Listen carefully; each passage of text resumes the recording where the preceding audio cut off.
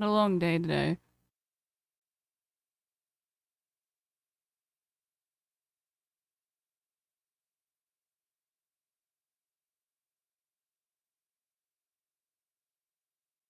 My skin is just like peeling so bad on my face.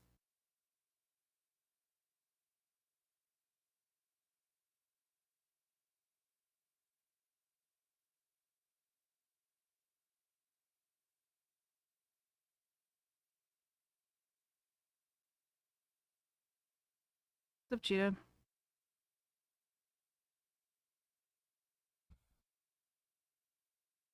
She's starting giving us life advice. She said life's too short, have fun. Dead? Rip, I guess. Rip Boza. Feels bad, man. That's okay. She's not, she's trolling. Oh my god, man. This stream was so fun. I had so much fun, on this stream, man. Bro, what the f is that? I was trying to clean the camera. Okay, that looks so bad, bro. I was cleaning the camera. Are you serious? That is so bro. Why?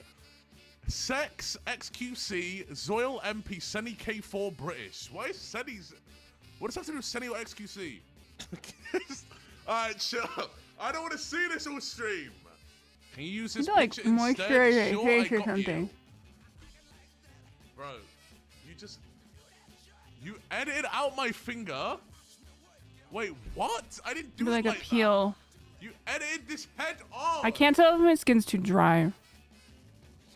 Or if it's like just That looks so... sunburnt. It looks worse. No, at least I don't have the like huge tits in this one. Oh my god, man. Lil Pop on that Zaza. Bro, I don't even think he's high. He always just looks like this. His eyes are just always half It's closed. ableist to say that he looks I don't high. think he's high there, man. I actually got taught this in school. Bro, that's awesome, man. I'm glad you got taught about Kleinfelter. I don't have it. I don't understand what the correlation is to me. Like, look, I don't have any of these things, chat. None of them. Long legs in ratio to torso. I'm pretty sure my torso is longer than my legs. My legs are like normal in comparison to my torso. You're coping. I'm not. Low muscle tone. Look at that. Look at those guns. Ugh. Wrong. Breast development. Fake. Not real. Poor beard growth.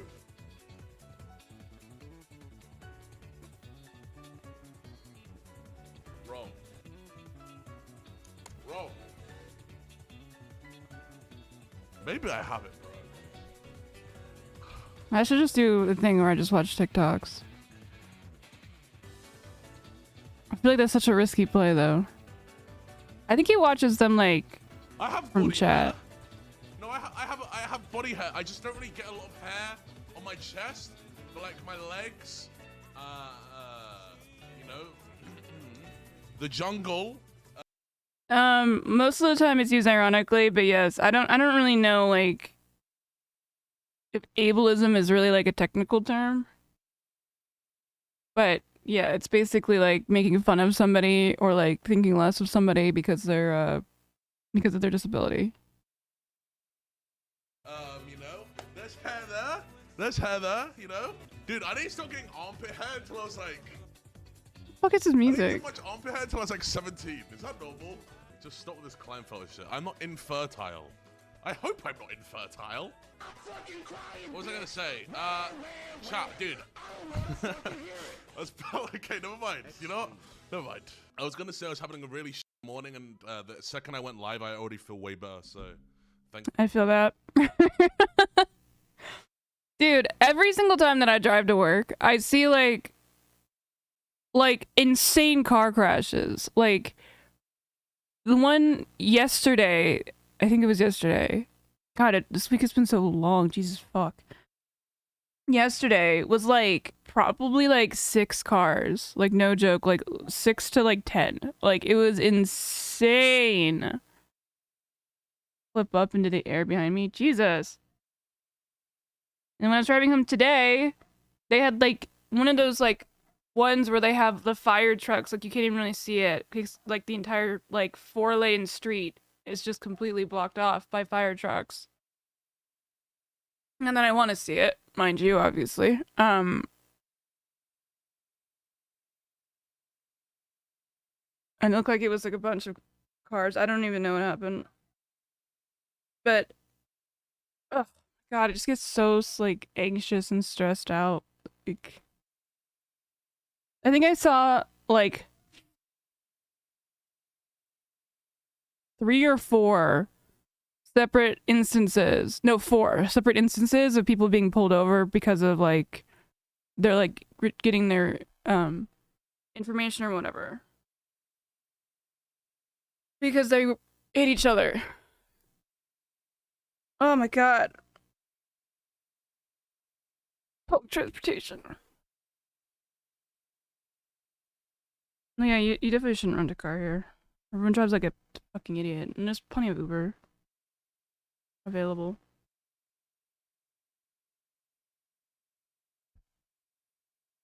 Thanks for being here, boys. Looking good, Zoil. Bro, why are you doing this?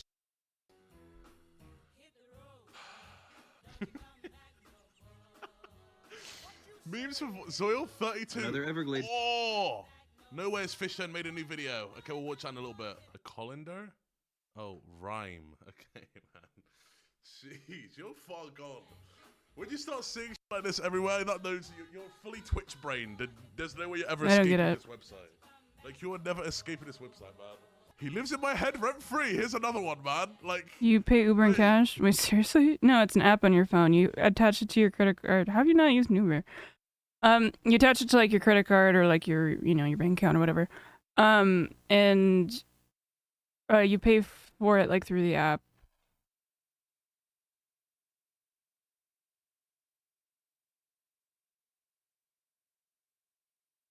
I feel bad. You're stuck.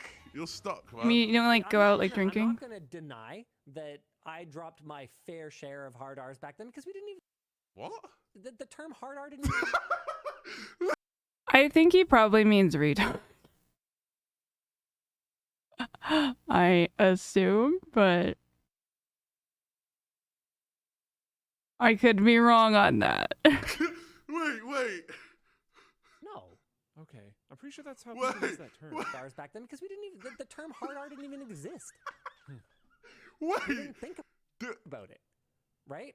And it's funny because to me that doesn't feel like that long. Did he mean R word?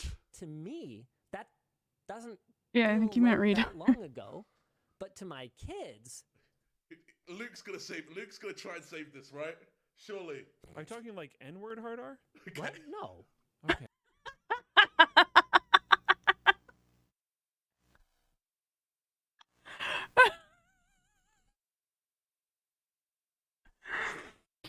Gotcha. Still, I mean, it's just like easier if you're going like downtown. Like even if you're not like getting drunk, but like just like so you don't have to deal with parking. Just surprising to me. So I don't drink anymore. Okay, you can watch me drink. It's kind of like the same thing, but you don't have to feel gross. Okay. I'm Okay. pretty sure that's how people use that term. No. I think That's so. the N word. What are you guys talking about? Oh no. Am I mistaken? I think so. Nuggy. No, the one with the like for like mental disability. I'm pretty sure people use hard R in a very different way than you just used it. Oh. Is that real? That's really funny. Okay, either Hard way. R means ending I understand. the N-word I with understand. a hard R. I understand what you mean. No, I'm not talking about that. Okay, cool. So I'm glad that I'm we have freaking cleared that Neo. up. Even if this is taken out of context, I don't think anyone would believe that Linus would say that. I don't know. Linus just seems like such a good guy, you know what I mean? Even if you tried to put this out of context, I would never believe that's what he actually meant. Oh, over here, dude. That's so We're funny. dodging bullets. That Yeah. was bad. Okay, yes. I don't know, man. All right. Thank you for that. Bro, his Like, face. I'm not gonna deny His that face, I man. dropped my fair share of hard R's back then because we didn't even the term hard R didn't even exist. We didn't think about it, right? And it's funny because to me, He was discombobulated. Oh my god. But how can the unedited picture actually look worse? Bro, it looks fine. Just He's talking about how like he used to use the word retard a lot. And like how the times have changed, but he's calling it the hard R. Not realizing what he's saying. He literally said the sentence, I used to drop my fair share of hard R's when I was younger.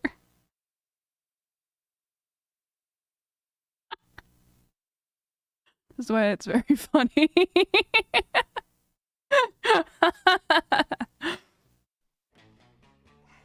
Can we stop posting this? Like, that's clearly edited. This man is tens of thousands of kids' idol. You spelled idol wrong.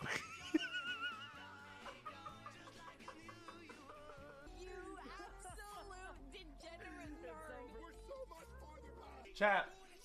How does he have no game? No. How does he have no shame doing that? Warwick, Zoil, Big Oinky, Lil Pup, Thug Shaker, I'm about to come, Lutoil, Not enough Badminton, TikToks. Esquire, Not enough the TikTok. It's like, you know you walking around with all that ass. Like, you know. Sometimes I do forget, No, but but someone's normally pretty quick to remind me. I'd pay to smell a fart. Okay, man. Pussy, he think he the batter. We call him Elon Musk. And this, ladies and gentlemen, is why they call them Cottonmouths. This is a defensive display telling me Oh my god, it's bringing back trauma. to keep my distance. They are so gorgeous. They will not chase you, just don't be in the way where they're trying to go. Those are pretty, but no. Okay, dude.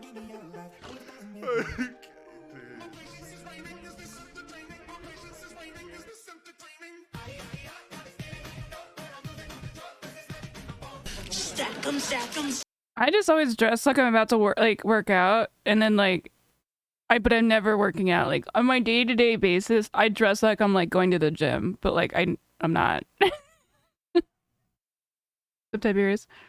How are you doing today?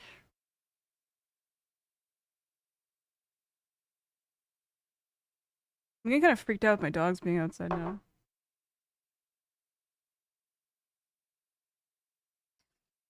I had a very stressful day, but stream always makes things better, and so does mine. So it's getting better. I took a shower when I got home because I felt like, oh god. I don't know why anyone thinks that you need to be at the office when you have a fucking desk job. That like, you literally can do it from home. And I have been doing it from home. Because now I just feel like gross. Like I just feel gross. I feel like so sweaty. My skin is like just like disintegrating off of my face.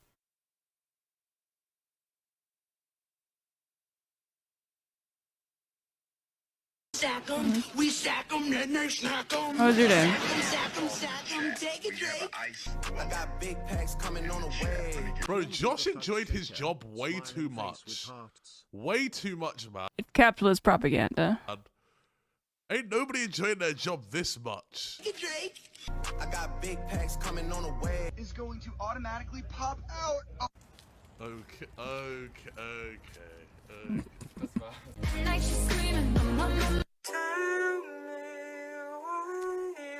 Brenda, why? Why would you do it to him? He deserved it, Brenda. Bro! How many subs is that, chat? 15? I think 15. I think I laughed 3 times there. You know, I'm feeling generous. I'll gift you guys. I want to watch like something funny before we get into the rest of the news. Like a Laugh You Lose compilation or something. Is that from Brazil? Well, he's I believe of Brazilian heritage, but he's from Britain. From Brighton, to be specific. I think. Usually he watches TikToks, so like instead of me having to watch TikToks, I want to curate through his TikTok views. Let's go back to you. Let's watch another one.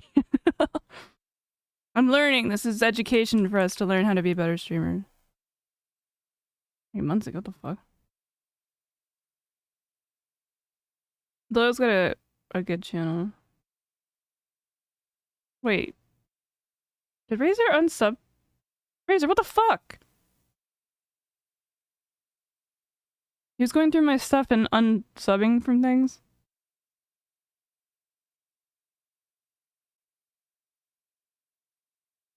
Now I can't even click on the videos? What is happening? That's not possible, because... News is usually brutal. Brighton is... Well, it's also like a town. Oh, I'm thinking of Luton. He's from Luton. It's like a shitty town in the UK. Because of the ceiling. Wait, let me try again. No, that's not possible because of the ceiling. That is just not a possible throw, bro. No, I'm coming close, just a bit. I'm scared to go high.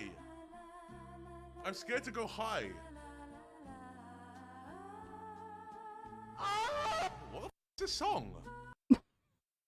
Stop playing. Wait, is this a sample? Not possible. It's not possible, bro. It's not possible the ceiling's so low. Oh, TikToks. What's wrong with benching 225? Oh, I remember this is This guy's doing a flip right here, and the guy next to him just reaches up and grabs a harness that's right on his hip. I gotta pause it real quick. I'm gonna pause it because the funniest part to me, well, there's several funny parts, by the way, but the lady in the background with the hair, it's like, did someone not think that, like, why is this on my For You page? Why is someone... No agenda, just really curious. Why would every government, university, etc. want us to believe the Earth was round if it was flat? Most common answer is because apparently there are more resources out there for us and they're hiding for themselves and the rich. True! Speak it. Speak it, that don't even make sense. Speak it. Speak it. like we've got to make her hair look like that, right? It's got to be. I hate that flat Earth is becoming a staple of my fucking life. It's annoying. It's like, we must be in space. Look at her hair. Like, obviously, there's this thing called hair. We've lost the plot, bro. This guy doing a backflip and then gravity just like gravity goes away.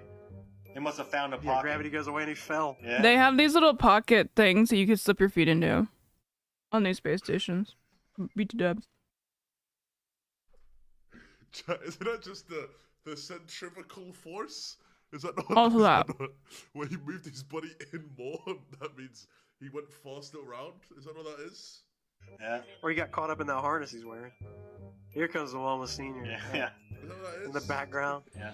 Holy hell. No, it's a harness. And it's obviously Here's an arrow. Oh my god, what is this John Zerkis shit? Right. Clearly, I mean, it's not even. And then here's a clip of what they turned it Here's into. this water particle. Yep. Wow, this guy just disappears like, oh, yeah, makes sense. I think Zerkis showed me this exact video. I gotta go. It's so annoying. Yeah, what we got back there? Another green. Debating somebody on flat Earth who's a flat earther is just the most annoying thing ever. Like, it's just, there's nothing to be done. They just don't believe in anything. It's pointless. Don't do it. Don't waste your time. Just make them explain why. Just ask them why. Just be... Because they're just being really annoying, so just be annoying back. Just ask them why.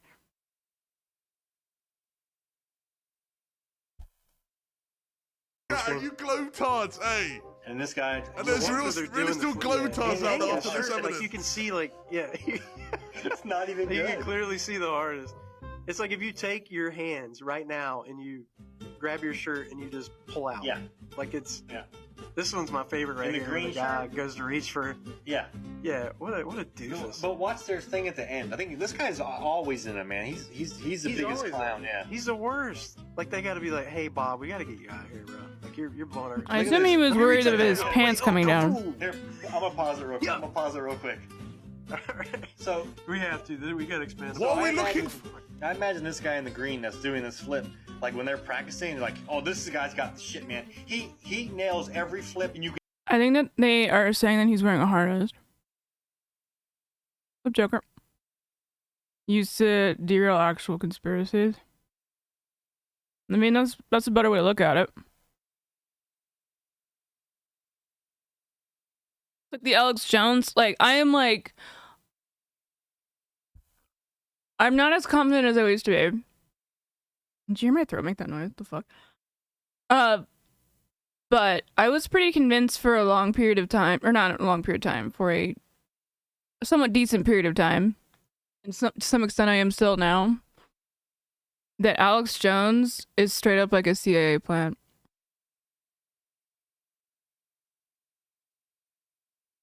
Because, like, he's very helpful for actual conspiracies, you know what I mean? The best thing about conspiracies are that none of them line up. Like conspiracy theory conspiracies, like flat Earth, like every conspiracy theorist believes every other theory, as long as it's not like the mainstream. But none of them would line up. They're like completely contradictory. It's just like how tankies won't like argue anything. They're just all America bad, even if Russia does the exact same shit that America does. They're like, no, America bad. You can never tell, right? So he's like the practice king of flips. But then whenever they go to film it, he gets nervous and he spoofs it up and grabs his harness. Because he is the most he's Ray Finkel. Yeah. Terrible, man. I don't know, we're gonna have to do. This is a whole TikTok page. The Space Hoax. The longest bridge in the world. The Danyang Kongchon Grand Bridge in That just sounded racist the way he pronounced that shit. China. 102.4 Oh yeah, this is also a weird dumbass conspiracy thing. miles long. There should exist nearly 7,000 feet of curvature drop. Well, I mean, I see a curve right there. Wait, this also isn't... What? Up in that bridge. 7,000 foot curvature drop. Do you see it? It ain't there. Look at the horizon. It's flat. True. Just tell us it's flat. Why do you have to... Wait, did they... Is JRE like Joe Rogan? Did they hashtag Joe Rogan? Oh my god. Which makes people disregard any legit... Right, exactly. Well, he's he's a horrible person, but is when it comes to his theories on things.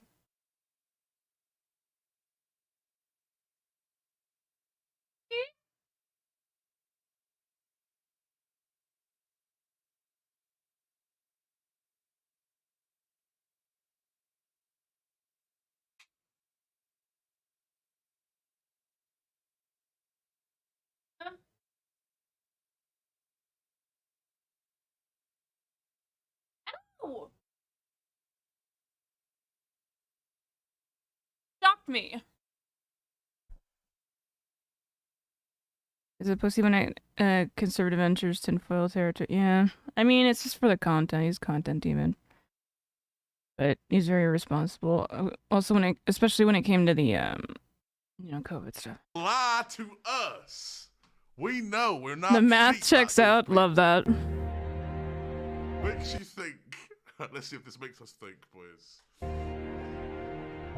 Full speed.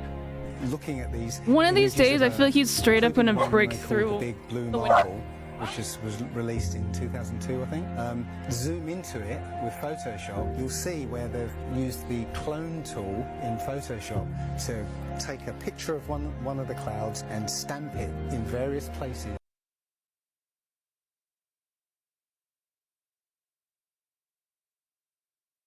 So they say about leaves. Around the picture.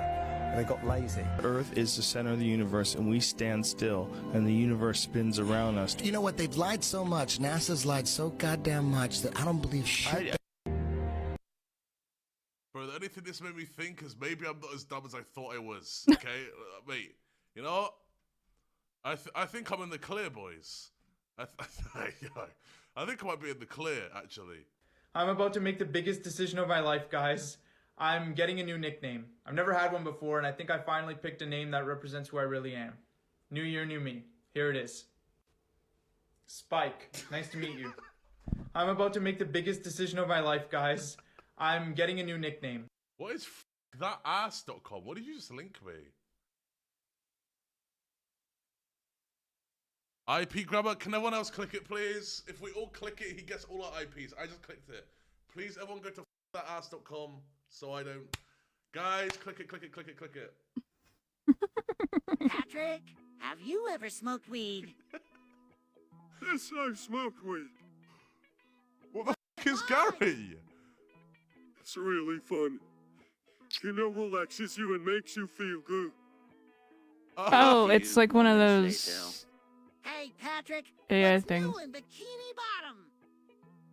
Well, there's been a lot of strange news lately. See, the problem with this framing is that they need to have it like lower. Like the camera itself needs to be like lower.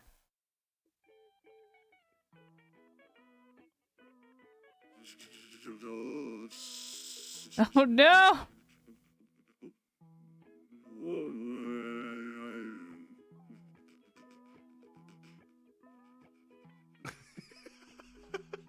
Like what? Well, for one, there have been reports of creatures attacking the town. Giant He has smoked creatures. weed. He lied, Are you bro. sure those aren't just stories? Patrick, What's up, SpongeBob? What? I've been thinking about forcing a lot lately. What's Forcing? a forcing? It's a type of Forcing you to learn who forcing. What? Why would you want to cook with hot coals or burning embers? Forcing is in this Because SpongeBob they make the universe. food confirmed. taste better. Have you ever tried swagging out? What's that? Swagging out is when you take your clothes off and act like a pipe. My dad That's a meme from the Zoilo. There's no way this is an AI and someone's not typing in France. There's no way, man. Wait, new cringe compilation? No way. Oh, these are the best, Oh, bro. These are no. the best cringe compilations ever. I love these. Alright, listen. Every laugh. The fuck is this shit? Does he just have like concrete powder like in his room? What the fuck's going? Every laugh, I'll give 5 subs. F it. Hey, if no one's gonna give me subs, I'm gonna have to start doing it. Straight up. Oh, that's cute.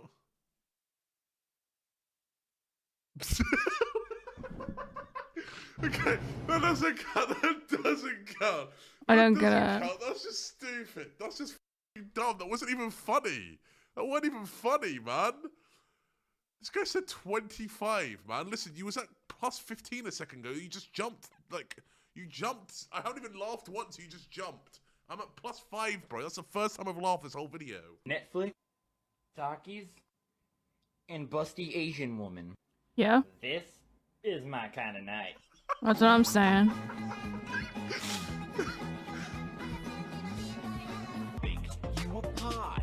Oh my god! Ah! I hate TikTok. Ohio. Ohio.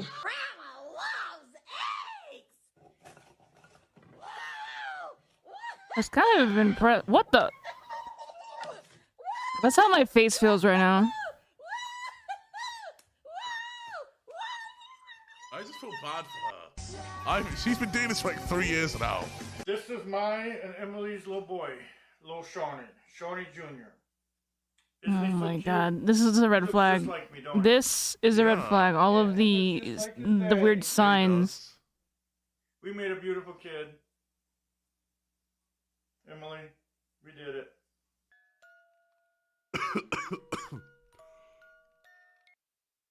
What?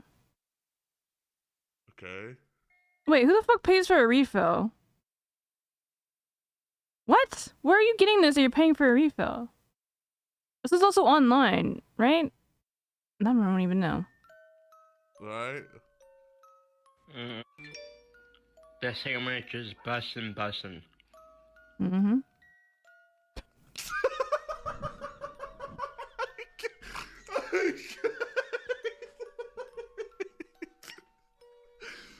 What the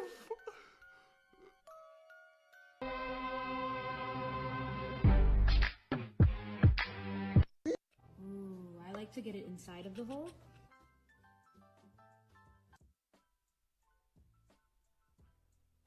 Well now, who doesn't like that? Things are always better when... Why is everyone so fucking weird? I feel like TikTok's making people super weird. It's not 50 They're giving subs. too I much don't confidence to know. people. There's no way I laughed that many times. I trust Lun PHS. Lun, how many times I laughed? It was like 40. See? Oh my god, that scared the shit out of me. Who's this random guy? That's more realistic. Feeling KSI's content again. KSI? Yeah, he invented you laugh, you lose, man. I'm sorry, what? Fat, white, unfunny KSI. 50. What? That's 200 pounds. That's 200 pounds. That's 200 pounds. The boss or her motherfuckers wanna find me. But first, find me. You guys do not have any right to say that UK food looks bad, though. Not after this. You guys, nuh-uh. You've lost it. You've lost it. You have lost that privilege. Get food until they fix it. That isn't even edible. That actually isn't edible. Is this like at his school? What is this? Where are they? Mac and oh, school food. Cheese. Oh my god. Well, do I have good news for you? Because apparently Lunchables are going to be rolling out directly to students, and here's what's in them. Kraft Heinz has succeeded in getting its ready-to-eat packaged Lunchables into school lunch programs starting this fall in a major new initiative, but the company had to reformulate the ingredients to ensure the product meet federal guidelines. What?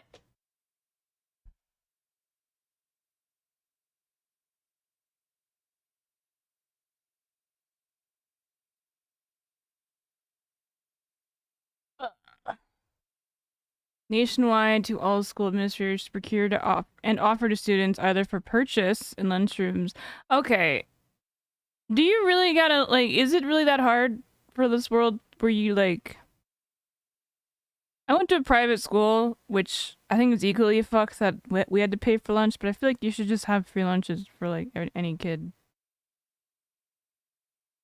The costs to schools were for free. Oh, Maki's rolling around behind me. You see her there?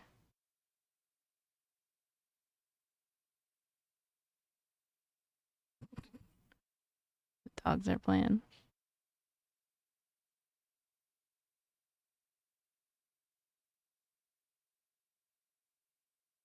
Are fit, yeah, exactly. I was thinking the same thing. Regular Lunchables clearly are not fit to actually be a lunch. That's probably why I'm an idiot. My parents gave me that shit, but that shit was like busting back then, though.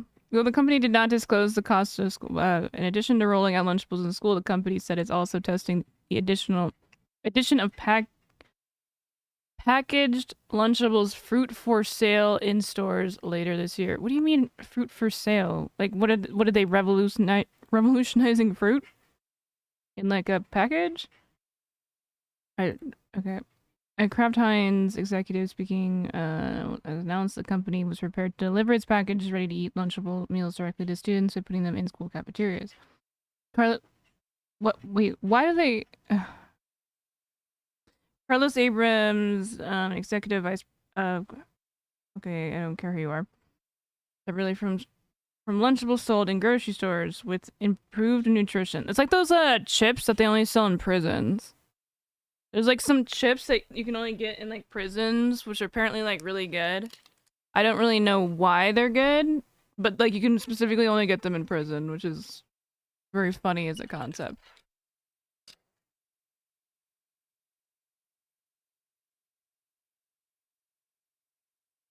Describing on its website, the Lunchable product that is said to be fucking battle happening behind me.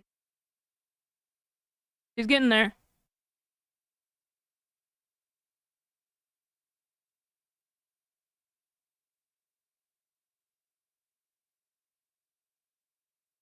There's a blanket on the ground that she likes to make her own little bed.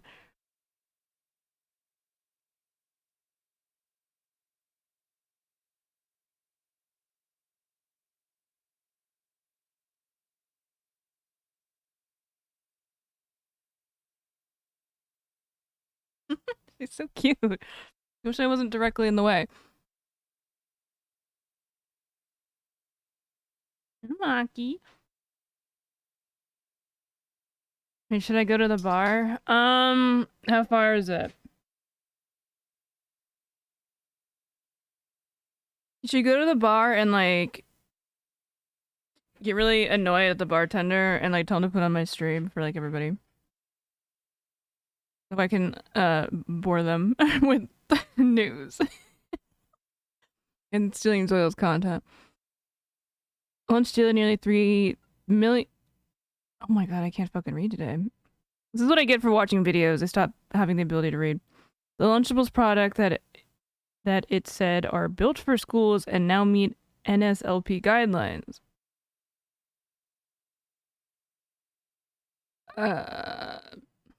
Establishing. Oh, okay. So it's just like the school. Got it. Craft Hines away from home. That's a fucking piece of shit link, bro. I didn't even link it. Describes 2 products as new of 2023-24. School year and built for lunchrooms.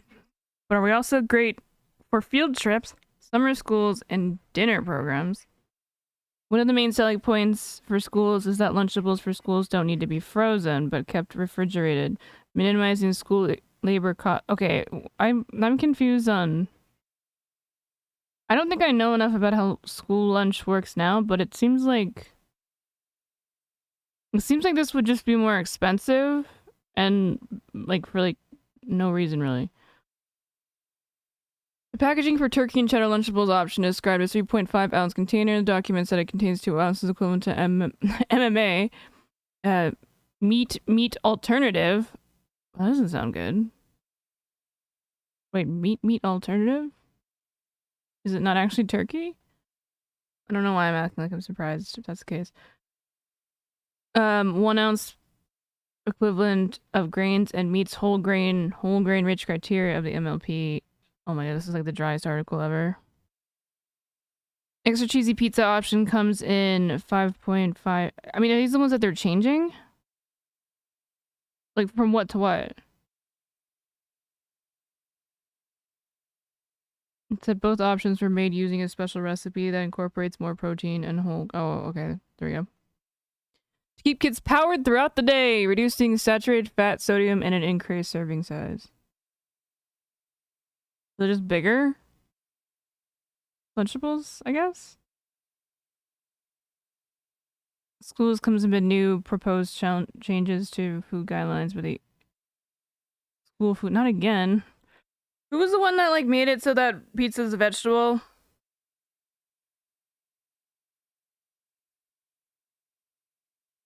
Pizza is a... Is it a song?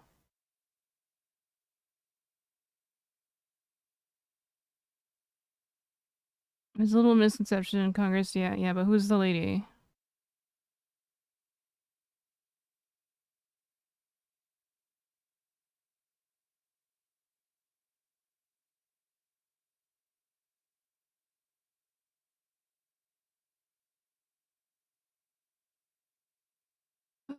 Piece of vegetable, or are they rumbling social Congress?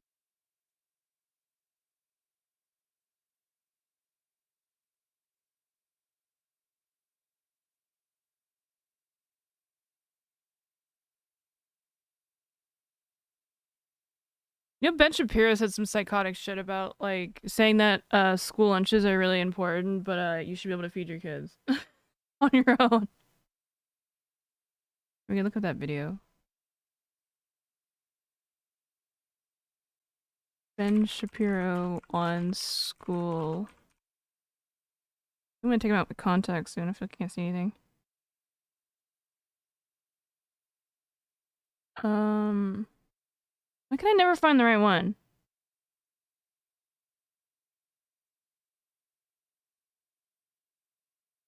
I don't want to watch The Hill. I follow Ben Shapiro.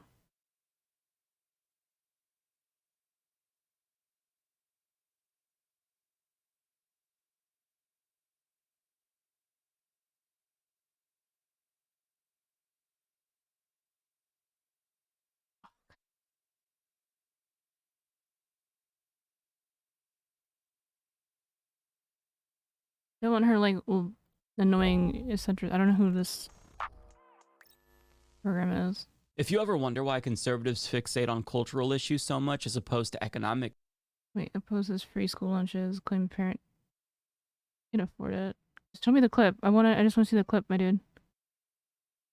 Wait, you're not even gonna show me the clip? What the fuck? Let me down, Brianna.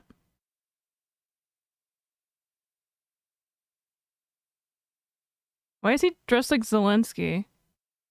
Children actually starving. That is a child endangerment scenario to which CPS needs to be called. Wait, that's not the video I saw. Actual child starvation. The truth is, it does not take that much money to feed a child. I know. Oh, maybe it is. Of them. You should be feeding your child before you feed yourself. Oh, this is one.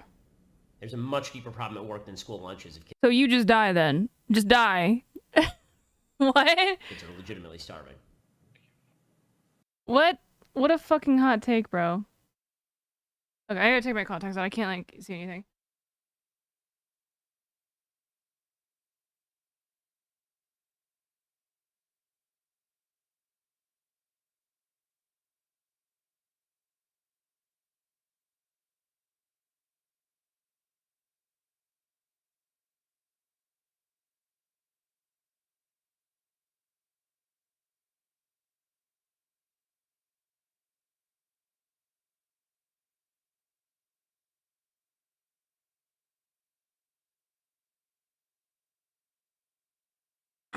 Alright, we're going back to his oil, and then we're gonna cover some other actual stuff. Oh my god! Has that just been like sitting like out with like no like heating lamps or anything? Chose hosting shit school food until they fixed this shit. Oh my god! That's plastic! That is straight plastic! Each containing representations of the organs and tissues that could be donated by one person in order to save 8 other lives. Donate Life is currently running a sweep. That has to fuck up the balance. That would have to fuck up the balance of your dice. They're not in the middle. There's no way that wouldn't fuck up. This is basically just cheating.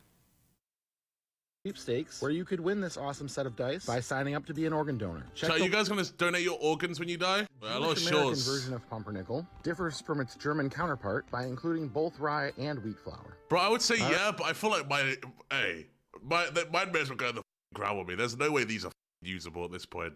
They're clogged. Yeah, Yeah, mine are probably pretty fucked. They ain't working, alright? Alright, let's roll for Maine. I'm gonna go ahead and give this one an 8.6. If this guy can donate, you can too. Once again, that's just f***ed up, man. Leave him be. Don't forget to head over to thehealingdice.com and sign up to be an organ donor. Senimods welcome. What does that mean? Are you a Senimod, Swift Horror? No. Okay. Who's even a Senimod? The only Senimod I know is Gekon, and that's it. That's the only Senimod I know. Is he saying words right now? Wait, Lun's a Senimod? Wait, Lun, wasn't you mod here? What happened? You unmodded me after I called you bad in when I was in Wait, I got it. Damn, Hasbullah swagging the fuck out. Okay, Hasbullah. So, well, let's start with the boots itself. Yes. These are my Balmain boots, so...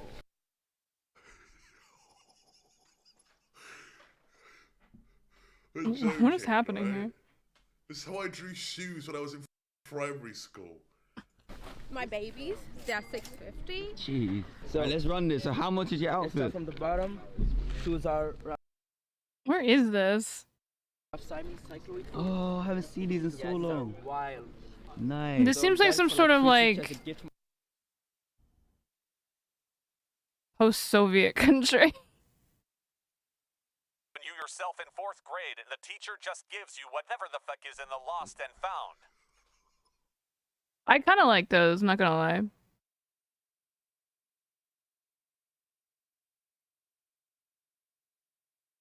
I kind of like them. They're kind of fire.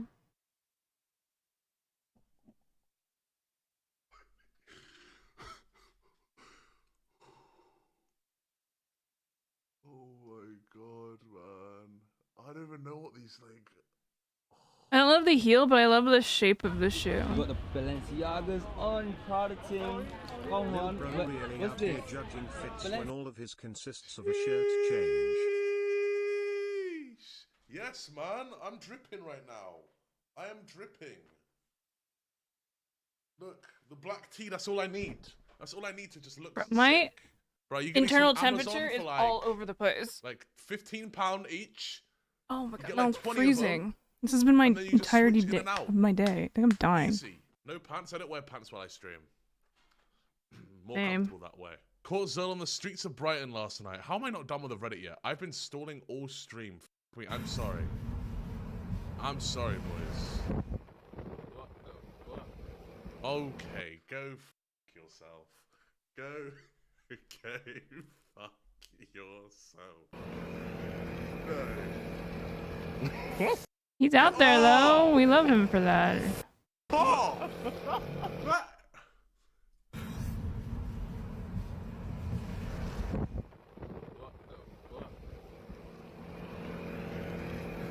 Bro's just trying to live his life, dude. You don't gotta be like that.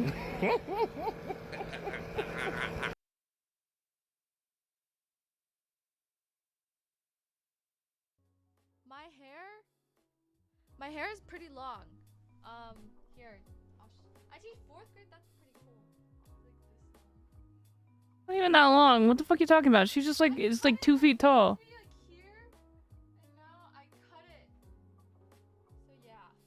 Or is it just because you're showing your butt? Don't be weird, Cheetah. Ew,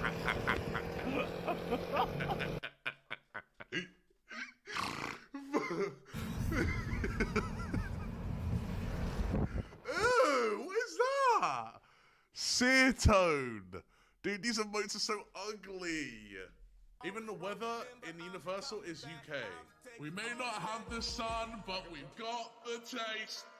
British cuisine, it's a must-have place. From the Highlands to the Lowlands, yeah, we've got it all. British cuisine, standing tall. Yeah, British cuisine, yeah, we are on top. Bangers and mash, never gonna stop. Beef Wellington, oh so fine. Beans on toast, a classic of wine. Shepherd's pie, hide and light. Roast beef and Yorkshire pudding for Sunday night. We may not. Cheetah, you remember I used to have long ass hair, bro. Jesus. What a day in LA. A day I to feel like I have to compete with your other favorite streamer now. I'm just gonna start talking shit. go to LA.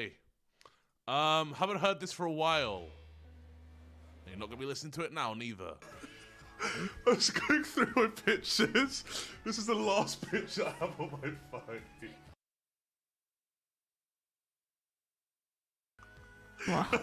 That's not me.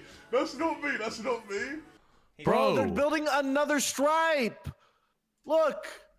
They Holy fuck, it's so dog shit. They changed the thing that said S-Fan to Poland. Wait, where? Oh, they did. Bro, what? Dude, look at all the Kirby's above it. They're all red and white. Oh my god, they're turning everything into Polish. Love it. Wait, are they doing the space again? Wait, are they doing that on Reddit? This is 3 days ago. That was so fun last year watching people. I didn't really participate, but I liked the drama. This is botted 100%. Wait, they're turning NMP white? Where? I gotta see that. No, they're not. I wanna see. Where, man? Bottom left. Where? NMP's in the bottom left? It was. There. That's NMP. That was NMP. They are!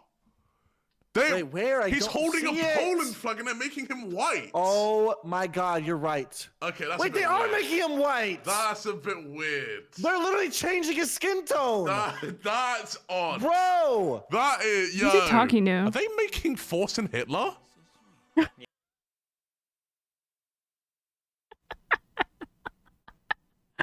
Who isn't though? Yeah. Where?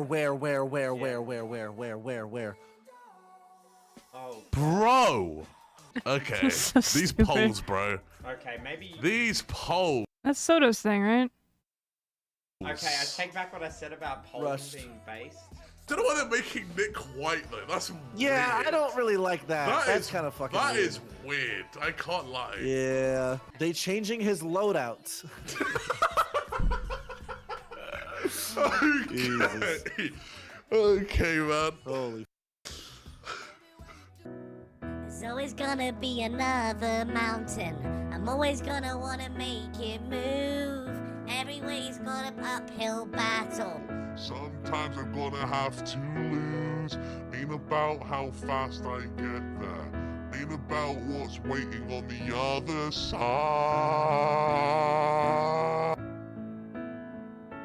When streamers do this, do they just like have a voice changer? Oh my god, okay, none of that. We're done with this. No way to not have that on the right screen, me. So let's cover why Americans hate paying taxes. Make a buck. That Uncle Sam reaching his dirty little paw down our pants. Americans can't make a buck. That Uncle Sam reaching his dirty little paw down our pants. We pay Volume's federal all taxes, over the place today. state taxes, property taxes, tax on gas, alcohol, cigarettes, diapers, tampons, clams. There's even a tax on sound effects. Boomer joke. Oh, yeah.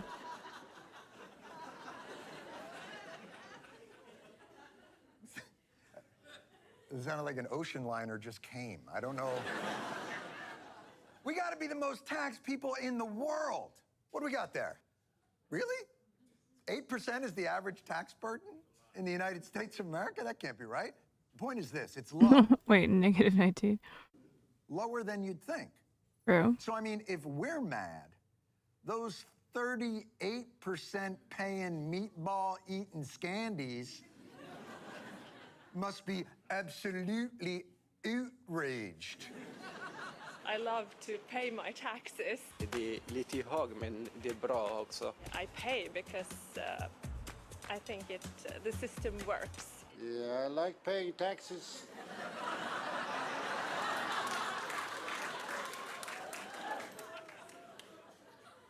From your lighthouse in an Ingmar Bergman movie? By the way, that gentleman is now available at IKEA. He's called a Skernbergen. But these folks bring up an interesting point. They seem pleased to pay taxes because their system is working. Why? What's up, Richard? We don't have to worry about getting sick. We don't have to worry Imagine. about insurances. Take care for Disgusting, disgusting. Imagine actually like having your country give a shit about you. free school. When you go give birth, it's financially. almost free. Imagine that. In Finland's government-issued baby box that just makes sense. All the pads for your What the fuck? Dude, America's so fucked. Like, what is wrong with us? new leaking body. Condoms so you don't That's a really weird way to say new leaking body. What? pop out I another assume one right translation. away. They get a fuck box? I'm In saying. Finland, you get a taxpayer-funded fuck box? Although I guess, you know, to be fair, any box could be a fuck box if you're... Pandemic, 2.5 years in, you know. You gonna finish that Happy Meal? No, I don't want the food. I didn't realize this was like an actual, like, he does like his same monologue show. I thought it was like, I thought his, the problem with Jon Stewart was more of a... less of a, like, daily show and more of a, like, planned out type of thing. Box. Anyway, but those are socialist countries, ice hippies. Surely countries that don't use reindeer bones for money are singing a different tune. If you're diabetic, your prescriptions are free, so I don't have to pay for it anyway. On a de belles routes, on a accès à une certaine Yeah, in America, we're like, just fucking die, bitch. éducation, un Grind système de set. santé qui est excellent. The children get free medical care. There is no extra charge, whether for regular checkups, for treatments, What is wrong with this country? or for prescription medicine. Wow, it's amazing what you can pay for when you haven't been allowed to have an army. Now, oh right, I invaded Poland, yeah, it was me! In 2022, Americans paid almost $5 trillion to the government in federal taxes alone. So what do we get? I've spent many days on the phone crying with the insurance because I can't not let my daughter have her medicine. There was no way I was going to be able to ever afford daycare. No vacation, no benefits. $65,000 in student loan debt. I can't afford to retire. I feel like I will be in debt for the rest of my life. So what accounts for the vast chasm between their satisfaction in other countries Makes me want to move to another and country. our, let me check my notes, debt for the rest of our lives?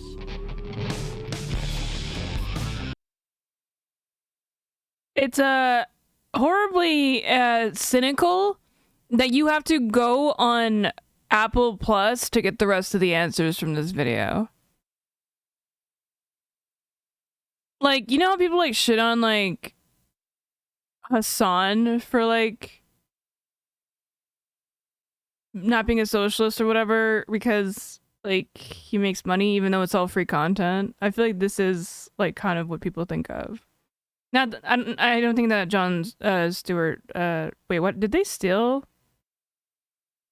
That looks like shit, by the way. Did they steal the aesthetic from John Oliver? I guess maybe John Oliver stole it from him. I don't know enough about Jon Stewart. Well, the French, yeah, that's the point. You should have high taxes, but you should be getting good services and not just more military equipment that we run into, or I guess the Russians run into. Oh my god, I'm sorry. I'm not reading the rest of this article. I don't really get it. But we could be doing this. We could be doing this with our tax dollars. Having a Russian fighter jet collide with a U.S. drone. That probably costs like a fucking bazillion dollars. My dogs need water. Hold on.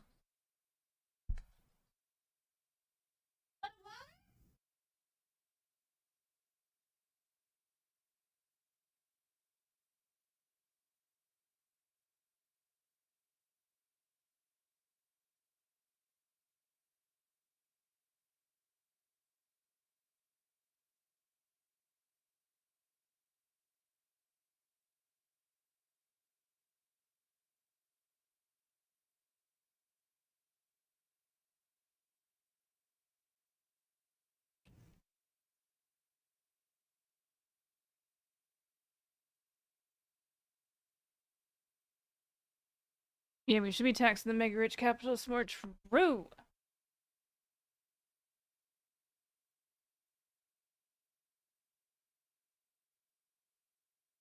We're learning new details about that Russian fighter's collision with a U.S. drone. Dramatic video released by the Pentagon. How did this happen? Shows the Russian approaching from behind. Video is lost briefly, and when it comes back, you can see damage to the propeller. It's bent. Jeffrey Fisher is a retired Air Force colonel and drone expert. The second pass that you see, he's starting much lower, and he doesn't start that pull up until very late in the maneuver. Two Russian fighters made a total of 19 passes. They even dumped aviation fuel on the $32 million drone, apparently to blind its spy equipment. These lenses need to be very, very clean to be able to see at the distance that they need. I've never seen this before. It's a unique tactic. The drone crashed into the Black Sea about 75 miles off the coast of Russian-occupied Crimea. Why didn't they just shoot it? I feel like that would be way easier.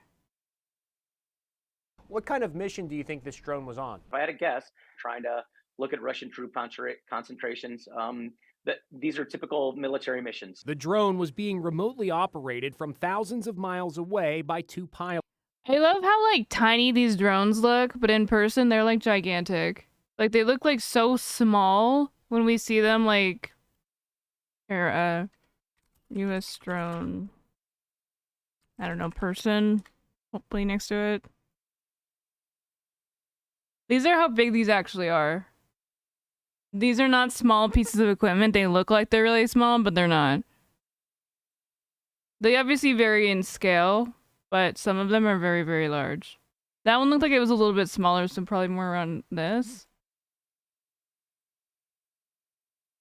But yeah, these are like gigantic pieces of equipment. Yeah, probably like this one.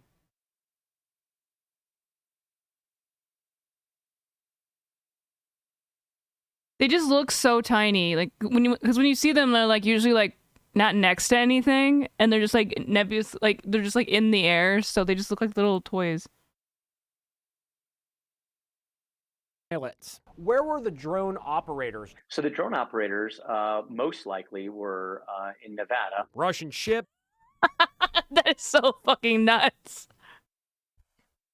Just got like random fucking dudes playing Call of Duty in Nevada, basically, but like for real, that's so crazy.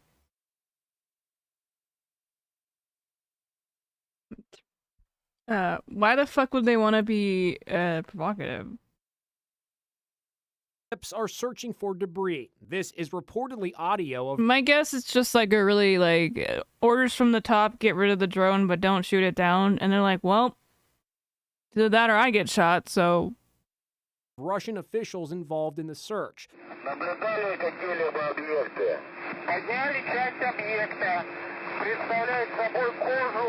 The White House is trying to ease tensions over the incident. We will continue to exercise our rights in international airspace. Clearly, we do not. Damn, her eyeshadow is so pretty. I know that's not what I should be focusing on, but it is very pretty. Not seek armed conflicts with Russia. I have more videos, by the way. There is a shit ton of videos on this. You can't tell from the coverage here. Minutes ago, we just got dramatic new video from the Pentagon released by the military where you can see a Russian fighter jet as it was approaching the back of the American drone that has now been downed. What a bully. You're gonna bully our... You know my thoughts on military equipment. Don't bully our drones, bro. 4 to 5,000 feet in the Black Sea. In this video that has just been released moments ago, you can see where this Russian fighter jet is going up to this American drone. It is dumping fuel on it. That is what you're seeing in the video as it's approaching here. Then the jet goes away, it comes back, it dumps more fuel, and then it hits the American drone. It clipped the drone, one of the Russian. Oh, do you think they were they were trying to blind it and then they accidentally ran into it? Because that seems like an incredibly... These people just watched fucking Top Gun Maverick or something and we're just like, they just got it in Russia. Russian fighter jets did. That is when you see the color bars there. Ultimately, of course, this is what led up to the downing of this drone we have been following all week since this happened. This interaction that happened on Tuesday. This kind of seems like it was an accident. But yeah, maybe you are a little bit more right about that. We're told lasted for over half an hour. Now, of course, that U.S. drone was forced. That had to have fucked up that airplane, dude. To be downed in the Black Sea. General Milley, the chairman of the Joint Chiefs of Staff, says it's about 4,000 to 5,000 feet beneath the water. The Russians are actively trying to retrieve it right now amid questions on what they could glean from it if they do. What the fuck? What the fuck would you get from our drones? Just the technology of how it's built, like alien like saucer type of shit, or like, or what? Like what information really would be that? Pentagon with more. Natasha, I mean, you just have like a crazy fan. Just watching this video or she actually is amazing in outside. and of itself to see these two Russian fighter jets come up to this American drone, this Reaper drone, dump fuel on it, clip it, that has led to this dramatic escalation. It is remarkable, Caitlin, and let's just I guess she's remember what outside. the Russians have been saying about this incident. The Russians have been insisting that that fighter jet, That had to have fucked up their plane if they hit this. the Russian fighter jet, did not ever make contact with that drone. Well, now we can see that the video really does belie that explanation. We're seeing that the fighter jet actually comes up extremely close to the drone. You're watching it right there, starts releasing a lot of jet fuel, as U.S. officials had said it did. It hits that And then it turned gay. drone. That is when the camera footage goes The Russians' out. worst And then nightmare. when the camera footage reappears, you can see that the propeller of that drone is damaged, and that is exactly the sequence of events that U.S. officials had laid out, calling this behavior by the pilots extremely reckless and dangerous. I mean, this is just really remarkable. This is something that is so unusual to see, because usually when these fighter jets intercept these drones, they kind of just fly alongside them, and this fighter jet did do that. It flew beside this drone for about 30 to 40 minutes. Telling you, they before watched actually speeding Top Gun up Maverick. right next to the drone, as you saw there, and starting to dump jet fuel on it. That is the moment when U.S. officials say they I don't really think the Russian military has got its best anymore, to be honest. realized that something was really, really wrong here. As we have seen over the last couple days, U.S. officials have made really, really strict protests to the Russians about this incident, saying that it is completely unacceptable, that it could have endangered the pilots, of course, of that fighter jet, and of course that it violates the U.S.'s right to conduct these kinds of surveillance missions over the Black Sea and over international waters and over in Oh, this is over international waters? What the fuck? in international airspace. But again, this just really really belies the Russian explanation for what happened here. Again, they had insisted that the Russian fighter jet did not hit that drone, but you can see pretty clearly definitely not. right after that footage goes out, when the camera goes out, that the No shit, it was near Crimea. Like, what do you mean? It's the Black Sea. That's literally why they would be wanting to patrol it, because it's, you want to keep eyes on like everything. You think they don't do that to us? propeller You ever is heard of the Chinese spy balloon? damage that really could have only been done by an impact from that plane, Caitlin. Yeah, Natasha, thank you. And Don Poppy, I mean, as we're just watching this video, it's remarkable. And I want to remind people that yesterday we heard from the Pentagon, and they said that it was clear that the dumping of the fuel was intentional, but when it comes to the actual physical contact that they made, they weren't sure whether or not that was intentional. I mean, Milley, the chairman of the Joint... Yeah, because it was in our airspace, and it was also in Canada's airspace. Or I don't know if that one was also Chinese, but that was because it was in our territory. This wasn't in... This was in international waters. Chiefs of Staff, Donna Poppy, was being asked if he believed this was an act of war. He said he wasn't prepared to go there yet, but these are the kinds of questions they're facing over this video that you're seeing here. And that's what John Kirby said yesterday. They had to be careful because they didn't want this war to escalate into something else. And if you look at this Which is being surreal.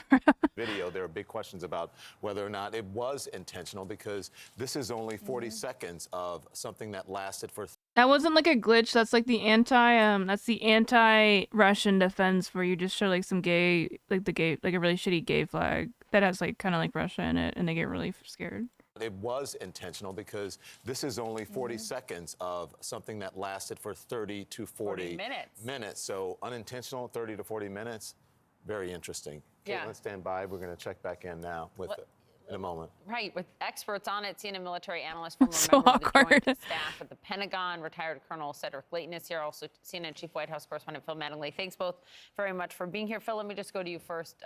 You're reporting, you're usually joining us from the White House. This was a decision by the U.S. military to release the video. And They you see didn't why. have to.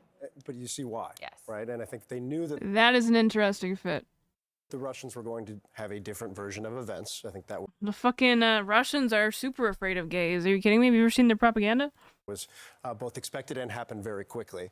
And it was very clear over the course of the last 36, 48 hours that they both thought this video proved their point and were trying to work through the process of actually getting this out in the public. And I think if you watch this video, and obviously this just broke, we've all been watching it at the same time, it very much backs up what U.S. officials had been telling us over the course of the last several days. And I think underscores the very palpable concern you heard from U.S. officials that this is a different level of escalation. These intercepts in and of themselves are not rare. That is rare. What you're watching on camera right now is rare and not something that happens often. Definitely. You've seen the response from the administration, whether it's Secretary of Defense Austin, General Milley, as Caitlin was saying, they've all reached out to their counterparts. The ambassador was taken to the State Department to raise the I don't issues, think Russia severe has objections. like What they real are not- drones. They have like these like suicide drones or whatever. But they're like more akin to like the type of drones that like an average citizen can have, I believe. They're not like ours. Not trying to do is escalate things, but they do want to prove their point. And I think this is what they're doing with this video. Cedric Leighton, I want to bring you in. Does this back up? I mean, it was a joke to begin with about saying the flag scared Russian people. I just know the Russians hate. Not the Russians, sorry. The Russian government hates gay people. What the U.S. has been saying, that this was, in fact, indeed intentional? And yeah, that was probably a bad thing to compare those two. Well, yeah, I think so, Don. Good morning to you. Yeah, it looks like the way the Russian aircraft, the Su-27, is coming into the drone. You're a news source and I can't put closed captioning on? Are you fucking kidding me?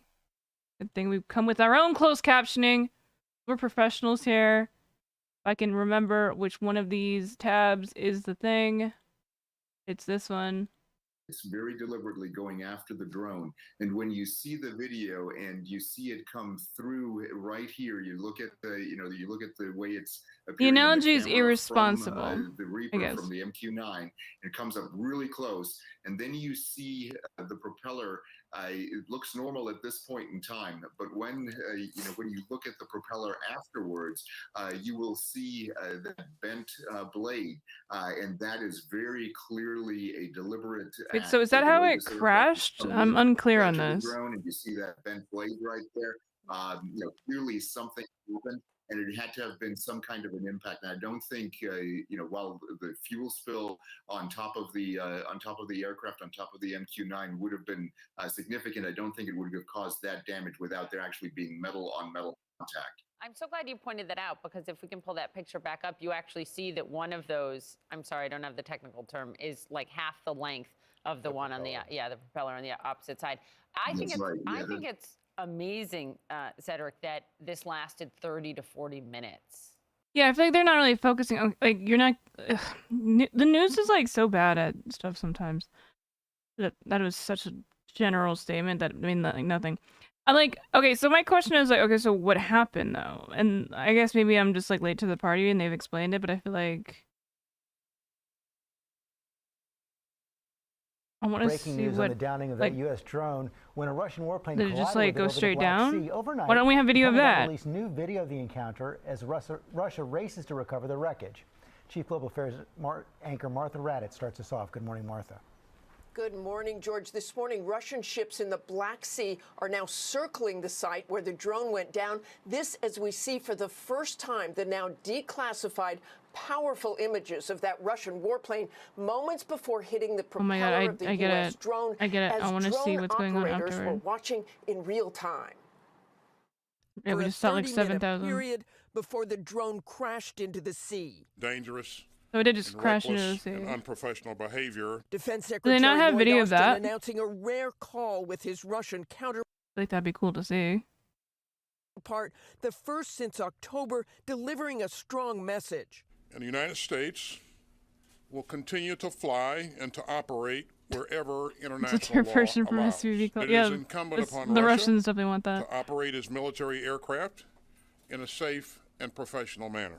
Which was now clearly not the case in this incident with those multiple reckless passes. A U.S. Air Force official said they do not think the pilot hit the drone on purpose, saying the It Russian does look like an pilot was accident. simply incompetent and flat out dumb, despite the video evidence. Wait, what? They said that he was flat out dumb? Who said that?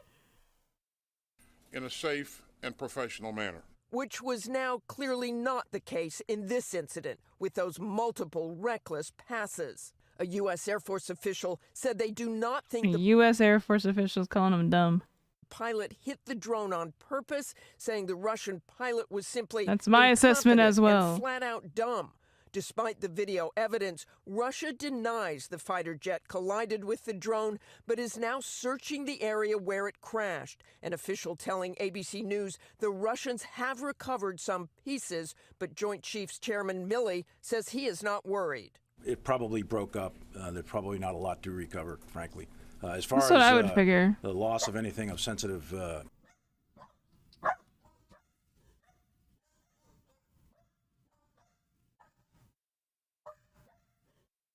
What the fuck was that?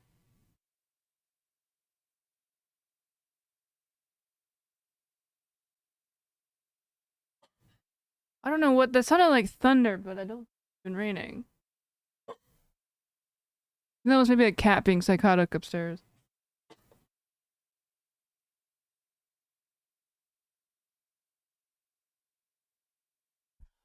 Hold on, I need to pee. I'll be right back.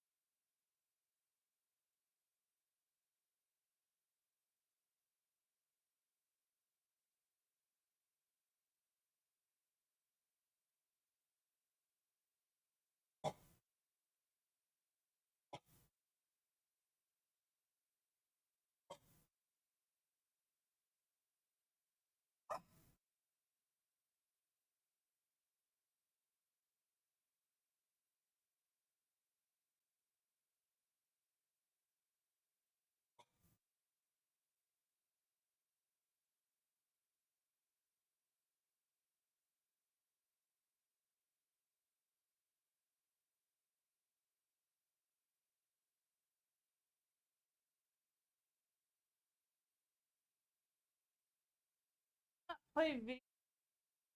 So cold.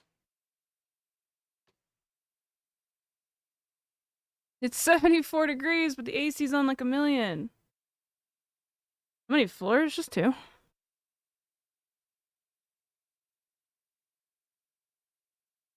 But I feel like cats sound like they are like thousands of times heavier when they're running around upstairs. Intelligence, etc. As normal, we would take, and we did, take mitigating measures. So we are quite confident that whatever was of value is no longer of value. Today, an extraordinary look, rarely seen, at the moment when a Russian fighter jet collided with a U.S. drone. The U.S. military just put out this video today. And things, and I think it's just the same coverage. Goes out of communication a bit, but take a look at this still shot. You can see one of the things that the government.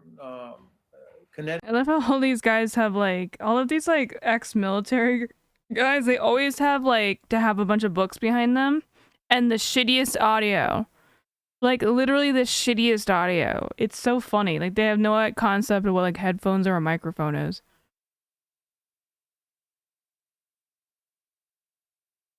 I've rarely seen footage, right? Probably because this would be better if it was ruled an accident. Probably. I mean, it looked to me to be an accident.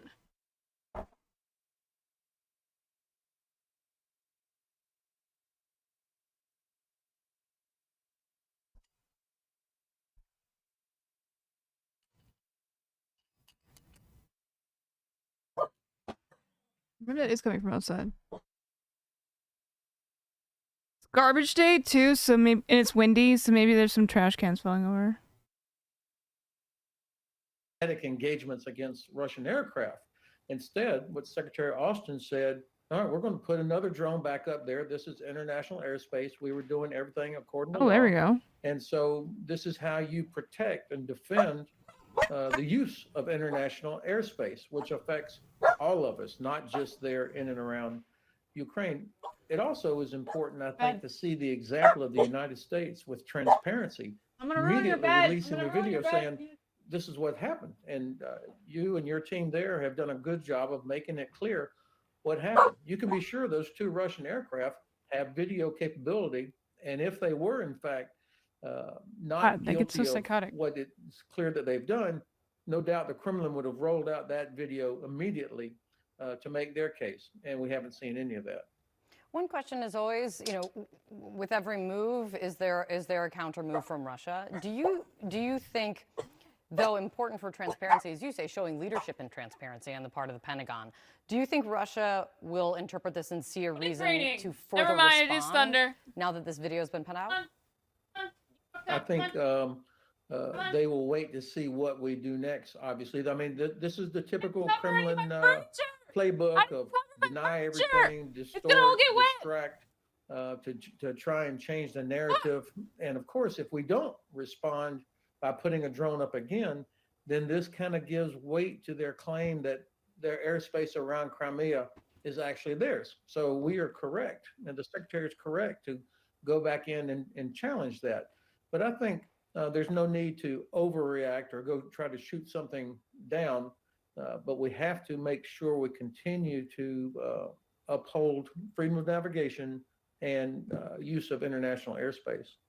And as we see in the video, and as Oren laid out very well, the video very clearly undercuts Russia's denial, though a Russian strategy, as you point to, General, that the Russian jet, that the incident didn't happen, that the Russian jet didn't clip the drone.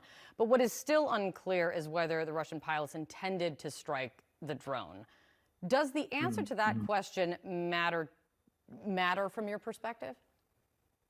Well, this reflects exactly what John Kirby said yesterday, that this is a reckless, unprofessional, and unsafe act by the Russian pilots. I have not been impressed over the past 14 months with the level of training and discipline of Russian pilots. It's one thing to take off and land and fly close to something, but I mean, when you talk about getting up next to another aircraft, getting as close as they did there, with turbulence, things that can happen, the chances of a mistake are very high. And I don't know that they intended to actually hit it. I'm sure that what they wanted to do was cause it to fail or to disrupt the operation by dumping fuel on it, which in itself, obviously that was a deliberate act.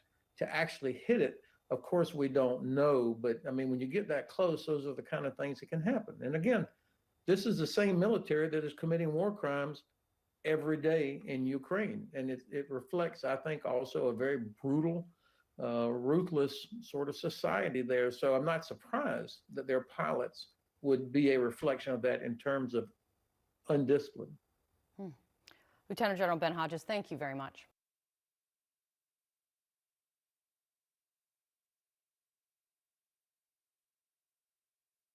It's been nearly 13 months since Russia invaded the sovereign nation of Ukraine. Ukraine has been independent since 1991 and has presented no threat whatsoever to Russia. Russia launched and has continued for over a year now a war of aggression in flagrant violation of international law. This is and remains a Russian frontal assault on the rules-based international order that has been in place for 80 years, 8 decades since the end of World War II. In the face of this act of aggression, in a war of conquest, this group remains unified. NATO is united. The people of Ukraine are unyielding. They are standing steadfast in the face of the Russian onslaught. Russia remains isolated. Their military stocks are rapidly depleting.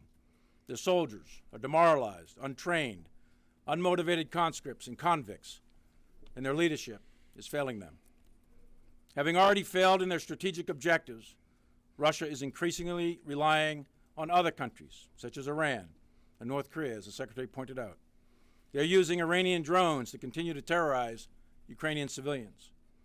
This relationship is built on the cruel bonds of oppressing freedom, subverting liberty, and maintaining their tyranny. Yet free people will not return to the shackles of tyranny. Ukrainians remain defiant, with steel in their spines and courage in their veins, and they have the broad support of the United States and the international community. The Battle of Bakhmut continues, but Ukraine is fighting with valor. With robust defenses, Ukraine has fixed the Russian forces at that city, and they're exacting very heavy costs on the Wagner Group and the Russian regular military. Ukraine remains strong. They are capable and trained. Ukrainian soldiers are strong in their combat units. Their tanks, infantry fighting vehicles, and armored vehicles are only going to bolster the front line. Ukrainian precision munitions continue to target the logistics and communication systems of Russia. Lacking effective small unit leaders and absent the proper equipment, this is a grinding attrition warfare that Russia is trying to execute. Wave after wave of Russian soldiers are thrown into the chaos of war, absent any sort of synchronized coordination and direction.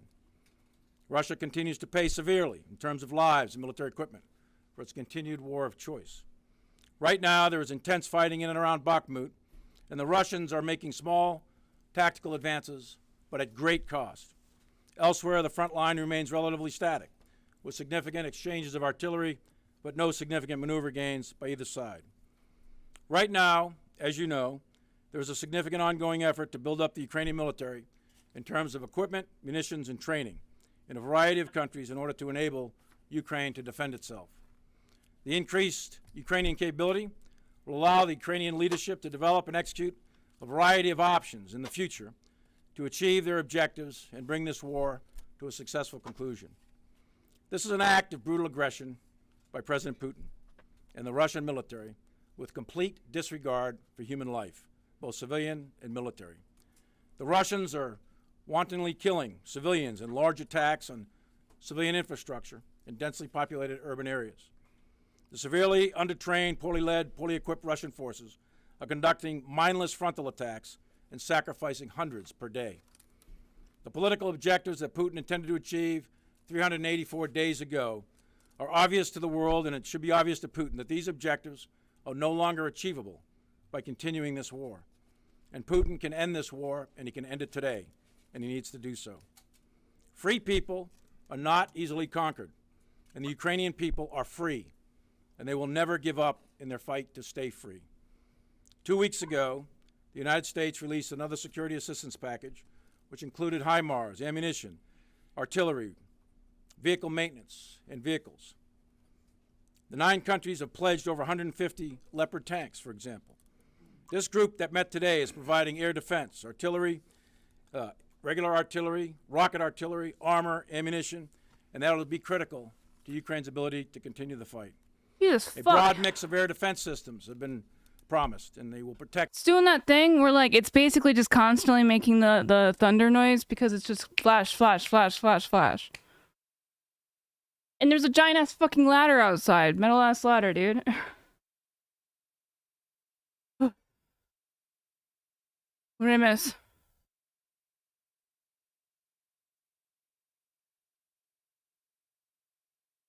That looks nuts. Yeah, it's like right there. And dogs are just like, no, it's fine. But and they're like sitting right next to the pool. Like, stop. The skies over Kyiv and the free cities of Ukraine. Artillery and armor are going to strengthen Ukraine lines, enable their forces to synchronize fire and movement for either offensive or defensive operations. Long-range fires would challenge Russia's ability to command and control, protect, and sustain their forces.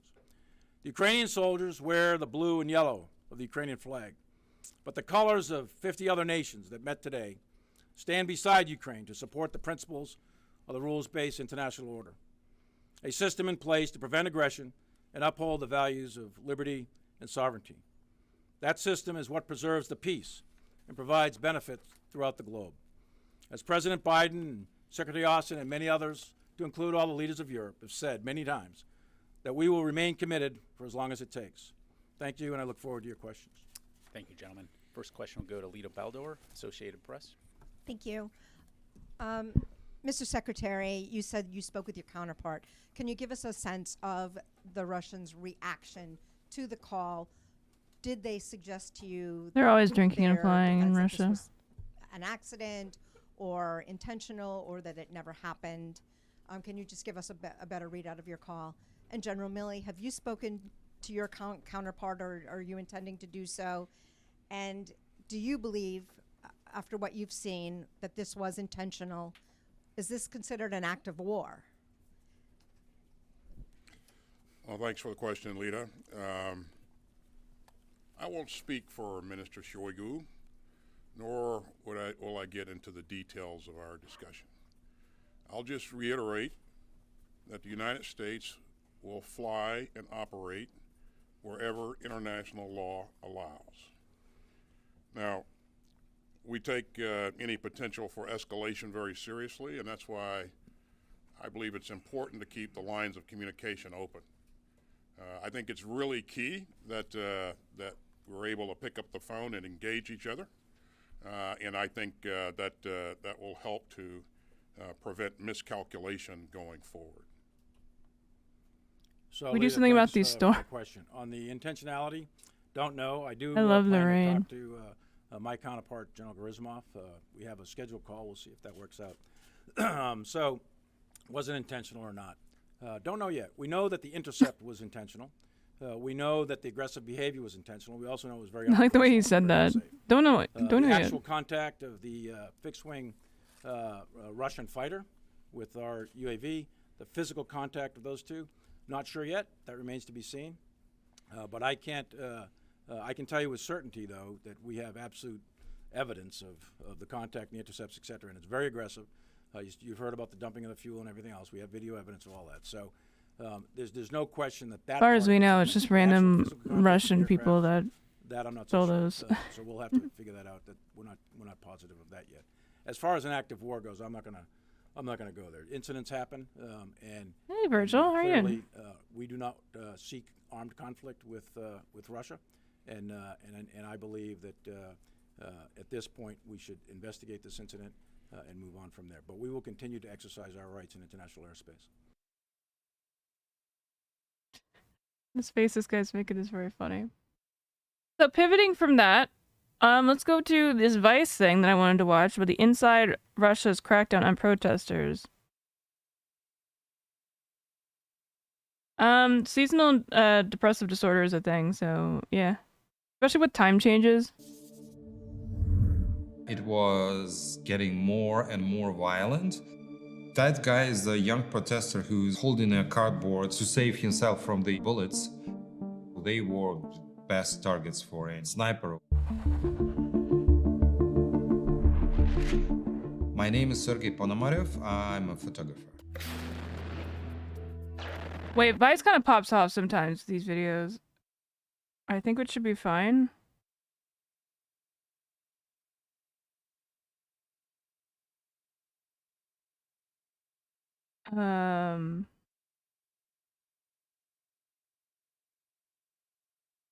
Looks like it's fine. In 2013, I've got a Syrian visa and I was allowed to go to cities that were under Assad control.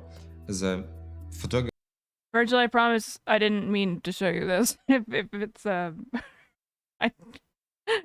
was unintentional. I'm sorry, I'm not like purposely trying to like I know, I'm sorry. We can watch something else if it's gonna. No, you didn't. Stop it. Stop. You're making me feel bad now. God damn it. No, I'm good. Okay. I didn't think that's where I was going to do Russia stuff. with Russian background, my passport helps me to get to places where not all Western journalists can go. We were driven to a prison where government claimed that they kept foreign fighters. They wanted us to show that the rebellion is not only with the local people, but also with foreigners. Their idea didn't work. Neither me, neither my colleagues, neither prisoners really wanted to talk because anything they would say could be turned against them. This photo was taken when they were escorted from their cell to the rooms where we were meeting them. Their shirts, they look quite strange. It probably shirts that have been just bought at the market, so prisoners will look better in front of journalists. These stripes reminds me about this typical prisoner roba, black and white. Never saw such blindfolds before. They are stretched from the top of the eye and the bottom, so probably the prisoner couldn't look like this. What's going on? The feeling was indeed very surreal, and I wanted just to get out of there because I'm just fully in the governmental propaganda. In 2013, there was a chemical attack in Ghouta that's taken thousands of lives. The government was saying that they cannot prove this has been done by the Syrian government. Is that the chlorine gas attack? I would assume. The government claimed that they found some chemical containers taken from rebel forces. They took us to the front line. We were given masks. The soldiers escorted us and showed these gas canisters. The guy was just lighting everything with a torch. No one can prove what kind of containers and what's in there. I tried to caption this with a lot of notes to editors. This, what we saw, was claimed by the government. We cannot verify this with independent sources. Okay, for context, because I assume he's not going to go... Oh, wait, maybe he will. Never mind. No, it seems like he's moving on. Okay, for context, I'm probably going to butcher this, so feel free to correct me, Virgil. So, Assad is the dictator of Syria, who claimed I didn't actually want the job, and it's democratically elected, but his dad was also a dictator before him.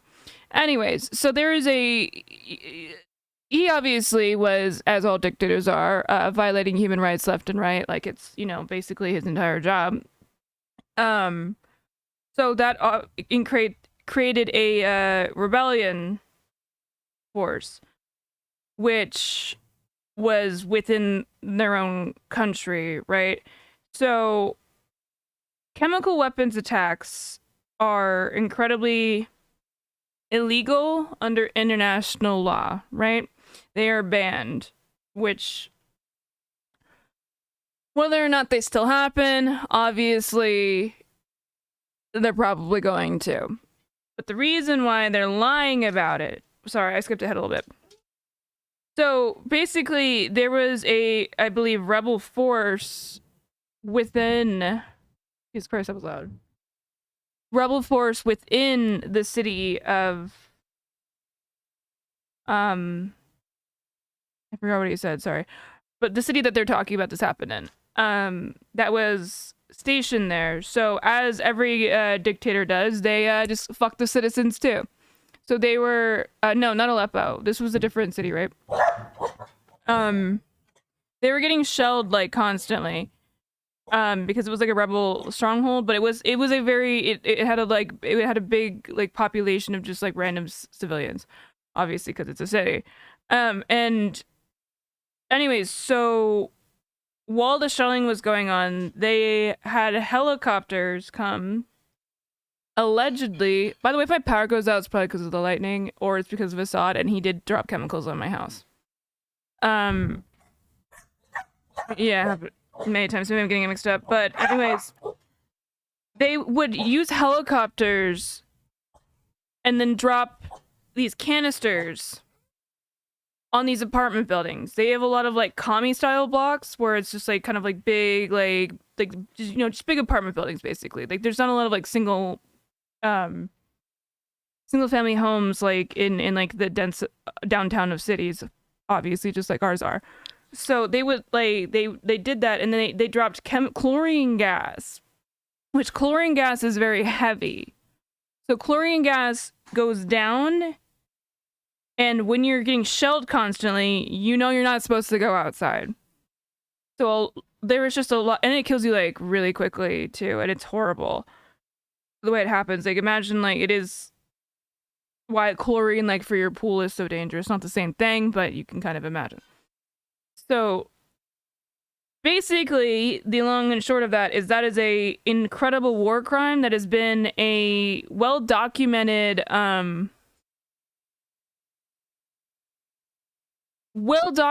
independently, because they want to because there's a lot of forces that obviously want to charge the Assad government with war crimes. Duh. And also very messy because the governmental powers in place obviously want to cover this shit up. So that's kind of the conflict that's happening here. I probably butchered that a little bit, but you can look into it if anyone is so inclined. It's very sad though. When I was in Homs, there was a reconciliation agreement between government and rebel troops, and rebels withdrew from their... Man, this is like just like fucking. Used to be a beautiful city. You could see pictures of this back in the day. Parts of Homs. I spotted a taxi approaching us. They stopped in front of these destroyed houses, which turned out to be the house of this family. Well, yeah, there's always been like I silently followed them as they entered the house. They took some possessions. The boy had taken his birthday hat. It's a strange image of happy boy amid of rubble. Virgil, is that you? Otherwise, quite accurate. Oh, thank you.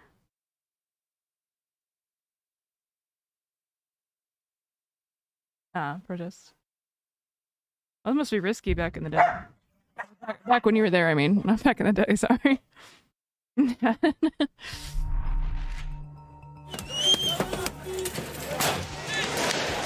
In 2013, protests sparked after the former Ukraine president Viktor Yanukovych this is the decided Euromaidan to protest. pursue their Euro integration policies. It was just a U-turn from Europe back to Russia. Many young people got angry with that, and they went I know you are. I'm sorry. I'm just making a joke. The streets to protest. Maidan Square was occupied by protesters, and the police were trying to get them out of the square. This picture was another attempt of riot police to storm the camp. As a precaution, protesters encircled you weren't scared? camp with the burning tires. Behind the wall of fire, there are riot police trying to push this fire inside the camp. Protesters were also throwing stones and police were shooting rubber bullets or live bullets. That guy is a young protester who's holding a cardboard to save himself from the bullets and also to stop the fire from spreading inside the camp. I was mostly Yeah, it is plywood, you fucking idiot.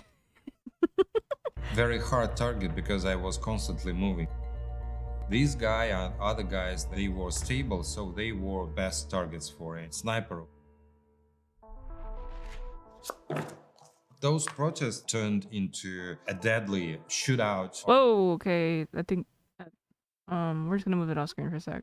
I think it's fine, but we're just gonna move it off screen for a sec. Just look at our American power for a sec. Unarmed people. These are protesters who've been killed by snipers. They were brought for final service at this moment.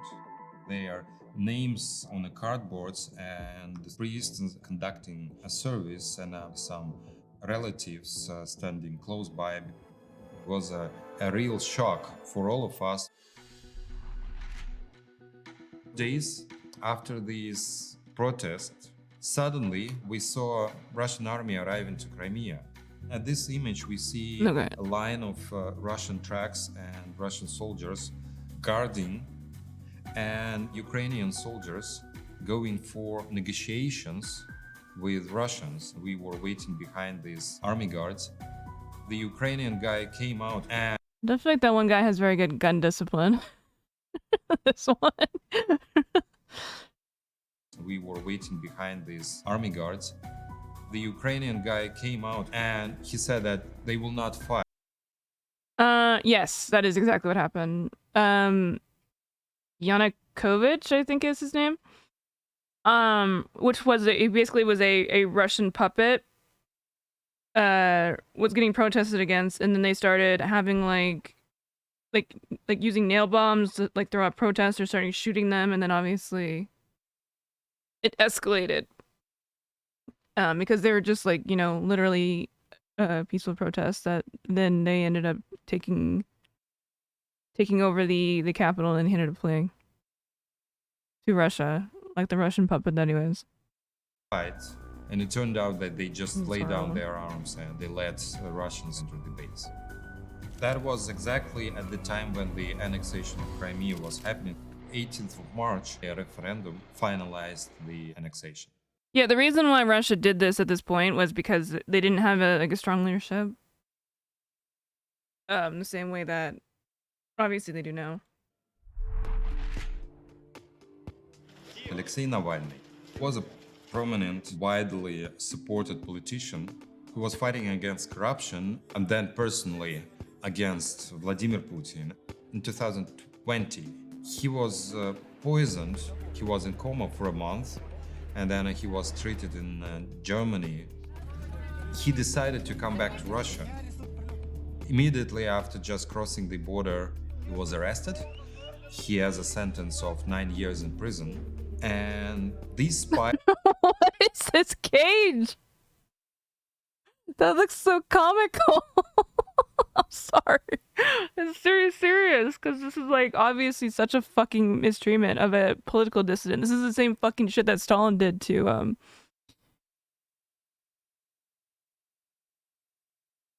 fuck, what was that? Fuck, I don't remember the name. But it just looks so funny. Also lost so much weight. Yeah. Like the protests across Russia. Here we see one of the moments when people gathered to the Pushkinska Square to support Navalny. They had very tight, small squadrons that were penetrating the crowd and just taking someone who was the most loudest and the most active in the crowd. At some moment, it was like a sharp edge of a policeman going into the crowd, grabbing this guy, beating some around, and then back to the police vans. This guy was chanting a lot to enforce the crowd. Damn, he looks fucking Giga Chad status right now. Probably got very, very angry, so he tore off his clothes, and then he became a very obvious target for police. Police knowledge is that the crowd usually have about 10% of such activists. So to disperse the entire crowd, you have to arrest just 10%, and basically that's what they were doing.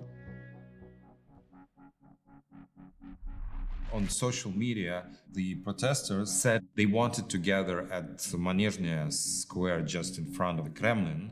So police was tracking Well, he's these done hunger strikes, messages, right? and they decided to send these hundreds of riot police to stop these protests. This image is These are very beautiful symbolic photos. of dark times, I'm afraid, that are coming to my country. This is a new sign of a police state. These masked, faceless policemen Shit greased up would have been impossible. Gate, it's like an endless line of riot. You know what this policemen. looks like? This looks like that scene from The Lord of the Rings where all the orcs are leaving Mordor.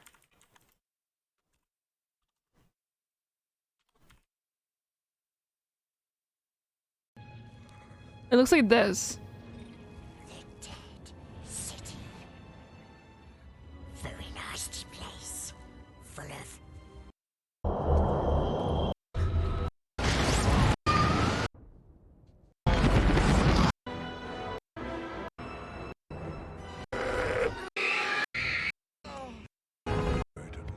Oh, there we go. That's what it looks like. We come to it at last.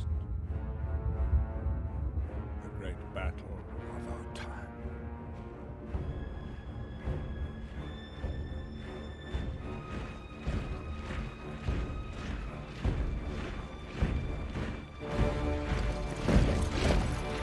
Sorry, I'm trying to have some levity, but that literally is what this looks like. Like literally, right?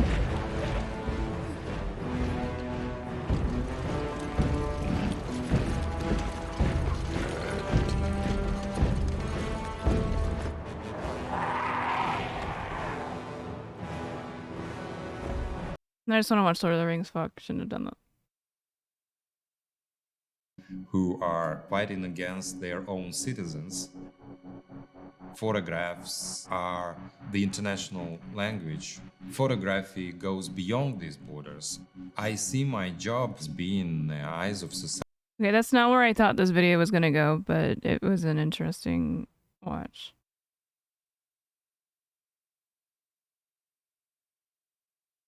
Extremists? Wait, well, hold up. We'll watch this.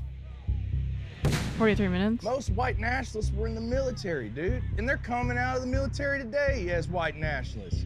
I know from all of the veterans that I've seen in these extremist organizations that we have a fucking problem. When you encounter these types of individuals Now that we've gone over Russian wrongs, let's go over American wrongs. that are involved in violent extremism, that have military backgrounds, Did you save the is that Lost an added Explorer level of yesterday? threat? Wait, did I have to save? Oh! We didn't finish it now. It was fun though. I'm a Marine Corps veteran, and I'm We're surrounding myself in with progress fellow veterans still. who have a right to a citizen's militia. We're decades. I if love not Hogwatch, dude. Hold on, I gotta change the title. Everyone loves Hogwatch.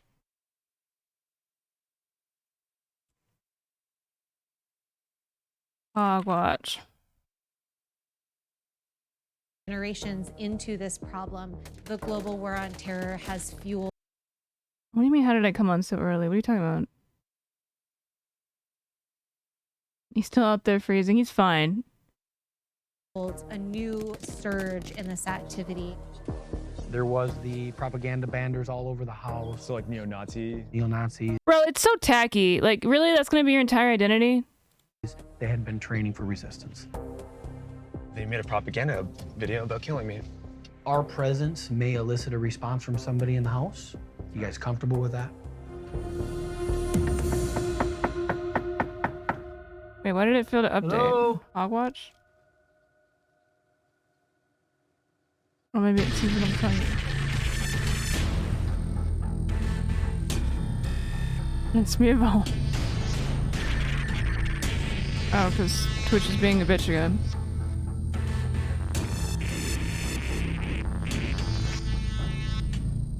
Dude, I'm telling you, half of the time I try and do anything on Twitch, just Hogwatch.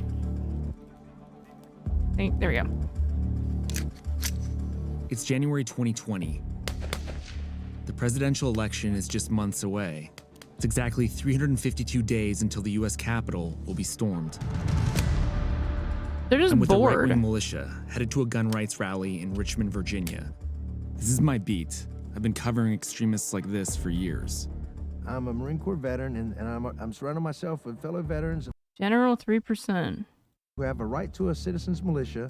It is their right. There are good people on both sides. I do remember that. Chris Hill is a Marine Corps veteran, but to his men, he's the general. General coming, everybody. Look, General coming, open your mouths. getting out of the military, I miss that.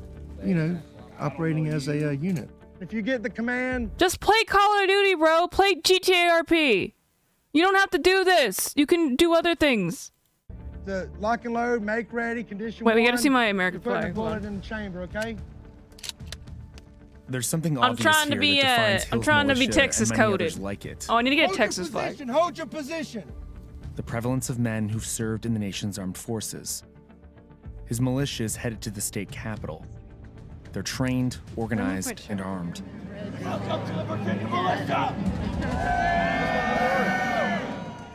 Whether it's Proud Boys, Oath Keepers, You did not have a fucking picture of Adolf Hitler. You know he fucking lost, right?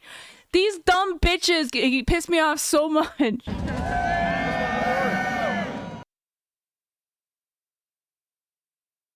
Is that supposed to be like Bush? What am I looking at?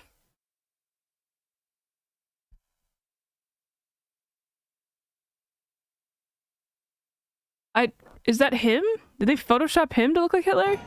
whether it's Proud Boys, Oath Keepers, or 3%ers, the presence of people with U.S. military backgrounds in right-wing extremist groups has been growing way before Jan 6th, and we want to understand why.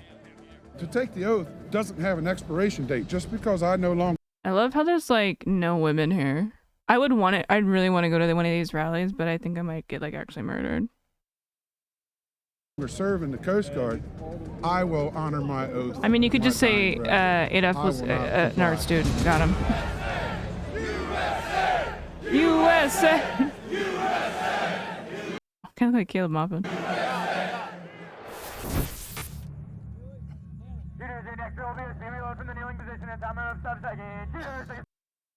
Excuse me? The subtitles can't even tell what the fuck you're saying. The next. I gave up. All you said no. 5, 4, 3, 2, 1. Go. The overwhelming majority of U.S. service members never join an extremist group or even become extremists. But extremist groups on the far right have always prized recruiting members with military experience. Many of them have weapons and explosives training, Let's go. knowledge of combat tactics, Strike, strike, strike, strike. Strike, strike. and experience under fire. They can also use that training to train others in the group, even those who've never even served. And for some extremist groups, Fuck other white people mostly. Like fuck over other white people or fuck other white people? Well, I mean, Ava Braun was white, I guess. just having a vet in your ranks can build your credibility. He was and kind show of a the degen movement because he you're wasn't even like serious. married, right? It's a controversial and politicized problem in Congress, with one side of the aisle Classic disputing the need to address it at Weirdo all. advocating for But the trad numbers shit. don't lie that extremists in and out of the military are a problem. I'm gonna be honest, it's kind of crazy to me. Like, I don't know. Do they make like military grade glasses? Because I feel like it would be really dangerous to have like glasses in a combat zone. I think just fall off your face. I guess the contact would work that way too. Mandatory LASIK? Thoughts? From 1990 through July 2022, at least 545 individuals with U.S. military backgrounds committed criminal acts that were motivated by extremist beliefs, overwhelmingly from the far right. Conscript again? No. And if they do, they should do the one good thing, the one woke thing that Israel did, where you have to do both. And it's getting worse. Since Equality. 2010, the average number of those charged has more than quadrupled to over 35 people a year. That includes 100. Wait, what do you mean by that? Mandatory public service?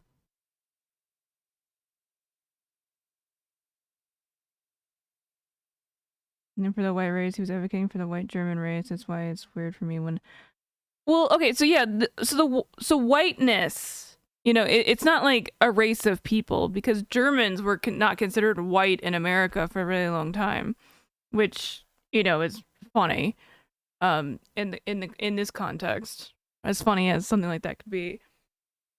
But the reason why anyone that's like a white nationalist is just like kind of a dumb person outside of like the obvious racism and insecurity factors is that white's not like a race. Like it's not like it doesn't like it just means like power really, like historically, you know what I mean?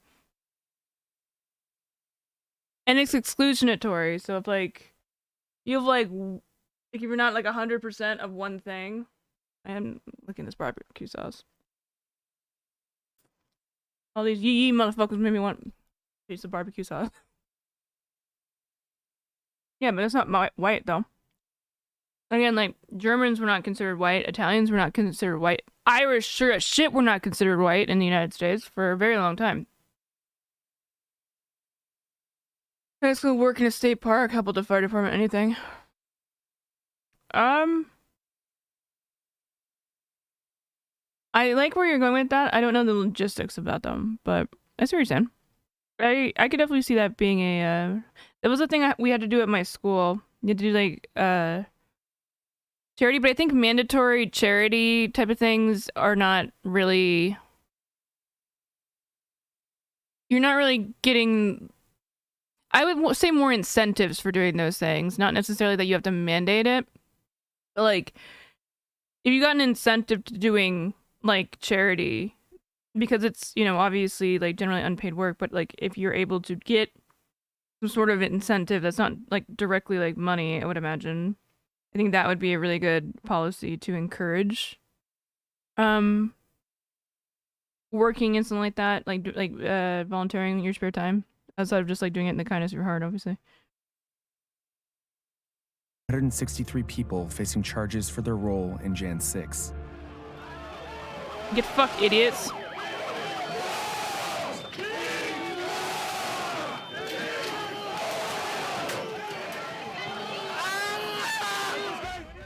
The people who stormed the Capitol on that day demonstrated an understanding of military maneuvering. Militiamen moved in stack-up formations. They hid weapons. Not according to Tucker Carlson. Used military-styled communications. Planned ammo dumps. The scale and coordination was stunning. The fact it happened in full view. Where the fuck did that guy just get a random 2x4? Like, you bring your own 2x4 or what? You can help people be brought into the community. Absolutely. No, you're 100% right. We need to encourage more community building projects. Of the entire country shocked the Department. Because then people don't have to do this type of stuff. They can make friends doing other things that are not hate-based. Lloyd Austin III issued what's called a stand-down order. We need your help. I'm talking, of course, about extremism. No, that's Secretary Austin. And extremist ideology. We were just talking about him. Views and conduct that run counter right to everything that we believe in. I feel like this guy's really tall. He just gives me the tall vibes. And which can actually tear at the fabric of who we are as an institution. The stand down was exactly what it sounded like. Soldiers were made to pause their regular duties and discuss the problem of extremism. This particular stand down was unprecedented in that it was across all branches of the military. Wait, what? What is going on here? Oh, it's upside down. Question still stands, I guess, but it looks like it's like a target with the head. It looks like one of those like Christmas, like who's the thing like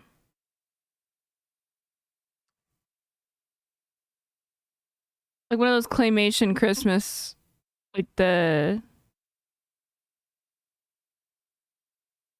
Rudolph the Red-Nosed Reindeer, like the huntsman or whatever. That's what this looked like to me, but it's upside down. It's the guy with sunglasses and a hat. And the first full admission by the Pentagon that extremism was a problem. Oh, stop. The Pentagon has ordered a military-wide stand-down. General Lloyd Austin taking some strong action to tackle extremism in the ranks of the military. Ordering a military-wide stand-down for the next 60 days. What exactly does that mean? American Academies of Arts and Science is doing a military extremism roundtable, so I'm going to Boston for that. Bishop Garrison is a veteran of the U.S. Army and was put in charge of the Defense Secretary's working group on extremism following the stand-down. Why did the Defense Secretary call for this stand-down in particular? The Secretary directed the entire... You know what's kind of nuts about the modern military? A lot of the Army is very hyper aware of mental health issues, like the modern version of it. So a lot of like people who have worked in like any sort of like sergeant or like any position of like an officer are generally pretty woke in being like aware of like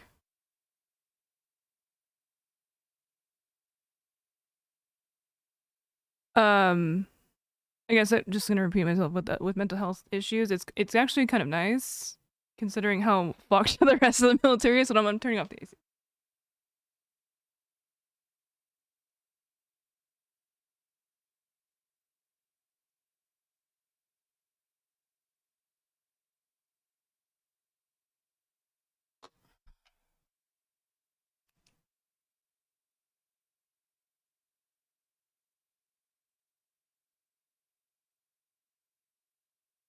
The entire department to take a 60-day stand down, meaning that within 60 That's a lot days, of fun. apart Oh from my your God. training, you would take some amount of time to sit and talk through some of the key aspects of the policies that he Oh, you're not telling me. he wanted us to focus on. Kind of take a beat to say like, hey, let's reinvigorate the discussion around what our constitutional responsibilities are, what our values are as a culture within the military as well as an organization. All right, Casual Cupcake. Thank you for all the links. Asking soldiers to got reflect through on a what few, man. extremism is and why. So, alongside with their As always, our resident leadership, researcher. reflecting on, Everyone appreciate Cupcake. He is our researcher that always brings us the best stories. what extremist activity potentially means, what it means to be a part of the good order and discipline of their units, what just the camaraderie and the service that we share together within the United States military. According to Garrison, part of the initial Pentagon response sounds kind of like a group chat on what it means to be a soldier. Dude, what an ugly building. This is so Soviet looking from the outside. But while the reality of the stand-down might be less drastic than it appeared, it was a clear acknowledgement that extremism in the Are they holding bottles of like liquid or what are they doing? ranks was something the Pentagon needed to face. Thank you. What's maybe less understood by military What's up, leadership Kusher? is that we could be And at let a if I haven't uniquely said hi dark already. moment in the history of this. That's saying something, given that the phenomenon started as Canteens, far maybe. back as the Civil War. Every major American war has been followed by a dramatic surge in extremist activity.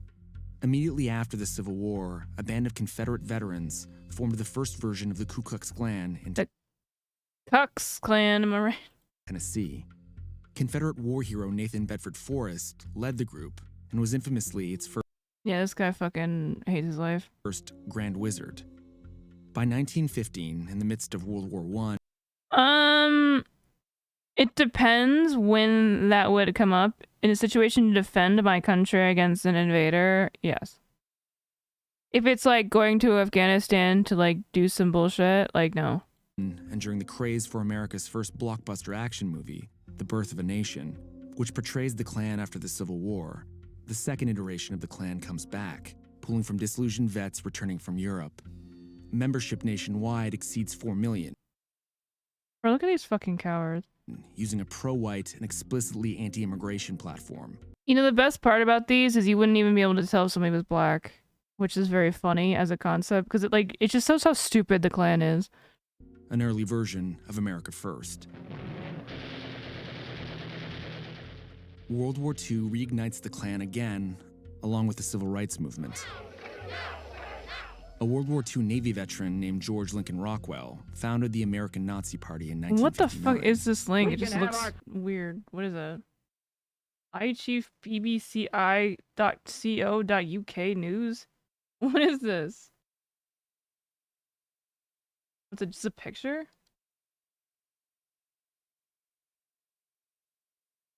What am I looking at right now?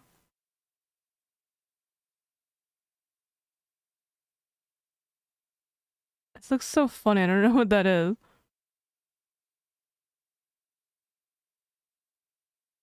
An extremist in the military, okay. Country once again free. We can have it once again white. In 1963, it was a Marine Corps No. Did you just make that up, Caligula? vet with munitions training who helped bomb the 16th Street Baptist Church in Birmingham, Alabama. So then after all of this, we have the Vietnam War, which really is the first truly modern war in American history. How does it have an effect? So the Vietnam War is hugely important. This is Professor Kathleen Ballou. It's gonna talk over her, huh? Mansplaining. Nobody knows this history better. She's a renowned expert on the far right and their links to the U.S. military. We're talking about rolling deployments. That was a weird edit. It really just seemed like he was talking over her. Strategy. I love the way that it looks like this is the eyes and this is the mouth and it's just spitting out Marines. I always have loved the way that that looks because, you know, I have a love of military equipment. Most Serbians said they'd flee, not fight a Ukrainian-style invasion. Oh, it's an opinion piece. Wait, can I listen to it? Or is it only going to listen to the first part? Most Democrats say they'd flee, not fight their ground. This could be a reflection of the partisan skew in the nation's distribution of small arms. But 1 in 4 Republicans said they'd flee, not exactly the don't tread on me spirit I was expecting. What in the hell has happened to this country? One can hardly imagine Americans of yesteryear exhibiting such high levels of yellow-bellyism. Where have all the Minutemen gone? The Molly Pitchers? The Audie Murphys? This is an opinion piece. This isn't a study. I guess this is a survey? A Quinnipiac?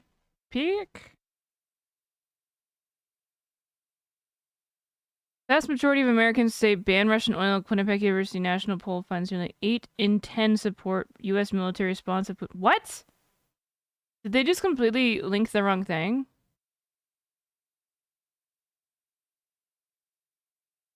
Hold on. The old joke rushed to mind as I read the results this week of the Quinnipiac University survey indicating that, well, it isn't really a joke. There are more Sunshine Patriots in our midst than anyone realized. Wait, what?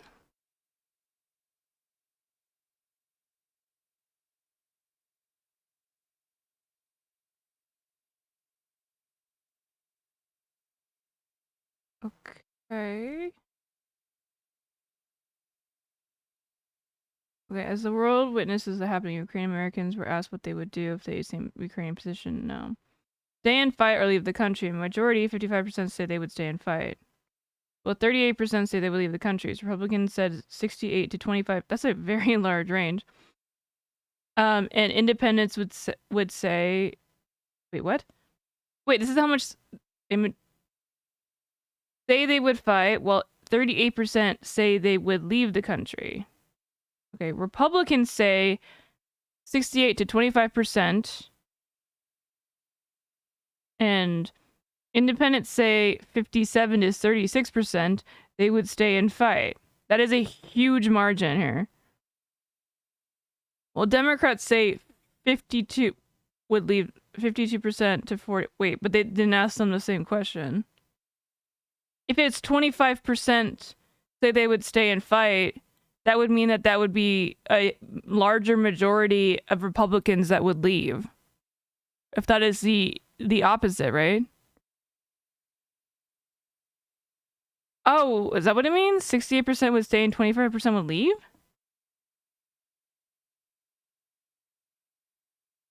That is a confusingly worded statistic. So 68% of the people would stay, 57% of independents would stay, and 52% of independents would stay, 25% would leave, 36% would leave, and then 40% would leave. The independents classic. Gotcha. Nearly half of Americans say the attacks on Ukraine had contributed to their anxious feelings. I mean, the thing is, Republicans don't give a shit about their kids. They would want to arm them because obviously you've seen all the fucking psychotic Republicans with guns. Or I think that's probably where that's coming from a lot of the time.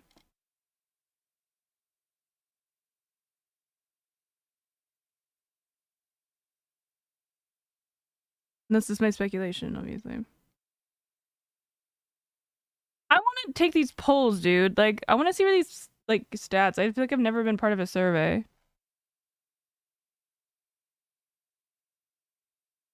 I mean, you shouldn't trust Democrats to have your back. Are you kidding me? You think Nancy Pelosi gives a shit about you? That feature indiscriminate violence, mass killing, and weapons that are incredible leaps forward in their technologies of harm. Mechanical all of that Turk? refracting almost immediately back What is into that? the homeland. And we see people in the movement talking about this very directly. Who needs what? Oh, it's probably the N-word. When they formed the White Power movement, talking very Is that Matt Gaetz? movement talking about this very directly when they That guy is straight up will say Matt Gaetz. formed the White Power movement, talking very directly about an ethical call to, as they say, bring the Like a war micro home, task job to site. inflict that violence on the American population because Well, I don't want to get. they feel Well, so betrayed by their experience. I just in want to be part of a survey. I want somebody to ask my opinion. What the Vietnam War does is create a shared experience of trauma. Vice popping off again. Stop. Okay, don't tell Twitch about that. It'll be fine. It'll be fine. frustration with It'll be fine. It'll be fine. It'll be fine. It'll be fine. It'll be fine. I think if wartime footage is okay, but don't tell me about it. Carolina helped lead the way. No. Glenn Miller is a longtime white supremacist activist in and around Greensboro, North Carolina. Miller's group changes its name across time. So it begins as the Confederate Knights of the KKK, it becomes the Carolina Knights of the KKK, and finally the White Patriot Party. And it's an early I think like Che Guevara, dude. example of people using military formation in Klan activity in this region. So Miller famously outfitted his people in camo Is it a woman? Let's go. They're woke, I guess. fatigues, had them wear their Just like women can be racist like the rest of them. duly authorized military Equality. decorations. Miller and the White Patriot Party also used their proximity to Fort Bragg to obtain weapons and explosives from Fort Bragg itself. That does happen. During this time in the early 1980s, he was involved in obtaining He looks so, tons, like, and I mean Russian. literal tons of stolen weapons and munitions from the armory at Fort Bragg. So you literally start seeing guys in this hyper racist, hyper extremist organization start stealing weapons from the US military because in part of their access to it. Active duty servicemen stealing weapons and material on a major scale. Yes. And this is the first time I think that the Not very military really patriotic. confronts the problem with active duty troops being involved in the White Power movement. The Gulf War, we might understand, was an attempt to get America out of the Vietnam syndrome Don't you dare steal any of those sexy curved ships. by having a Those are big, Chinese, I guess. successful war quickly that people could sort of use to exercise the demons of Vietnam. It didn't work that well in that way for some of the people who actually did the work of fighting. And one of them was Timothy McVeigh. The Unabomber, right?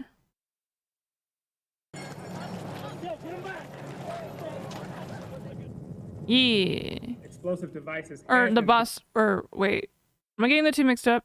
No, that is the Unabomber, right? prepared. When they talk of hatred, we must The stand Oklahoma against it. City When they bombing, talk or of violence, no, wait, that's somebody else, right?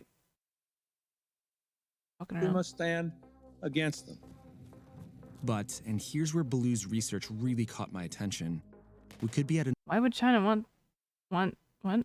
unprecedented moment. Why in would this they sell historical them? timeline. They have to pay us back for the weapons we're giving them, right? They're not getting them for free. What do they call that? There's a term for it, but you're basically just like loaning them shit, but they're gonna pay you later. Money? What do you mean? No, with money.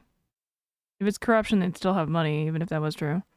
I mean, to some extent, obviously, there's The corruption global war everywhere. on terror has fueled Their economy, bro. They're citizens. What do you mean? a new... Dude, look at these fucking... Look at these Nikes, bro. sort of surge in this activity as Not as broke as Russia. people who have combat experience from a more recent set of wars abroad come home and find their footing here. Blue's point is that we're in a truly dangerous moment. The wars in Iraq and Afghanistan have introduced millions of veterans into the most politically divided moment in living memory. One 2021 House Committee on Veterans Affairs reports estimated that between 15,000 and 20,000 individuals. Yeah, because they're getting invaded, motherfucker. Neither could, like, Europe when World War II happened. Like the... You think that England alone could have stood against, like, the Nazis without the help from Russia and America? Like, it's okay to need help sometimes. With military backgrounds associated with roughly 300 right-wing militias, which is 25% of those groups. And that's Adidas. What we do know Oh, wait, from no, the I think you earlier spelled it history of wrong, this so that's movement is perfect. that there will be a surge in extremist violence and other extremist activity. We know that we're... They're not losing. What do you mean they're losing? You're just wrong, dude. Why are you guys so annoying about this? You know, like, Russia thought that they could take Kiev in fucking, in 3 days, dude. Who do you think is losing? And they're losing territory by the day. seeing some activity now. We don't know if we're at the crest or if we're just at the uphill slope. We also know that whatever we're seeing now is only part of the picture, because the history of this earlier movement shows us that what we can It doesn't matter. You're looking at this like you're paying, like you're getting a loan from like your friend, dude. There's a lot of ways that they're gonna pay us back. It is very in our interest as a geopolitical power to have people that are indebted to us in one way or the other. It doesn't matter, because that's how you... Just because you use your friends to get an advantage, it's like any sort of like multimedia thing to be very reductive about it. We're like, they're a democratic nation. We support democratic nations. That is a thing that we're doing for good, but it's not the only reason we're doing it by any means. Obviously, it's making us money. Not only that, but it's going to give us a lot of moral high ground on the world stage. Not only that, but it's also giving us a better relationship with a power that'll be indebted to us. Why do you think that fucking France and Germany helped us against the English? Do you think it was because they actually gave a shit? Do you think it even mattered? Maybe some people did. But like when we were fighting the English, they helped us because it was in their economic interest as well. And it doesn't mean it's a bad thing to help somebody, and it's just kind of a win-win when they're also in the moral right. Yeah, classes Oakley glasses. Is only the public-facing, Hogs. above-ground machinations of these groups, when we know that they have always worked both above ground and underground exactly. at the same time. We occasionally get windows, like the arrests of the guys from Atomwaffen in the base, that give us a view for a moment of what? Some of that underground activity. They were plotting murder for their... They 100% did. What are you talking about?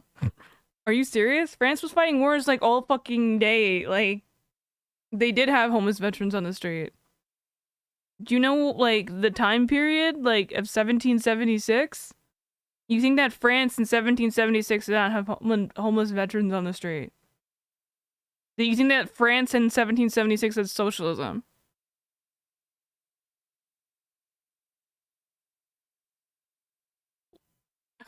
I don't even know how to respond to that. To kill 2 high-ranking anti-fascist members who reside in Bartow County. What we're seeing is only a small slice of what we should think is happening. There's never been a momentum stop. There's never been a decisive trial. We're decades, if not generations, into this problem. We have an archive of how it works. We just don't have the real-time information yet to know exactly where we are. Dogs don't want to hang out with me anymore. What the fuck is this doing? Time to die! Oh, badass. Got him. This is propaganda footage from one of the paramilitary groups that our expert mentioned. He kind of seemed like he was missing quite a bit there. Time to die.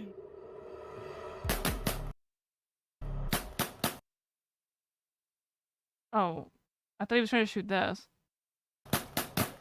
This is propaganda footage from one of the paramilitary groups that our expert mentioned, the Base.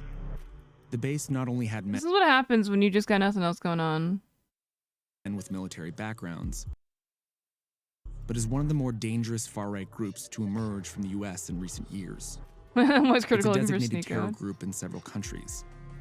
The FBI has had multiple nationwide counterterrorism investigations against it.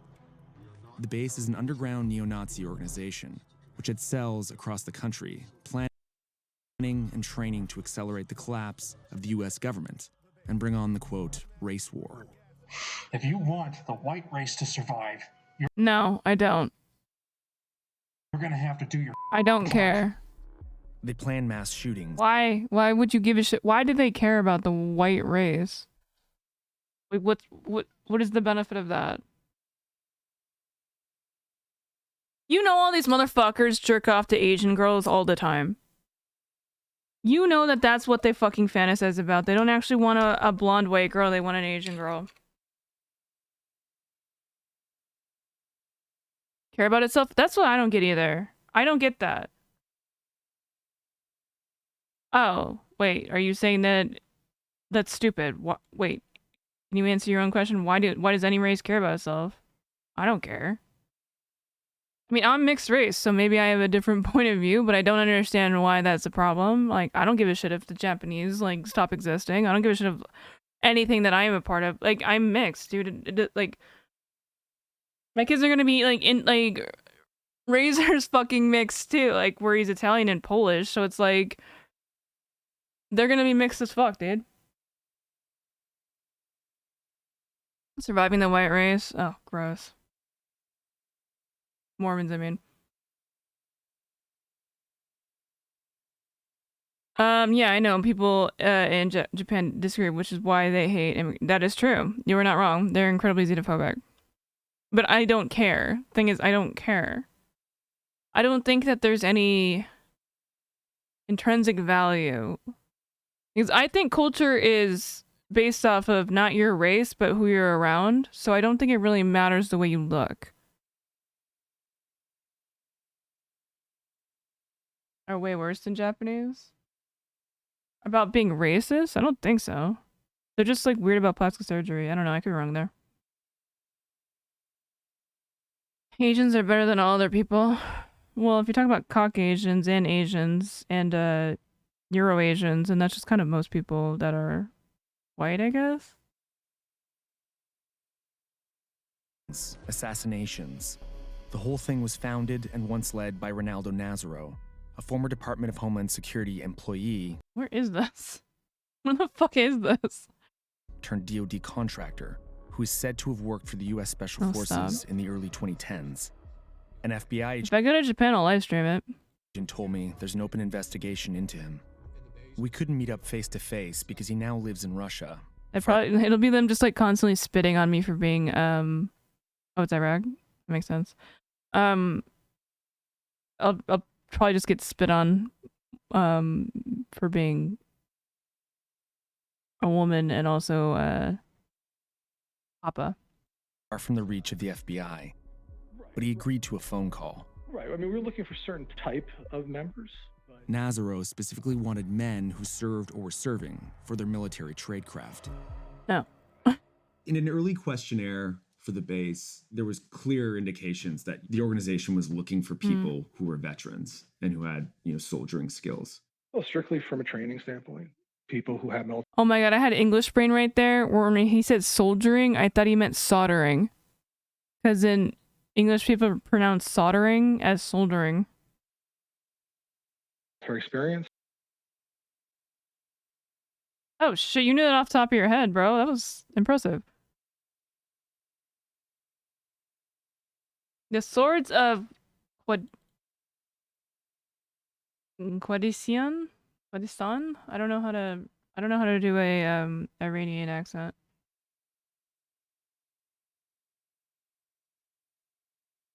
What would that be? Arabic? Have field experience. You know, they're trained. Oh, Iraq. Sorry, not Iran.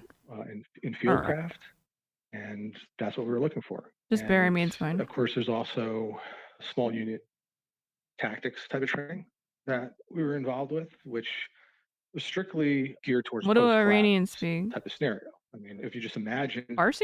the authorities are unable or unwilling to maintain law and order for whatever reason, Hey, that's what I use for my audio. people in those areas are going to have to rely on themselves for defense.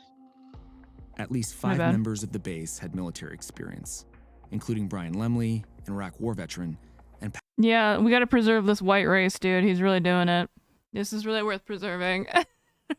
I need to peel on. I'll keep the video going though. Patrick Matthews, an ex-Canadian soldier, who together conspired to attack the same Virginia rally in January 2020 that I was at with the 3%er militia. The two were arrested in January 2020, just before the FBI claims they intended to launch their civil war by attacking a gun rally in Richmond, Virginia. At its height, the base had close to 50 members across the country and abroad, including a cell in Michigan that was one of the group's most violent, led by 27-year-old U.S. Army dropout, Justin Watkins. The FBI and state police launched a raid on their training base in October 2020 that took down the cell. Watkins and 3 other members would eventually be arrested. We were under the impression that this place is not being occupied, but you guys don't know that for sure, right? Yeah, without him going up there recently, then there's no way to know until we get there, which is why I wanted to stop here and have that conversation. This is one of the Michigan State Police detectives who worked the case. He agreed to walk us through the investigation and take us to the compound where everything went down. But he wasn't exactly sure what we'd find. Didn't like being called Arabs? What do you call them? So in light of that, what would be in terms of like a general? I think we could stop at the Iraqis road and assess. Like, does it clearly look like it's vacant? But this is absolute private property. We won't be able to enter any buildings. We won't be able to enter out. I think Ivy League quotas for Asian USA citizens a bit much. Well, it depends if you're talking about USA citizens or you're talking about Ivy League schools. Those are 2 different problems.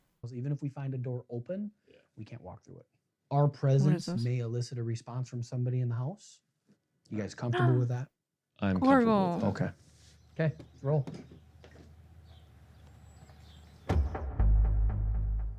Being here, in this part of rural Michigan, you can really understand why the base used it for their training.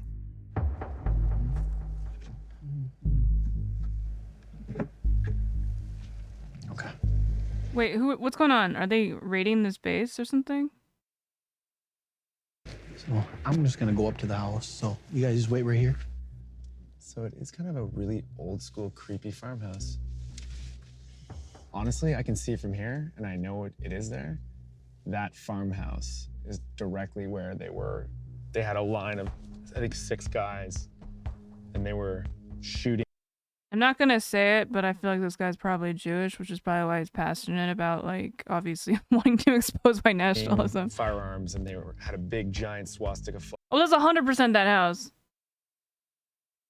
flag. And Justin Watkins is the. Absolutely. Yes, I have done that. I have done that, yeah. That's the same principle that I have an issue with. Man at the end doing a sig heil. They made a Anyone that thinks their race is like something that's really that important is literally racist. propaganda. Black people can be fucking racist, dude. Because of my reporting, the base had threatened to execute me in a propaganda image they disseminated online. We've decided not to show it here. The Michigan Cell also made a video with a hit list of journalists and public figures. Watkins, the Michigan Cell's leader, had enlisted in the U.S. Army. LARPers, dude. Am I biracial? Yes, I've been literally talking about this for the past 10 minutes. No. We're not talking about identifying. We're just saying, like, if somebody, like wants to keep, like, their race alive by, like... If, like, for example, you're black or something, and you want your son or daughter... Like, your son or daughter falls in love with a Asian person or something. and then you're like mad at them because then like within a certain generations, then your descendants might be as black. That's the exact same fucking ideology as fucking white nationalists. Oh, I'm half Japanese, half like generic white. I'm Latina, stop.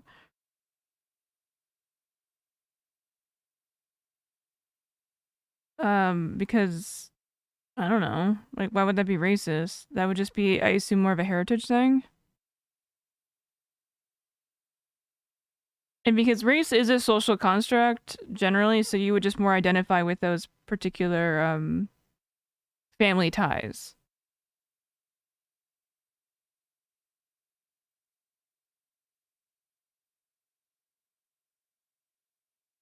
Bali has a lot of reverse Nazi symbols for... Yeah, I know. I know that, like, the swastika... Like, that's why, like, on Kick, there was a lot of people being able to spam swastikas, because I think on, like, Indian apps, or, like, there's, like... Okay, so there is programming for swastikas on a lot of apps, because they mean different things to different people.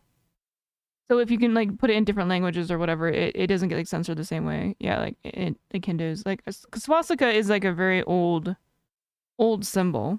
I mean, it's just, like, basically a window. It's not a very complicated, symbol. If we're talking about, like, just drawing it. Just kind of is like a fan.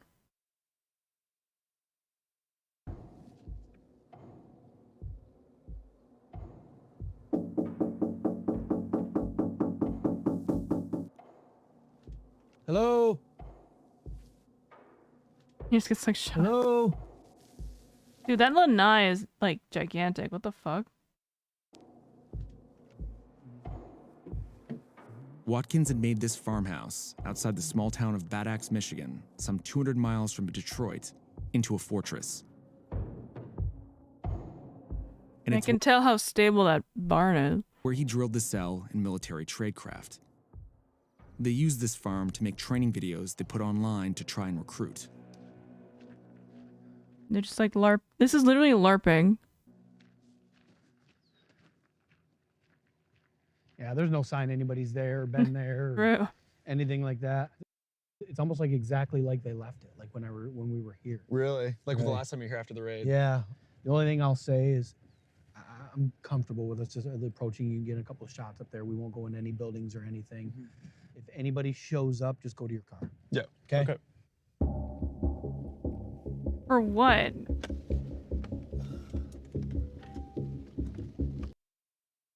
Why are you squeaking? Oh.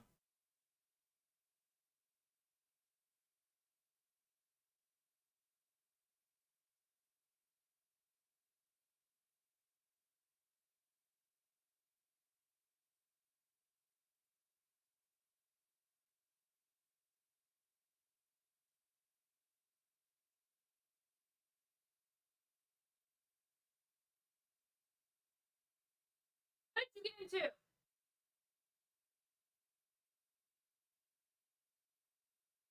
Maki got upstairs, and if she got into, like, Zerka's room, she's probably gonna die, so I'm gonna go make sure that she didn't get into Zerka's room.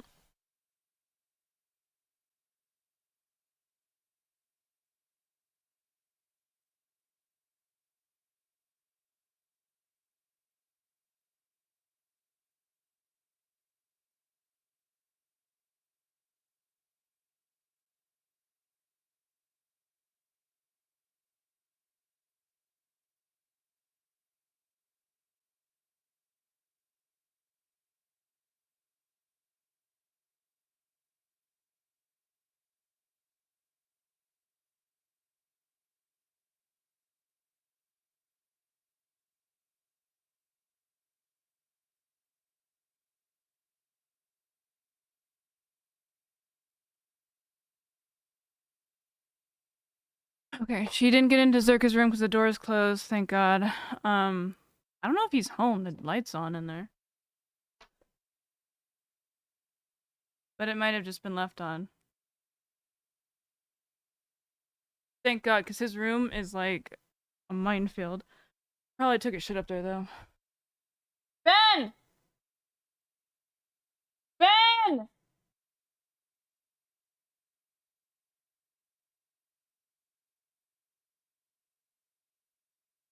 Ben!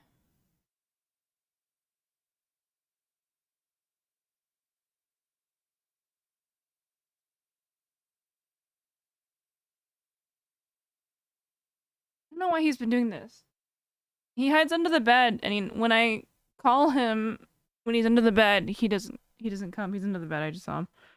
Most of the dogs are accounted for.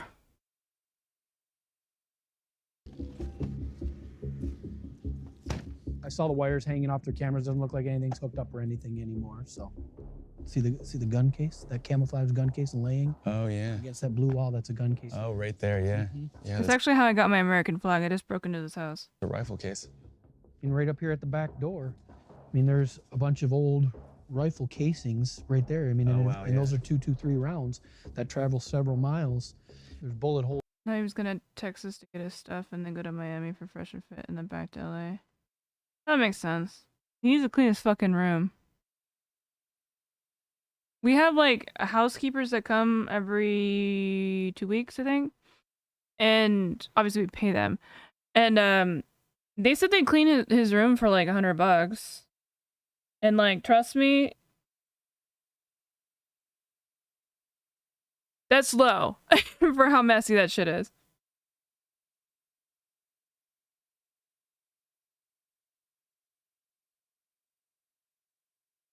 I am not dating Zerka, no. He just lives here.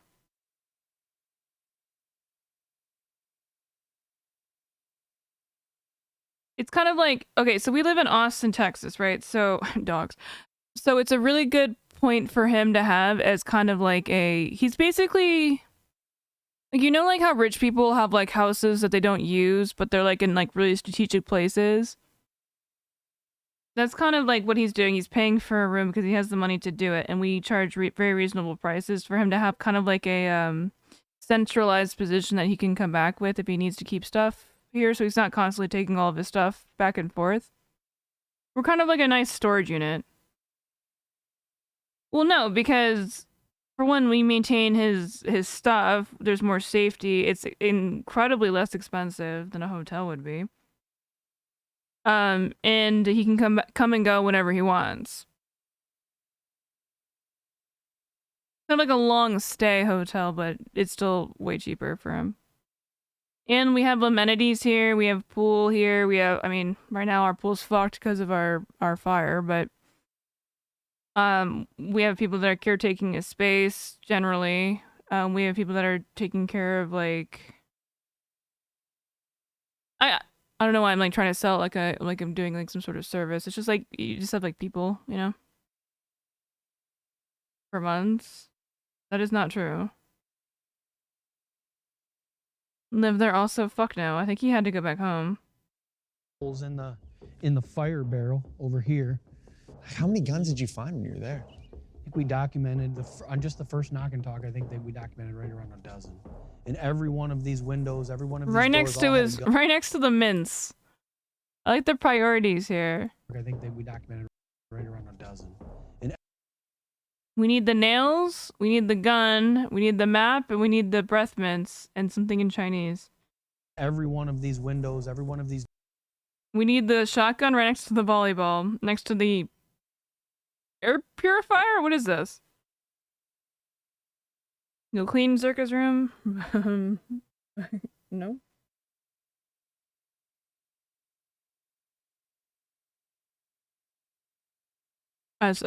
As traditional.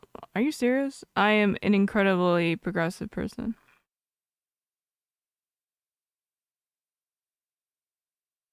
This is like a air humidifier. These doors all had a gun that was propped up against it. Wow.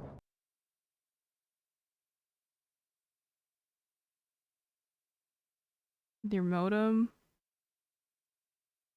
So they were ready if somebody tried to attack They were placed them. with intent. They had been training for resistance.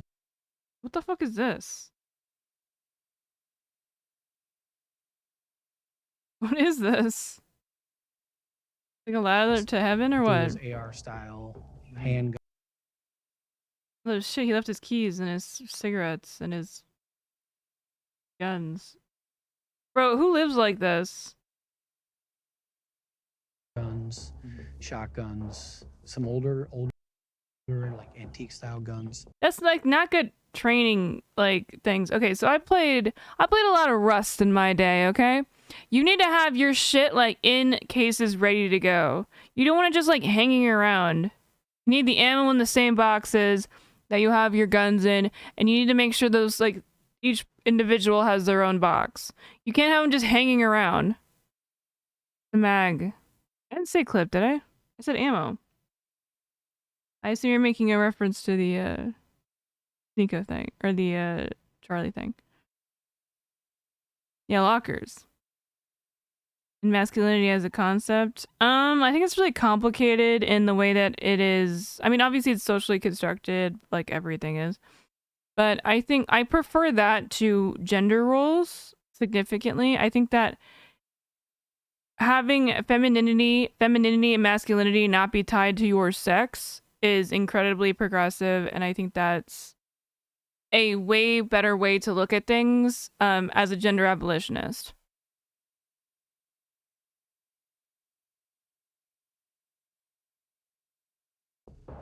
There was the propaganda banners all over the house. So like neo-Nazi. How boring are you that you're gonna like have this as your like aesthetic? It's There like was- Popeye looking motherfucker. Also, this just looks like shit. This guy doesn't even have a pillowcase. At least use this as a pillowcase. Yes, that is what I said. The propaganda banners all over the house. So like Wait, is that a sword? Is he sleeping with a sword? Antique style guns. There was the propaganda banners Oh, he sleeps with a machete. God, this guy's pathetic in his like twin bed. Might as well just sleep with all your guns while you're at it.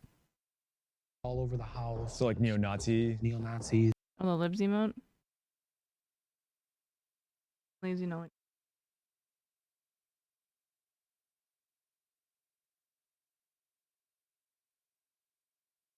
I'm on the wrong screen.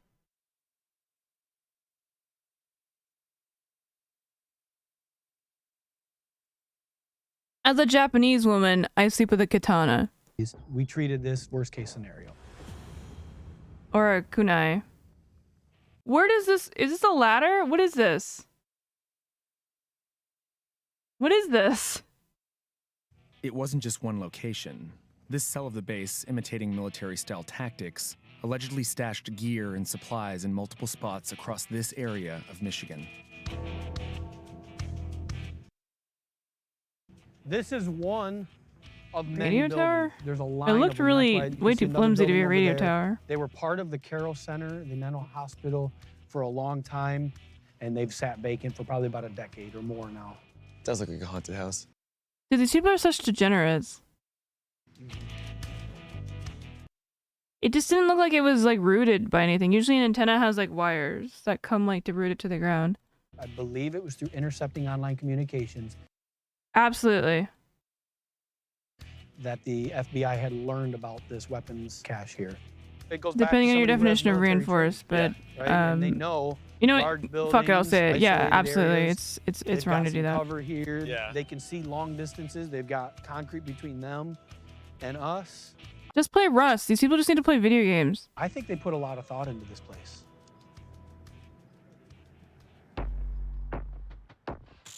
According to Lieutenant Pisha, the cell used this last stop as a sort of It does safe look like house. Walking Dead.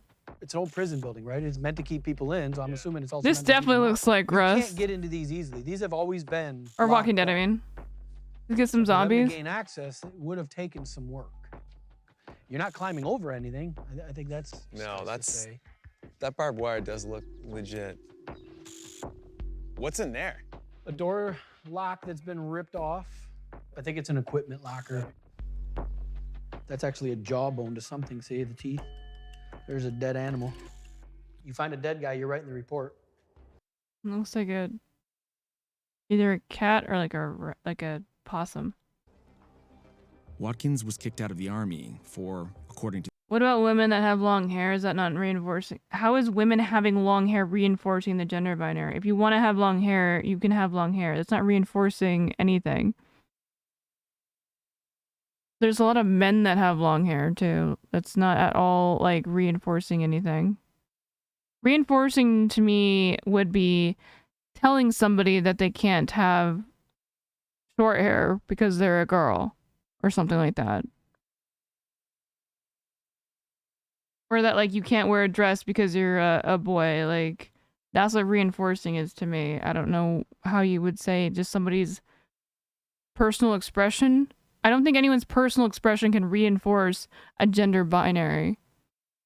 Like if somebody's like really like girly and is a cis woman, I don't think that's reinforcing a gender binary. I think it's just somebody expressing themselves in the way that they want to. To the FBI, violent behavior and failure to adapt. When we asked the US military for his records, the Army said he entered in August 2013, but declined to give a reason why he was discharged. But it was the FBI that took down Watkins. This is one of the main agents on the case, who requested anonymity to protect against any threats. What was it like investigating Justin Watkins? For me personally, he was unprecedented in his desire to carry out an act of violence. That's a really interesting name. First name, last name withheld. Unprecedented in his desire to carry out an act of violence. Now, we know because of the indictment against Mr. Watkins that he actually had some military. What about even using the word man, woman? Isn't that even drawing any distinction between these? Okay, as a gender abolitionist, I don't like that word, those terms. So, personally, I don't like being called a woman. I believe that I would be more considered non-binary. Ray's just annoying about it, so I don't do it. But I personally don't like either distinction. I think that we're just all people. But that's because I'm like autistic or whatever. But like I understand that.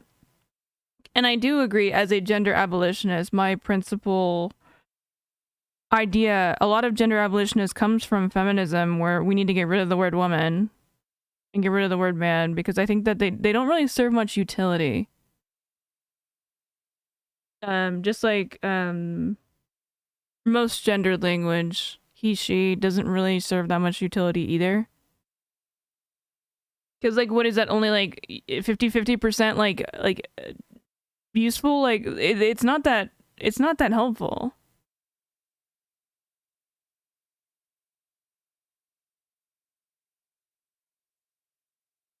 I think it's a really complicated situation because it can be seen obviously as like anti-trans, which I understand. But I think it's a very nuanced and complicated perspective on gender, where I just think that it's like I have no particularly attachment to being a woman. I don't like womanhood. I don't like the idea of being a mother. I want to be a parent, but I don't want to be a mother, because I think being a mother means a completely different thing. And I understand that that typically does come with like more biological like things, because when you're talking about mother, it has a really interesting overlap with like pregnancy and stuff like that, but I don't think that is really that important in terms of using the phrase. I don't like the phrase mother personally. Not phrase, sorry, the word. I feel like that puts an undue amount of pressure on one particular party to be the sole caretaker of children, just historically. So I'm not saying that's the only reason why, but just somebody who has no direct connection to their womanhood, I find it kind of disgusting, to be honest. Like, as in, like, I don't want to ever be called that. I know it's gonna happen and it's whatever, but like I honestly have like a really big aversion. I would like to have a child, but I don't like the term mother. I don't know if that makes me sound psychotic or not, but like I don't like gendered terms. Like I really don't. I think mother, father, I don't think that it kind of just implies that they're different, and I don't think that they should be different. I don't think that you should have gender roles. I am so adamantly against gender roles. Because it's just kind of cucking one's thing, like, oh, women are better at this, men are better at this. Like, I don't give a shit. Like, I'm not like, oh, women are better. I'm not a feminist because I think women are better at anything. I don't give a fuck. And that we're all the fucking same idiots, dude. You know, it's kind of crazy that I learned.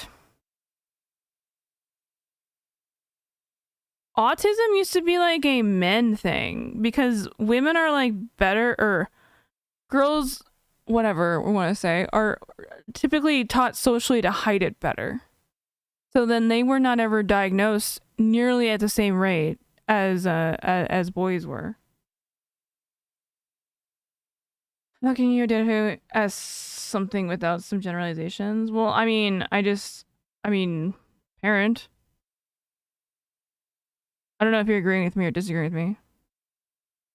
Would identifying as a man or a woman be considered as reinforcing gender binary? To some extent. Sorry, I thought you were talking to me directly. I should not read backwards. To some extent, but no, I think your personal identity is completely different. It, again, like, reinforcing to me would imply that you are putting it on somebody else. Like, the idea of, like, being straight, for example. Being straight has been reinforced in a lot of ways, but as a straight parent having a gay kid and, like, being like, yo, I'm straight or whatever. Oh, I like fucking pussy. That'd be weird to say, tell your kid, but, like, the fact that, like, some people are gay and some people are, like, your personal identities, I don't think reinforces any sort of, like, forced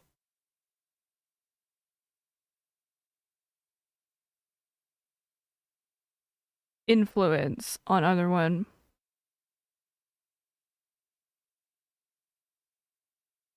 I don't think that it's really that, like, I don't really give a fuck. Like, I just think that, like, it doesn't make sense to me. Like, I ask all the time, like, what do you identify with on your, if you like being called a man, if you like being called a woman, what do you identify with? And trans people are actually, surprisingly, one of the best people of answering those questions. Where they really, because they take the time, they do the work, and they to think about why they relate to being, and they want to be a woman or a man or whatever. Where I am, as a non-binary related person, I just don't find it that important to me, but I understand that I don't get how they feel. And I think a lot of that comes from social situations where I just reject it, where they want to maybe take on a different role.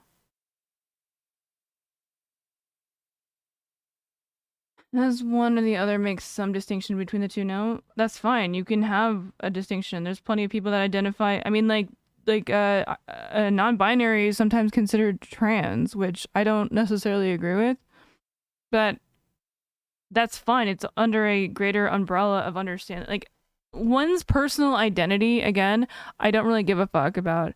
I don't think your personal identity really affects anyone around you. Like, I find that really, like, a big stretch to seem like it's reinforcing it by just existing.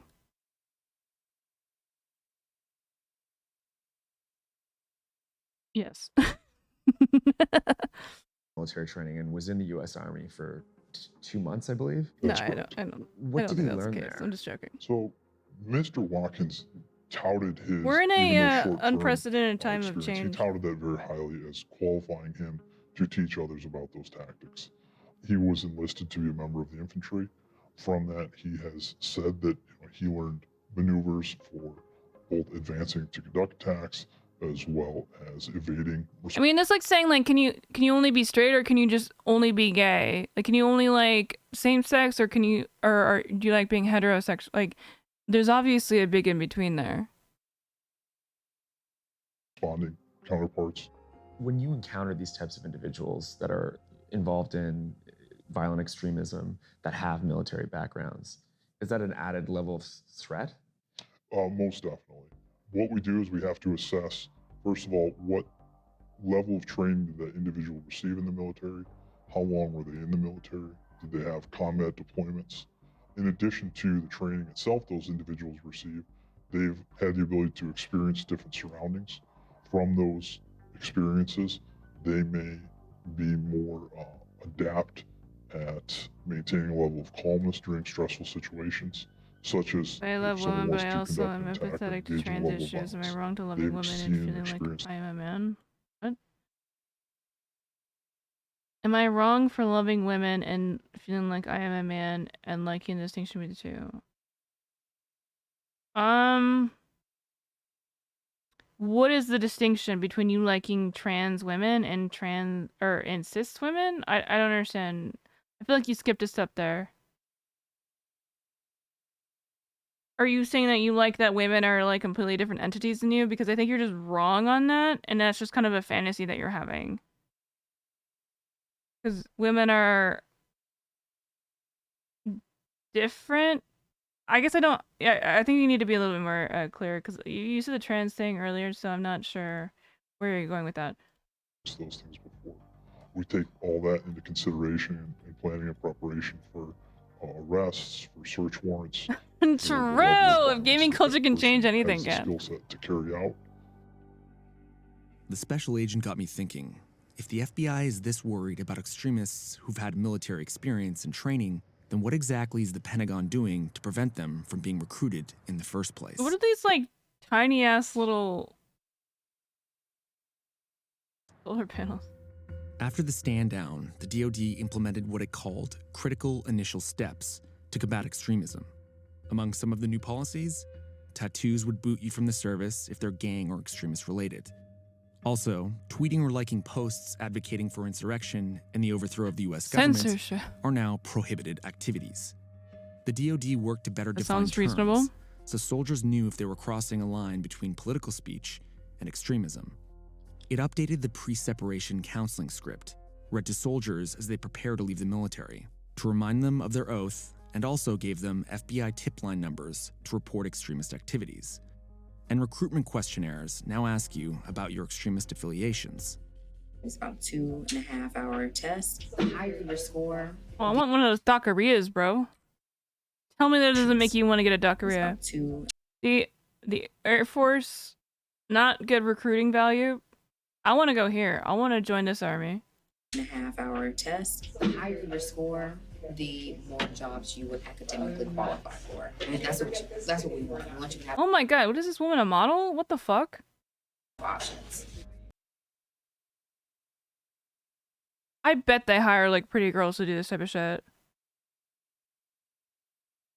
I feel like a man, I am attracted to women. I like the idea of a difference between the two just because it's cool. Just because it's cool. I don't see anyone as better or worse. Like, am I transphobic? Well, I don't know. Do you think of a trans woman as a woman or a trans man as a man? I mean, that's kind of where that question lies, right? You're kind of like beating around the bush. I don't think your initial feelings of feeling like a man and being attracted to women. Is it like, do you think Blair White's hot?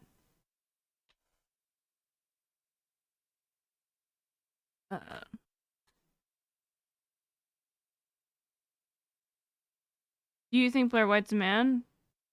Are you attracted to Blair White?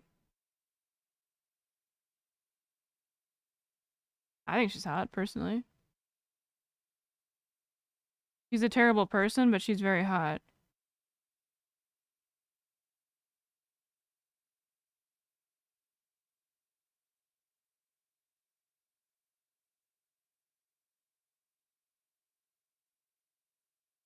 She stole my flag, that bitch. Wait, it's still there.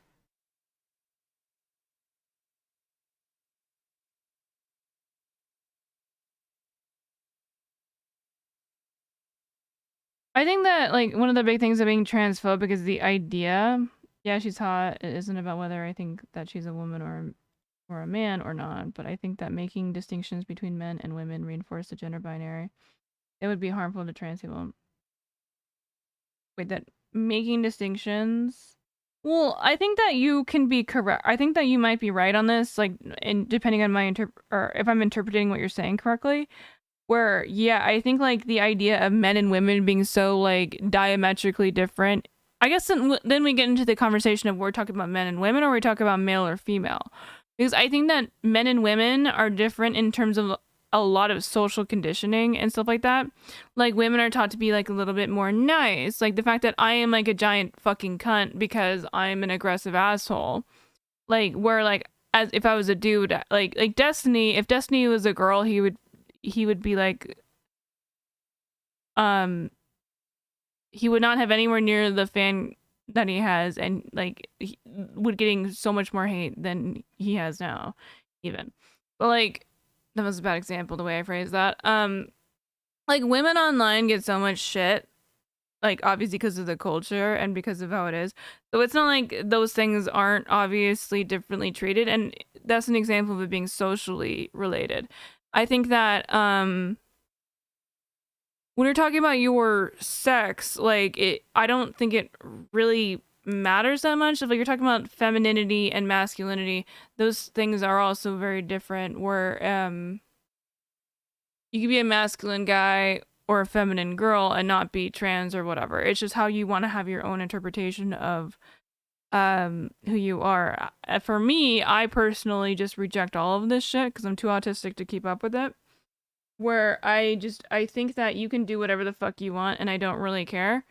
Because I don't have a problem, like especially as someone who's also pan, which is I think kind of goes hand in hand with those things. The bug. Oh fuck, I didn't get it. Yep.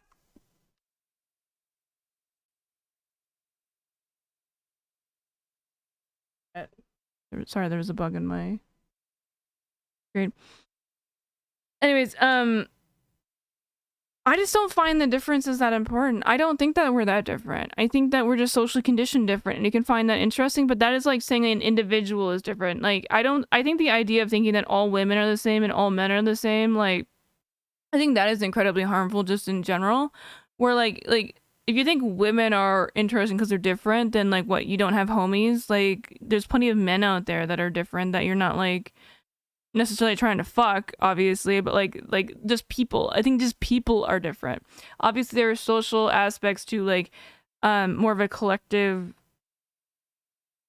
consistent difference when it comes to like gender differences, but I think given enough time living in a gender kind of like a world that does not support differences between men and women, a non-binary world, those things wouldn't fucking matter that much, and you would just be more interested in the person themselves individually instead of them being different to you as a woman, you know? I probably did a terrible job of explaining that, but I hope that made some sort of sense. This is Sergeant Erica Jones. She's a 17-year vet of the Air Force and current recruiter. Obviously, I'm sure that there's people that come here that you don't want to sign up. How do you weed out the bad apples? We do have pre-qualification questions that we ask the individuals. And once they answer those questions, now I'm starting to think they do just like hire like pretty girls to do this shit. that gives me an idea right off the bat, like, hey, is this individual That would make eligible sense. or qualified to start the process to join? Do you have any other checklists that you kind of look at for extremists? There are some forms that we do have them fill out. And one of those forms is our Air Force memorandum disclosure. All right, if any of them wear this shirt, that's probably not a good sign. It asks questions related to affiliation with extremists as well as gangs. Like, say I'm a neo-Nazi and I That's more of a church occult thing. Am I extremist? No. walk through the door and I've gone through that whole process. Is there anything physical or I feel like anything more extremism specific implies that you're look willing to for, do like or is it pretty significant obvious? violence against And innocent so people. we would definitely like visually look to make sure, you know, different maybe tattoos that could, you know, jump out at us, asking those questions blatantly and checking body language to see, hey, do I think that this person is trying? Oh, I see what you're saying. Sorry. Yeah, I mean, like, are you? I mean, that's probably what they do. I don't really know if they really. I mean, as I said, the military has gotten a lot better at like, I'm not necessarily sure about the onboarding process, but I think on the after the fact process, the military has gotten way better at being aware of mental health issues. I guess it makes sense. I understand gender abolitionism, but how do I, as a cis guy who loves women and femininity, not feel attacked when it appears that gender abolitionists are trying to remove that? Because that's not true. We're not trying to remove femininity. Like, we're not trying to make everyone like a bunch of like bald, no eyebrow, like, we're not trying to make anyone the same. Gender abolitionists just want you to express yourself in the way that you want to express yourself. If you want to be hyper feminine, be hyper feminine. That's fine. The reason what gender abolitionists want is gender abolitionists want the like it's very similar to like the feminist movement in the way of don't be constrained by like if you were a man feeling like you have to do like manly things or whatever, and like having to have these gender roles and like having to have one stigma or the other.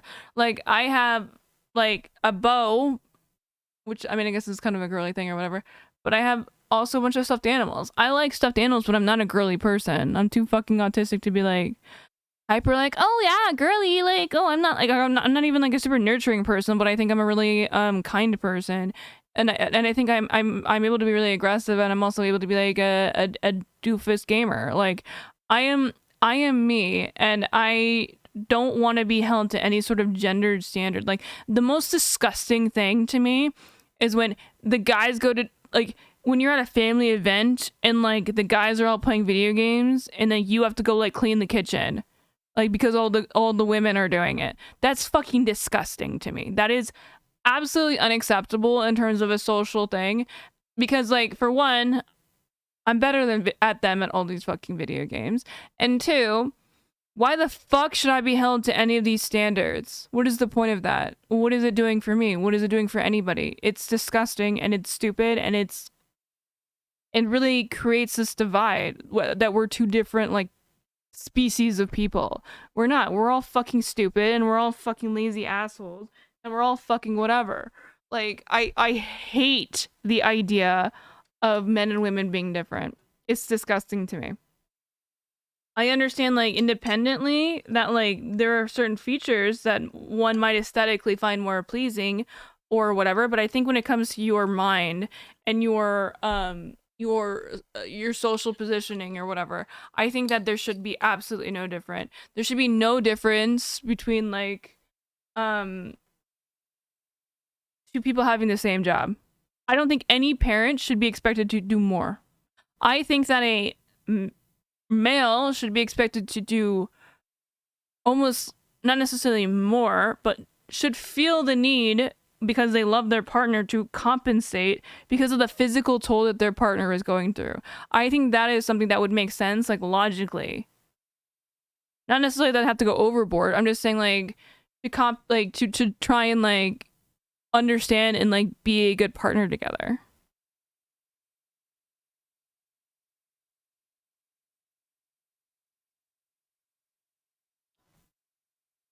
And it doesn't mean that there isn't like women that want to work for or want to be stay-at-home wives.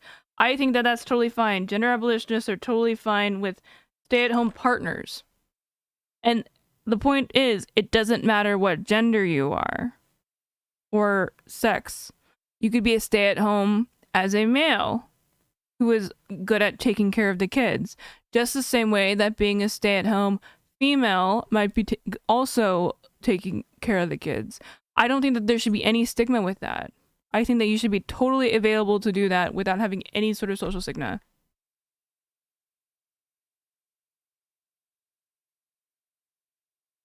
What are you even talking about? More capable of murder? Well, I think that's also a social thing. I think that men are just... You know what's actually kind of funny? The most domestic violence is within lesbian couples. Wouldn't even using the word wife be a affront to you? If I was your wife, then yes, because that's you not respecting my well, not, I wouldn't even go that far. No, I mean, like, in a gender abolitionist world, these words would not mean anything to you, to be honest. I think you're misunderstanding. Like the gender abolitionist world is not the one that we live in. We can't make that at all possible within like in this generation. No, obviously not. Like language is gonna have to change for a while. It's getting there, but it's not something that it's a pipe dream right now. But if you want a wife, that's fine. I don't think you should be tying yourself in knots about wanting a wife, as long as you understand that that's what she wants as well. If she doesn't want to be your wife, if you want to like date like somebody who is maybe like a biological female but identifies as non-binary and doesn't want to be called a wife, I think that would be very silly if that would be a problem for you.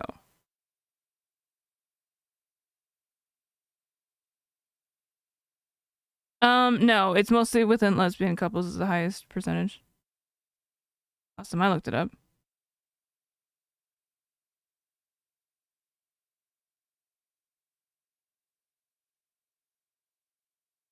But if you say it's your wife, it's like, okay, cool, whatever. It's not like I'm offended by that's like getting pissed off at a trans person. Like that's like the same trans idea. Like you're kind of like doing this weird like circular thing where you think I'm gonna go back to like the trans ideology, like where I don't give a shit how you personally identify. I just think that gender roles, I mean, more than anything, what as a gender abolitionist, the most important thing to me is getting rid of gender roles. I don't like certain pronouns personally, but that's kind of because they're attached to gender roles. So the biggest priority, in my opinion, as a gender abolitionist, is getting rid of gender roles. Because I think they're really bad for both sides. Obviously, because they're rigid bullshit that is just a capitalistic framework, really. Yeah, but we're not talking about that. I think women think that they don't have the capability of hurting other women. The same way. It's different. It's a big different situation. Testosterone does not have a propensity for violence. It has a propensity to aggression, but it doesn't always go to violence.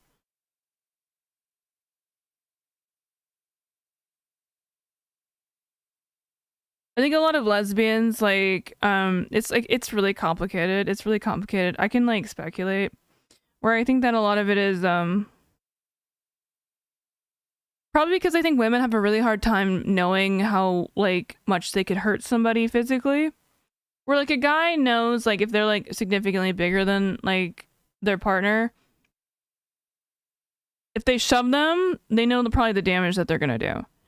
But when there's two girls together, like, I feel like they don't really, like, I don't know how much I could hurt somebody, really. I have no idea how much I could hurt somebody. I've never tried.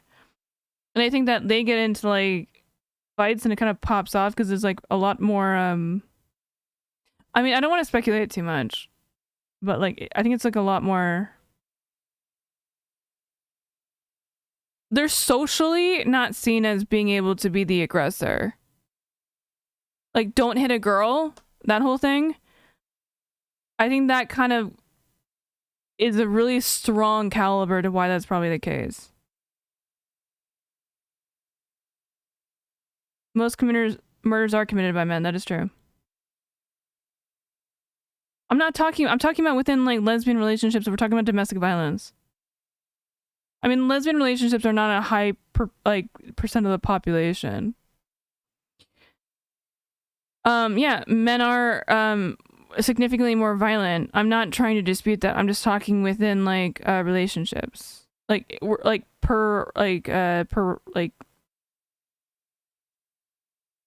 in relation to these relationships. I don't mean, like, lesbians commit the most, like, domestic abuse, like, than any other relationship. I'm saying by percentage.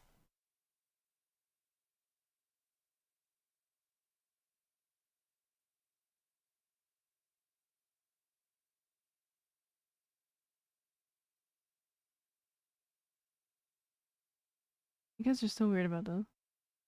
And withhold information, things like that. When there's a question on the checklist or on the recruitment form, were you a member of an extremist organization? I guess I wonder who is a part of an extremist organization would then say yes to that. That's what you guys were saying earlier. It was, yeah, Tomoko, that's what you were saying earlier. Right. With that, we ask the question, we go over the form, and then once If everything still checks out, then we have them filled out what's called an SF-86. It's an online application. It asks them for their background information. It goes into a lot of depth into their history. And so when they go to MEPS to process, they are going to start a background check, which includes fingerprinting and pulling their records to make sure that they are in fact telling us the truth about their history. Oh, so it's kind of like a lying test. So if they say no and then they're attached to an extremist organization, then they have more legal grounds to reject them, is what I'm understanding from what she's saying. It's not just at the recruitment stage that extremism can seep into the military. Norway. Some soldiers have become radicalized after and even during their service. What is Emmy, Maryland? Because I made an Instagram account one time. What the fuck are these colors? This is such an ugly flag. It's not even like center. This looks like it's photoshopped onto a flag. Well, no, extremists are, if we're talking about like cultural domestic extremists, you don't want them. The domestic extremists are people like, I mean, they're like the KKK and white nationalists that do like domestic terrorism. Called the Hammer. The best way to put it is I advocate for... The Marines are trained to be a certain type of way, which is why this is coming from. Shit, we gotta get my hat.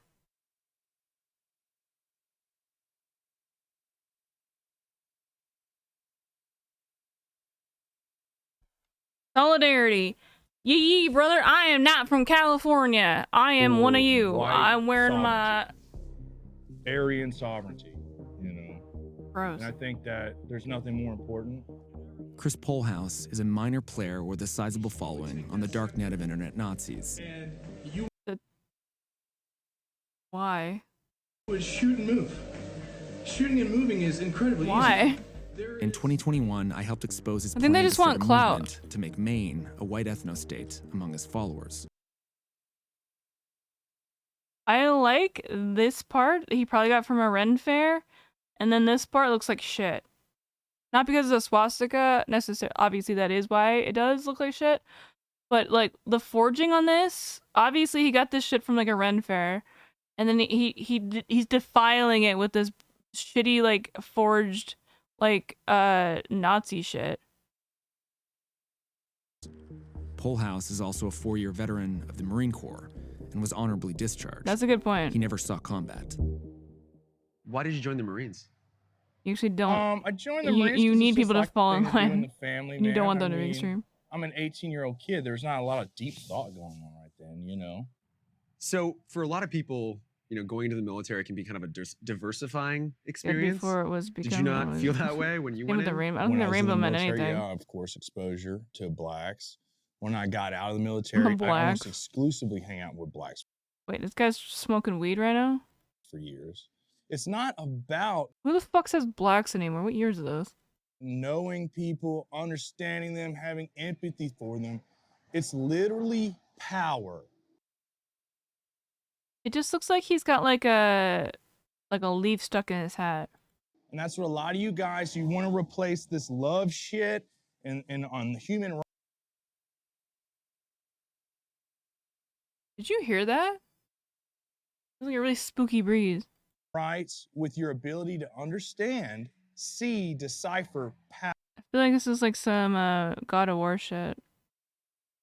Do I look very Texas? Do I look very Texas now? Will you take me seriously? Power. That's all that matters. I am interested in the military What?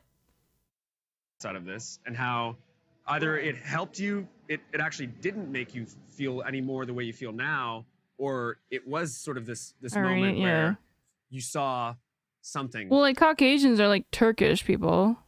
'Cause they're from the Caucasus Mountains, right? that changed you. Here's the thing, dude. Most white nationalists were in the military, dude. And they're coming out Yeah, of the dude. military today. Yeah, as white dude. nationalists. Yeah. I think it's just happening everywhere, man. And like, the I want more military is ironic, honestly like a weird social right-wing experiment stuff. that reflects the civilian world anyway. Like You know equipment, what I mean. Not I swastikas. think what you're saying is just consistent. So you don't think it's a I'm gonna particularly ironically buy a radicalizing gun. Because you said the white nationalists are coming out of it. White nationalists come out of it, yeah, but they're coming out of everywhere, man. They're coming out of. Oh, by the way, I'm considering buying a gun. I don't want to keep it at my house. I want to keep it at my friend's house, but I want to have it just in case. Because obviously it's not for home defense. It's like in case I'm getting threatened, then it would be for home defense. I just don't want to always have it here. Because I don't know if, like, I'm not necessarily anti-gun. The reason why I personally do not want to have a firearm in my house is because I've been suicidal in the past, and I know if I had a gun, I would have done it. So that is a personal choice, but I'm not saying I'm against having a weapon. So if you guys have any suggestions of like a defense weapon that is a reasonably priced, I am not opposed to buying one, but I'm going to keep it at a friend's house. And that is what I would suggest to you. If you are a leftist and you also have a fear of guns because of that, I would definitely suggest, if you have a friend that has guns, to talk to them and see if you can keep it at their house. Because I do have a friend that is really into guns. Yeah, that too. Alcohol and guns, bad combo. Mossberg? Buckshot? Yeah, that gun seemed pretty easy. It's like a shotgun, right? Like a really quick, like, pump action shotgun. That seems a little bit too long though, right?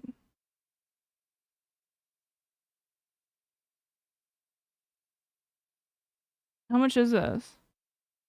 I'm not made of money here, so I'm not gonna like go to like the most expensive gun I can get. I don't want an assault rifle as much as I think they look cool, but like, yeah, I just want like a home defense weapon. I know pistols are not the best, but I feel like I'd be more comfortable with like a shorter barrel gun. If I used.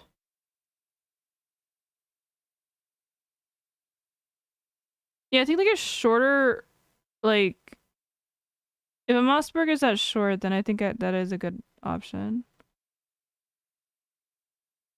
Because I want a shorter rifle. Or not rifle, sorry. Like a shotgun type of thing. Pawn shops? Oh my god, I don't want to have to do that. Mossbergs are cheap, really? Yeah, maybe that's the right path to go. I'm gonna message my friend. I think I'd be comfortable in using that type of weapon. I'm gonna get blasted in the titty though. I can just see it happening already. Holding the gun like this and then getting like fucking blasted right in the titty. That's what they're there for, right? That's why women are actually better at shooting guns.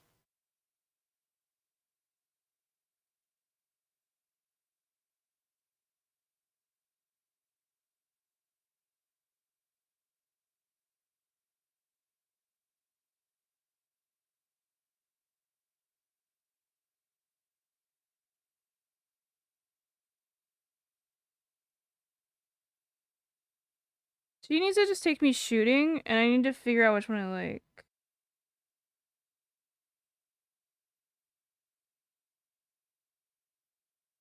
Mossberg shotgun. I'm just gonna ask her that. Well, it's home defense weapon. Cause I don't want like a The only thing I'm either thinking a pistol or like a shorter barrel like shotgun. Cause I don't want anything that's like long. Home defense. Just straight up home defense. The only reason I want to have a weapon is for home defense.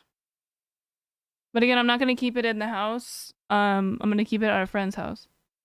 But it'll still be obviously something if I felt like my life was in... if I'm getting threatened, then I could go to her house and get the gun and then obviously keep it here. It's just like something like somebody who has been like, you know, very uncomfortable with guns. It's just a stepping stone to... Oh, it was wind. Yeah, but I don't know anything about guns. I've literally never shot a gun. Besides our we have like a airsoft paintball gun. But it's not airsoft, it's a CO2 paintball gun.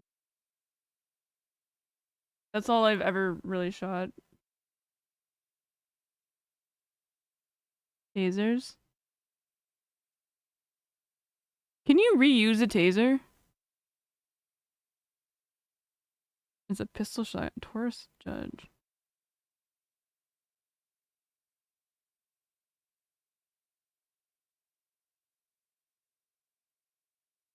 What do you mean? How is this a shotgun? It's just a gun. It's like a snub-nosed pistol. It's also a revolver.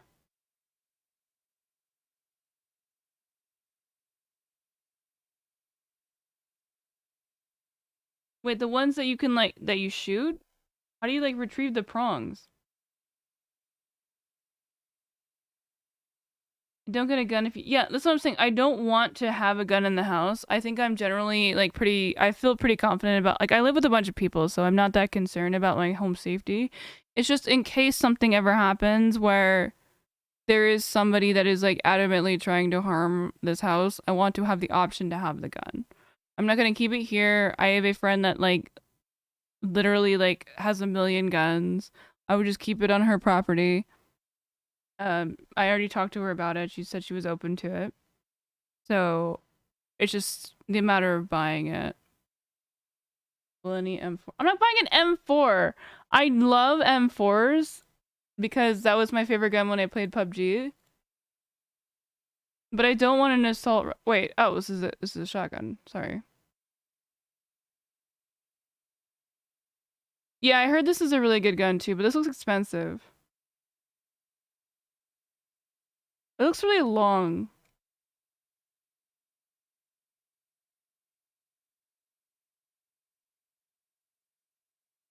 Wait, hold on. Let's look at my YouTube video.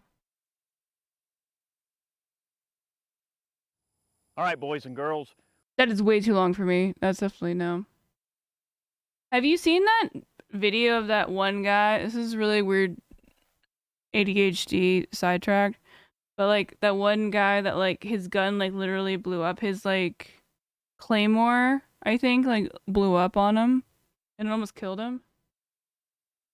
Rubber bullets and lead shot. If the first one doesn't dissuade, the other one will. I mean...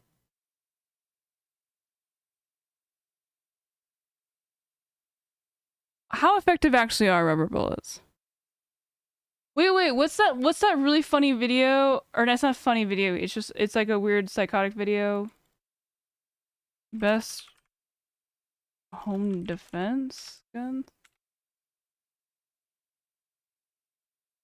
It's like this like boomer ass video from like the 90s.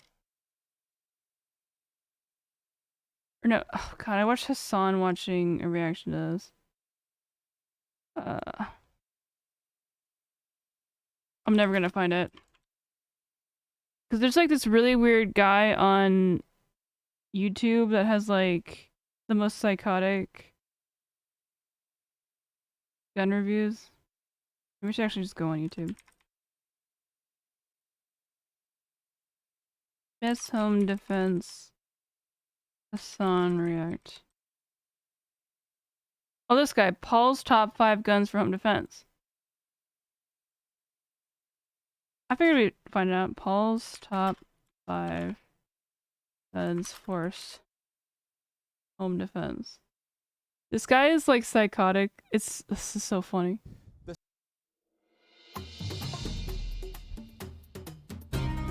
Or are these your top?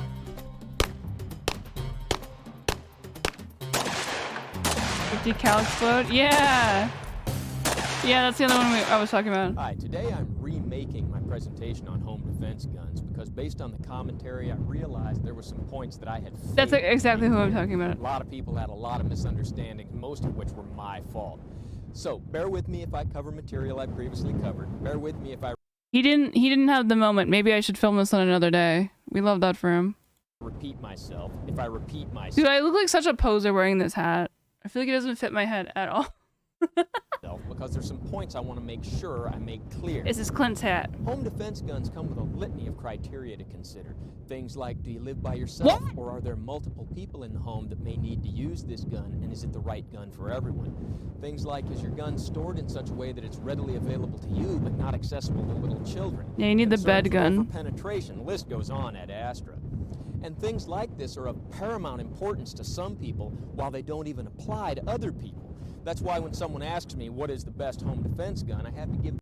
I will say I love guns in terms of how beautifully crafted they are. Like, they're like Legos in like the most perfect way. Like, I understand the appeal of guns, like straight up. Like, I understand like the appeal of the craftsmanship of guns. It's like a good, like, this is gonna sound so bougie. It's like a good, like, sailing ship. Like, the craftsmanship of how it all works together is magnificent. The party line answer. I'm a gun simp. You know, I'm a military weapons simp. You guys know this about me. It does appeal to my autism, true. Fair enough. Everything is mechanical too. Yeah, it's a masterpiece. Guns are masterpieces of killing death machines. First on my list is a plain old double-action revolver.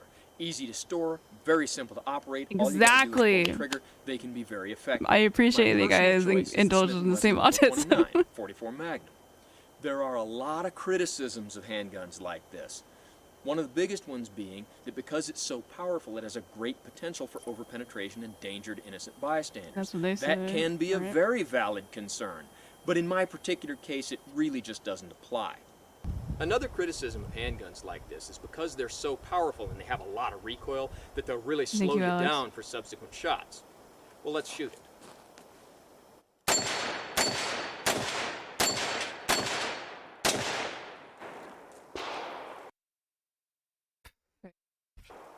Seems okay to me. One of the other criticisms is that revolvers don't hold enough rounds. Most revolvers hold 5 or 6, this one holds 6.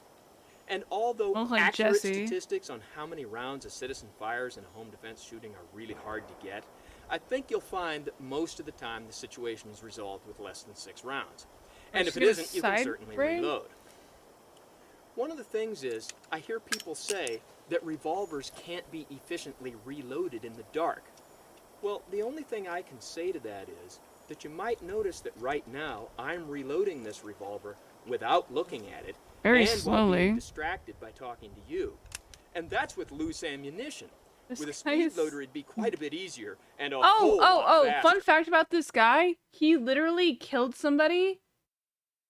He got a legal kill. This guy's killed somebody because he was like camping with his family and some like dude like came rolling through.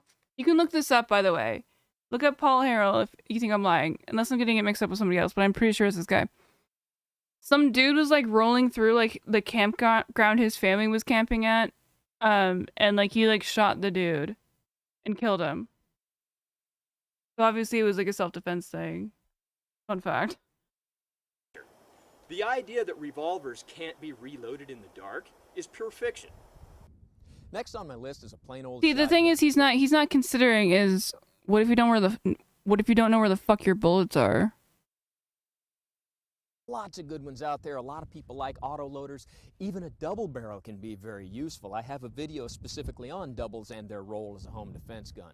But my preference is a pump. Let me show you 2 really good ones. This is a Remington 870, and this is a Mossberg 500. Oh, the Mossberg. And any of the many versions of 870 or 500 or 590 or anyone in that series are probably the most popular choices for personal protection purposes. And with good reason. They seem like they're both too big, really though. Good guns. Shotguns at close range can be very effective.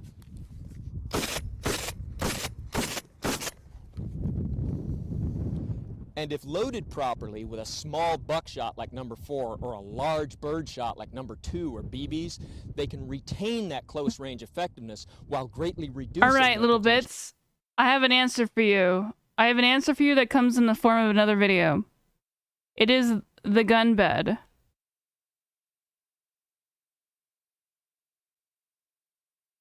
This is the answer to all your needs that definitely wouldn't cause you to blow your wife's head off. And her husband. Imagine you are in bed and hear the sound of glass breaking, followed by large footsteps and voices in your house. When seconds count and the police are just minutes away, you need to have already thought. Thinking now may be too late. A gun in a nightstand, a closet, or under a bed may not be accessible. Like, this is a million views in the What channel, if when so you woke up, has the intruders were 700. already in your room? At that point, reaching for a firearm may tip off the intruder where your gun is and get you killed. Welcome back. There is a solution, the patent-pending gun bed. Little The bits, gun that's what I'm bed saying. is quite possibly the biggest breakthrough in home defense since the invention of the firearm. There's definitely The no gun chance bed that would allows accidentally fast happen. access to a firearm while keeping it secure, off the floor, out of the closet. This is or literally the worst nightstand, idea. and away from curious children when locked. In the event you hear an intruder and think it would be wise to investigate, the shotgun can quietly If your wife wants to kill you because you've been cheating on her, get the gun bed. be removed, although I used the loudest racking shotgun I could find, because the last sound an intruder wants to hear is the sound of a shotgun racking a shell. That sound is a universal language that may cause an intruder Okay, this is 100% the guy doing the voiceover. to flee without any confrontation at all. Notice the muzzle goes past the second person's head, and the natural movement brings it farther away from your loved one. For this reason, never store a pistol in the gun bed. Other features include a small This is such a cabinet bad lock idea. for obvious safety and That's what I'm saying. That's what I'm saying. It's like the most anti-sex bed. security reasons. Adjustable springs that can be moved to change the pressure needed to open the door, although the door comes set with enough pressure not to open if you bump it while sleeping or moving around in bed. For more If you're not bumping it, it kind of defeats the point of it, doesn't it? Just get a nightstand. information and pricing, go to www.gunbed. All right, but that's the solution, I guess. For That's such a bad idea. Now, when we're talking about pump shotguns as a home defense gun, there's two It's the topics that ultimate, always come up that I have to cover. cum shot. Fair warning, we'll get back to shooting in a few minutes, but for right now, this is the boring part of the video I think I know where this is. where I talk. The first thing is what's called the rack the slide deterrent. Now, what that means is Wait, I want that gun. That's the gun I want. That looks like reasonably sized for me. that when you see someone about to do something violent, you rack the slide and put a round in the chamber of your shotgun, and that acts as a warning and will dissuade them from doing whatever violent thing they were going to do. Okay. Okay. That always comes up when we're talking about shotguns, but that is not the sole bailiwick of the pump shotgun. You can do it What with do I lots of need? different I want a guns. home You defense. can I do mean, it I have with a bow. lever action rifle. Halt! Okay, I don't think I could take that seriously. Even if I was like robbing you, I feel like this is too much like fucking cowboy shit. I've played enough PUBG. I know these guns have terrible aim. Oh my god, I just realized I look like Ash.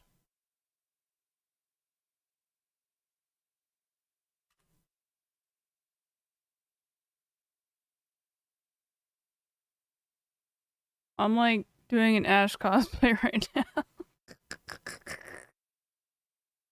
Unintentional, and I hate playing Ash. I don't like her. I think she's a bad character, to be honest. You can do it with She looks an too like auto-loading basic. pistol. She looks too basic to be like a cowboy. Like I feel like she needs to like have like more like extreme features. Halt! You can do it with an auto-loading rifle. Halt! I don't think that works. I think this guy's delusional when he's saying this. Do you think like you having the gun in your hand and you like pulling it back is really gonna change that much? I think anyone that like is delusionally breaking into your house is probably not giving a shit. Outside of like, I think they probably are already assuming that it's loaded. The thing is, when you do that, that rack the slide deterrent rarely works. Oh. Sorry, I should have waited. Anybody who's been around this business very much will probably tell you the exact same thing I'm saying. In fact, believe it or not, in real life, I had to do that once, and it did not dissuade anyone, and I ended up having to kill somebody. Just my life experience, take That's the one I was talking about. it for what it's worth. But I get similar reports from other people. The rack Dude, if I had to kill somebody, I I don't know how I would handle that. I guess nobody ever does, right? The slide deterrent rarely is Have you guys ever had effective. to kill somebody? The second thing is the age-old debate of whether or not to store your home defense pump shotgun with a loaded chamber or an empty chamber. There's a lot of people in both camps, and they have lots of reasons to support why they are adamantly one way or the other. I could probably go on for an hour about just this one topic, but I'll try to keep it short. I mean, I would 100% kill somebody if they were trying to kill my dogs or obviously any of my family. I thought that goes without saying, but like literally, like I think I have the capability of doing it, but I don't know how I would handle it afterwards. I'll just cover what I consider to be the top 2 or 3 reasons on each side. As far as reasons to have around in the I absolutely could kill somebody if they were hurting somebody I cared about. chamber, one will give you one more shot. This particular 870 has a 5-shot tube. If you have one in I the get chamber, panic you have a attacks about my 6th. dogs, like. There's also the matter of it allows you to go into action quietly without having to rack the slide. You're not giving away your position or giving away your intent. Yeah, they're gonna fucking know, dude. Both of those things make sense, but I gotta say that they are of marginal validity. Just get flashbangs. In a legitimate home defense shooting where the gun in question is a shotgun, usually those shootings You know, a are guy who killed resolved 12 in people 1 or during 2 war. shots. I mean, you That's don't why really I have a say choice even at that double point. barrel, it can be viable. Obviously. And They're I you or have them. yet to find a case where someone fired over 5 shots. So when you're starting Oh, yeah, out with a gun absolutely. You like should this not get a gun to Mossberg scare with a somebody else. 7-shot tube, adding an 8th, I don't think really gives you that much of an advantage. Also, as far as giving away your position, now that makes sense. I and just it want to is have access applicable to a gun that sometimes, is mine for the at most somebody part in else's home house. defense shooting, that just isn't part In of case what's I like going need on. it. I don't want it But in the my number house. one I'm not trying to reason use I it for would anything say other to than have around in an the emergency chamber situation. is I just think it's like a reliability. useful thing to I've have. discussed this before on the topic of auto-loading pistols. It's like having If you have around it's like having access to what is something that you don't really need but is pretty useful in case you need it, like a boat? I don't know, like a really like shitty like rowboat. I feel like that's how you would hide the body. Never mind, I feel like I'm not adding up to what I'm trying to say. It's like having access to what is something really inconvenient that you wouldn't want to keep at your house, but you would want to be able to use. It would be like having access to like a trailer. Like a trailer, like maybe like you have a friend that has like a bigger property where you keep that on their property, but you don't want to keep it in your house constantly, but you'd like to have it if you need it. A Lambo? A condom? Oh my god, you guys are all over the place.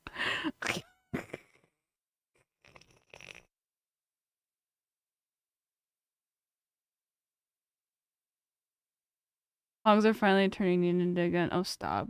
in the chamber, then to get this I have gun a to bow, fire, dude. you have to disengage the safety and pull the trigger. I'd also like to learn. I have never in my entire life shot a gun, and I would like to learn how to shoot my own gun. Then I just go to like the range and like rent one. I don't know. I literally never in my entire life shot a gun. You never shot one either. Thank you. That makes me feel better. I've shot like an airsoft one and a paintball one.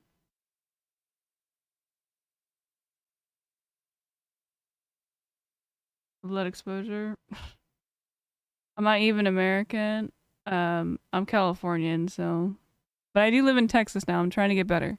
There is a chance the gun won't go off. I have a friend that You may will fail to disengage teach the me how to safety shoot. completely. The round in the chamber may be a dud, whatever. But if you have to add the step of putting a round in the chamber, then there are more things that can go Exposure to wrong. mercury. You have increased Probably. exponentially your chances of some kind of mishap, usually one caused by you. I mean, I common prefer one my being guns in the slide. digital form.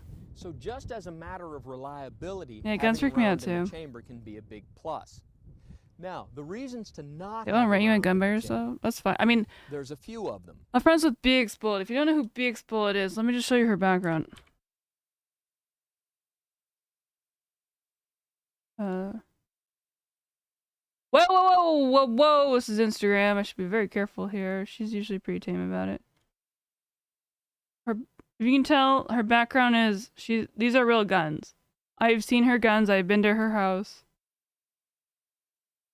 They're real guns. She has a shit ton of guns. Two really big ones. So I trust her. One of those is, when you put a round in the chamber of this shotgun, there is an internal Never piss off. No, I would never. Big Explode and I are homies. And if you're like most people, you leave your pump shotgun sitting there at your house loaded. Kind of going down 24/7 some rabbit for holes. months Yeah, on she's end. been doing that, but Even if you're she's got somebody who a takes your good gun head to on the her range shoulders. I think one she day a just month, gets a that'd be little. lot more than most. I think she has ADHD too as well, and I think she takes Adderall. I'm not sure of that. I don't know if I'm just making that up. But like, I think she just gets really hyper focused on certain things, so it might come off that she's crazier than she is. But she's generally a very grounded person. From what I've seen of her, she's really kind. Most people do. But even if you do that, you're still letting your gun sit there, cocked. Yeah, 29 don't ever piss days off out Big of Explode 30. And there are people who will tell you that spring compression doesn't damage anything, but I'm going to tell you that I have seen guns that have incurred damage and that would no longer work reliably due to nothing more than having There's this had their essay being written spring down here. compressed for an excessive period of time. And I've got a video where I go on for 20 minutes about just spring compression, so if you got 20 minutes and nothing better to do, you can watch that. But the short version is, I have actually seen guns incur damage because of that. But the much bigger reason to have an empty chamber is that most pump shotguns, when you put a round in the chamber, they have Well, he's just doing like hyper gun nerd shit, an internal hammer, which is not. This is not the. and This they is are not the time to do it. designed We're looking for drop home safe. defense. Even with the safety engaged, if you hit Soft that 5 gun cricket hard enough bats or for home drop it, defense. it can bounce that sear and go off. Now, I'm not going to hit my gun with a mallet enough times to set it off just to prove the point. He's kind of making a good point about the safety of it, which is why the gun bed is fucking retarded and how unsafe that is. Because, like, for example, in the Rust thing, the Rust lawsuit with where he killed Alec Baldwin killed Helena Hutchinson. Hutchins? Some similar to that name. I'm sorry, I'm probably getting that wrong.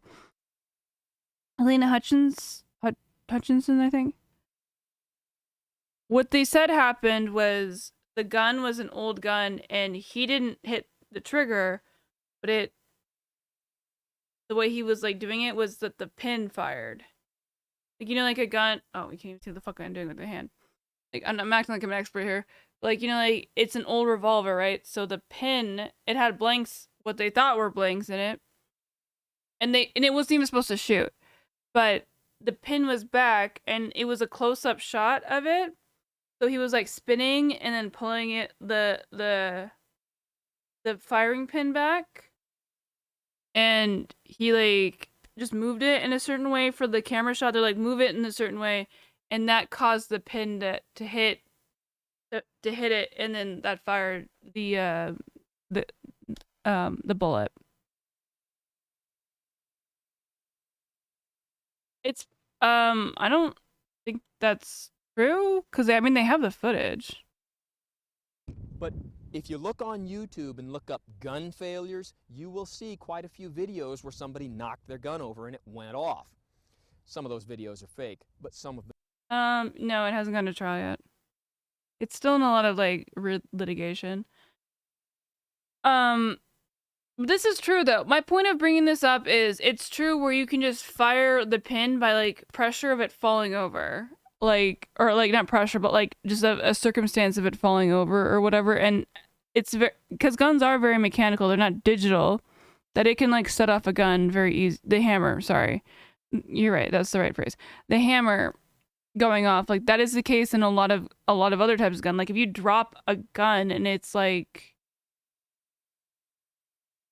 you know, cocked, there, it's not like there isn't a high chance of it just going off. Read a news article about a dude that was so much into the Second Amendment that he didn't tell he was carrying a gun before an Emmer. Yeah, I saw that. That was in like Brazil, I think. Yeah, that was in Brazil. I think. Brazil gun MRI? Man dies in Brazil MRI after gun triggers.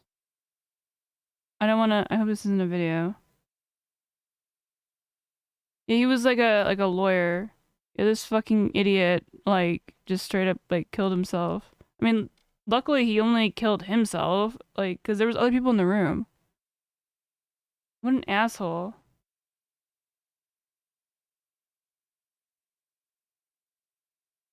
Guns are not safe. No guns are safe. Yeah, right? Like, yeah, the MRI machine was to blame. Yeah, that's fucking stupid.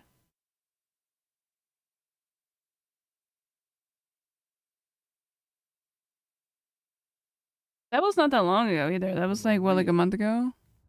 And that, to me, is the biggest reason to store with an empty chamber.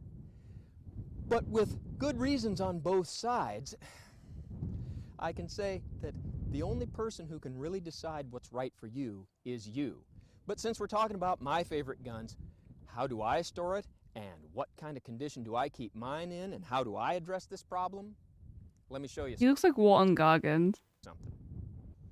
My choice for a pump shotgun is a Winchester model Terrell! 1897. Guns don't kill people. Healthcare equipment kill people. That's why that American will not subsidize America doesn't give good health insurance. Because it can kill you.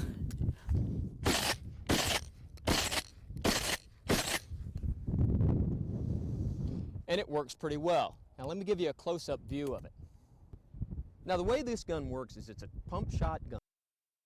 What? What'd I do? The second thing is the age-old, and it works pretty well. Now let me give you a close-up view of it. Now the way this gun works is it's I a fucking pump nailed shotgun that with an exposed timestamp. hammer. While pointed in a safe direction, you put a round in the chamber and your hammer is cocked. And then while still pointed in a safe direction, you lower the hammer to the half-cock position for safety. Do you think he films this by himself? Because I feel like he doesn't have a camera person.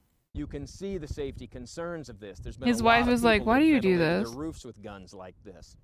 But what this does is now with a round in the chamber and the hammer in half cock, there's no spring tension on the hammer. And because the This gun looks so tiny.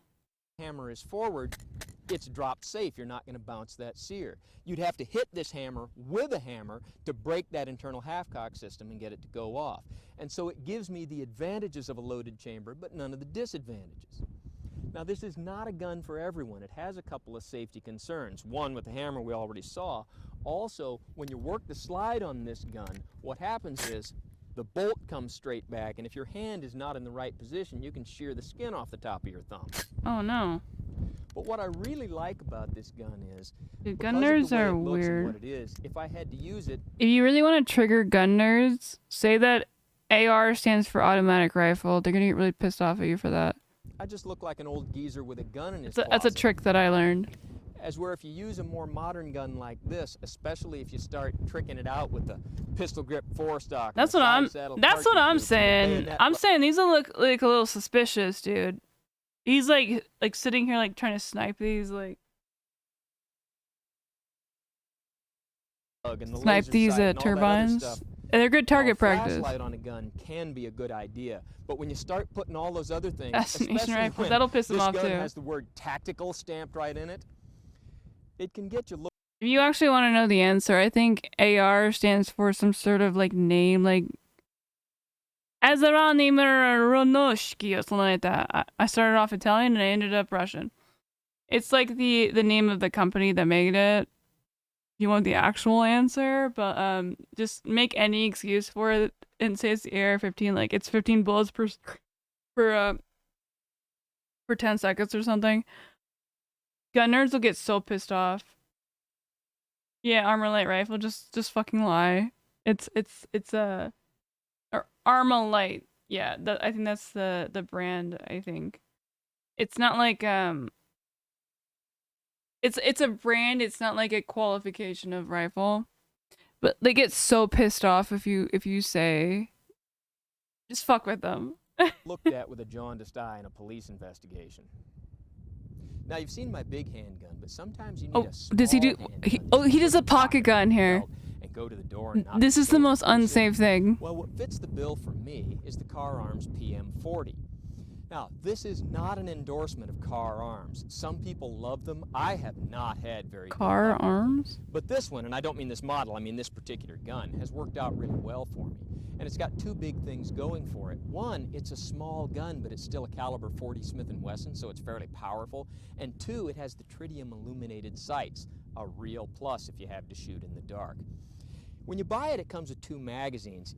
I've got a Why are you 5-shot shooting in the magazine dark? in it, but it also comes with a 6-shot mag that has a foot on it, so you can get a little bit better. Wait, so what's the difference between? So what is a clip? Is the clip not even like an actual gun thing? Because he's calling it a mag. Does he say 40-round clip? And obviously Charlie was shooting on Sneeko for calling it a clip. Metal thing that... Oh! So it's just more of a colloquial term for what a mag is, technically. Got better it. grip on it. So let's shoot this thing.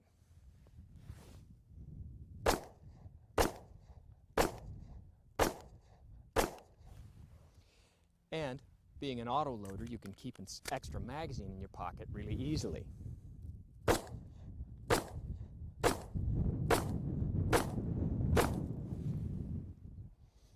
Not bad at all.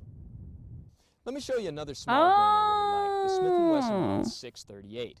It's a 5-shot double-action revolver in caliber 38 special. It's got a couple of features I really like. Yeah, One of them probably. is the shrouded hammer. Now, there's a lot of good hammerless revolvers out there, but I like the shrouded hammer Wait, no, he does have somebody doing his camera work because they were zooming in. because occasionally I like the option of being able to cock This is the hammer. 100% his wife doing this. And being shrouded means I can get it in and out of my pocket without it catching on anything. Let's shoot it.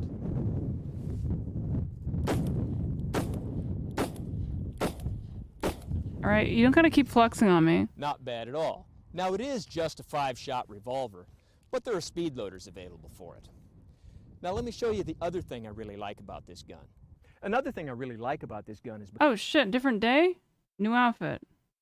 because it's an airweight, What's going on here?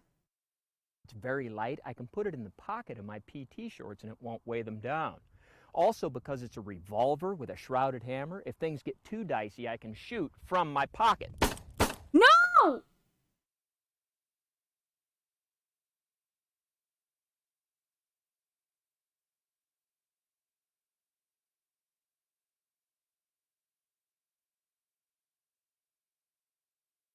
Perfectly good pair of shorts ruined. Of course he did a costume change. I mean, not great. I mean, I guess.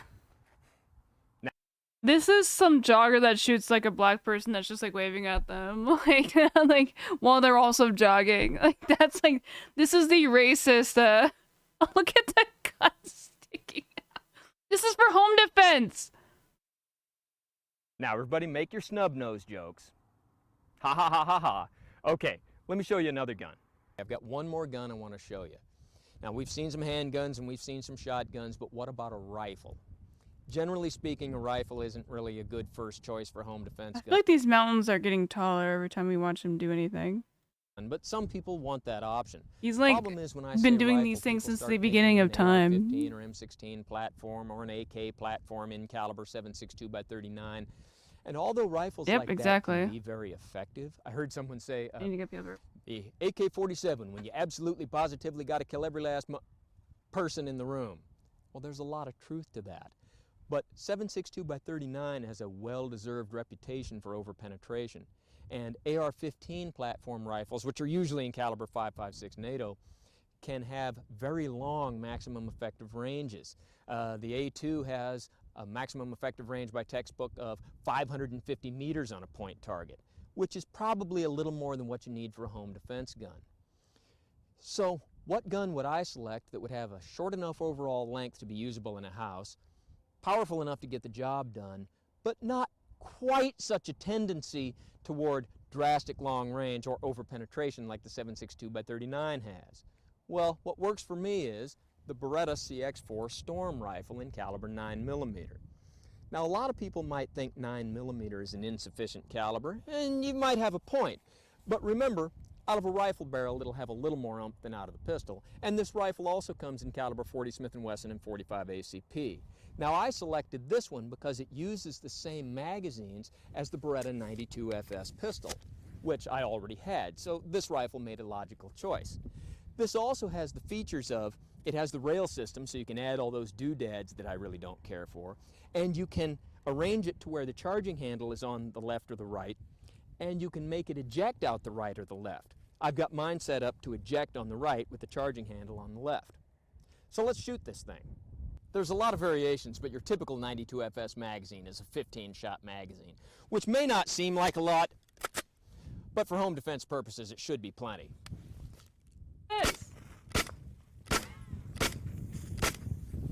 Yeah, the rifle's a good choice if you want to kill your neighbors. Not bad at all. Short carbines like this can be brought into action very quickly.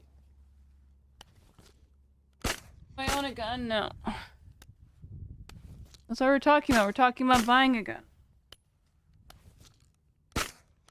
Unfortunately, our washing machine broke, so that might be a little bit farther down the road than we were necessarily expecting. That rifles like this can be fired from the hip or some kind of assault position, and that'll be highly effective. Let's put that to the test. And dude, to subvert the joke, yeah, I'm also the broken one. I don't know, whatever. Well, that might look cool, but it really wasn't any faster and certainly not any more accurate than just aiming was. Well, there's my top 5, and remember, those are not recommendations. They're just what works best for me. But in addition to home defense guns, I want to cover one other point, and that's a home defense plan. Now, in the military, in creating a defense plan, we had an acronym, COCO.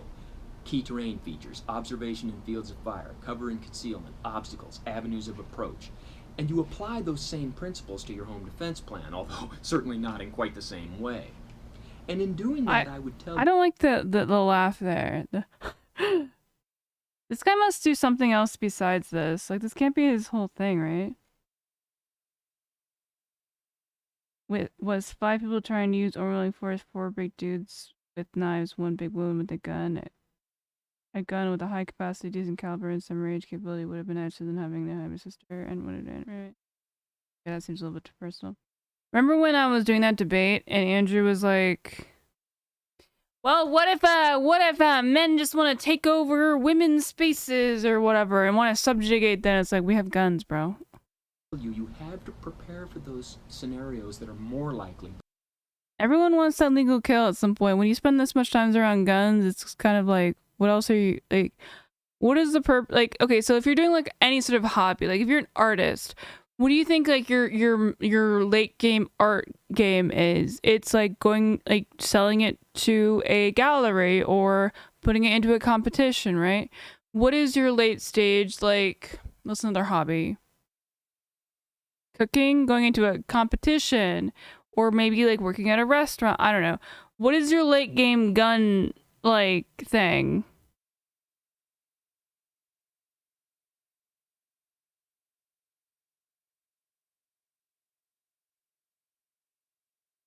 Well, no, the thing is, archery is way harder than shooting a gun, in my personal opinion, as somebody who's never shot a gun. Because it's a physical thing. You are building your muscles to do it. I don't know if that you could equate those things to shooting a gun. I find the actual, like, physical, like, thing here.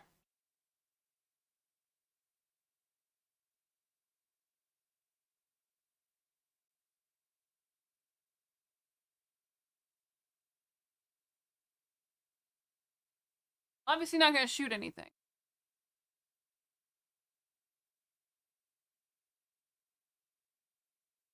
Physical aspect. Pulling this back, I think on its own it's a little bit different. Like, you.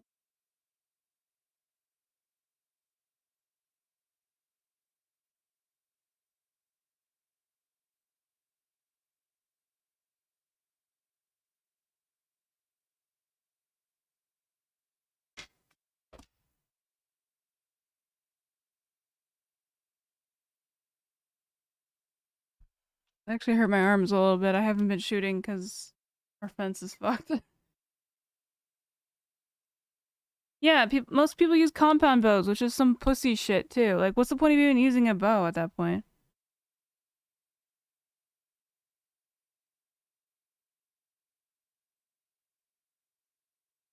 Yeah, but the thing is, the entire thing is your strength of being able to hold it together. I don't know. I find archery very fun. You should try it. You can buy a bow on Amazon. That one was $120. The other bow I had was only like $80. You can buy a bow. It'll come with arrows. Just make sure you're being very safe about it. But give it a shot if you want. Yeah, it's easier to aim with a compound bow, but the point is, because you're not having to use any strength for it. Like, a compound bow doesn't require any, like, pullback strength. Get it?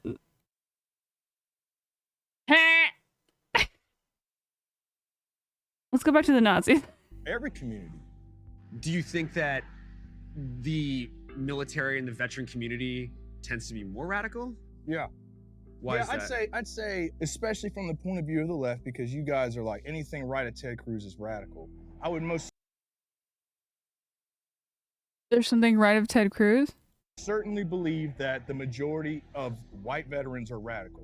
Do you think that the war on terror and the, the two wars we were in, obviously that created tons of I think he's like tone matching, but like fashion matching. veterans? Yes. I think it's fueled a lot of people on the right. So Do you think yeah, that's to fit in. correct? Heck yeah. I mean, you seen your buddy bleed and die for some bullshit?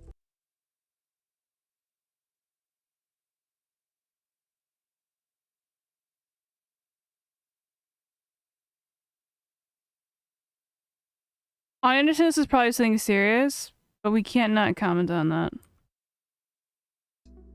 Heck yeah. I mean, you seen your buddy bleed and die?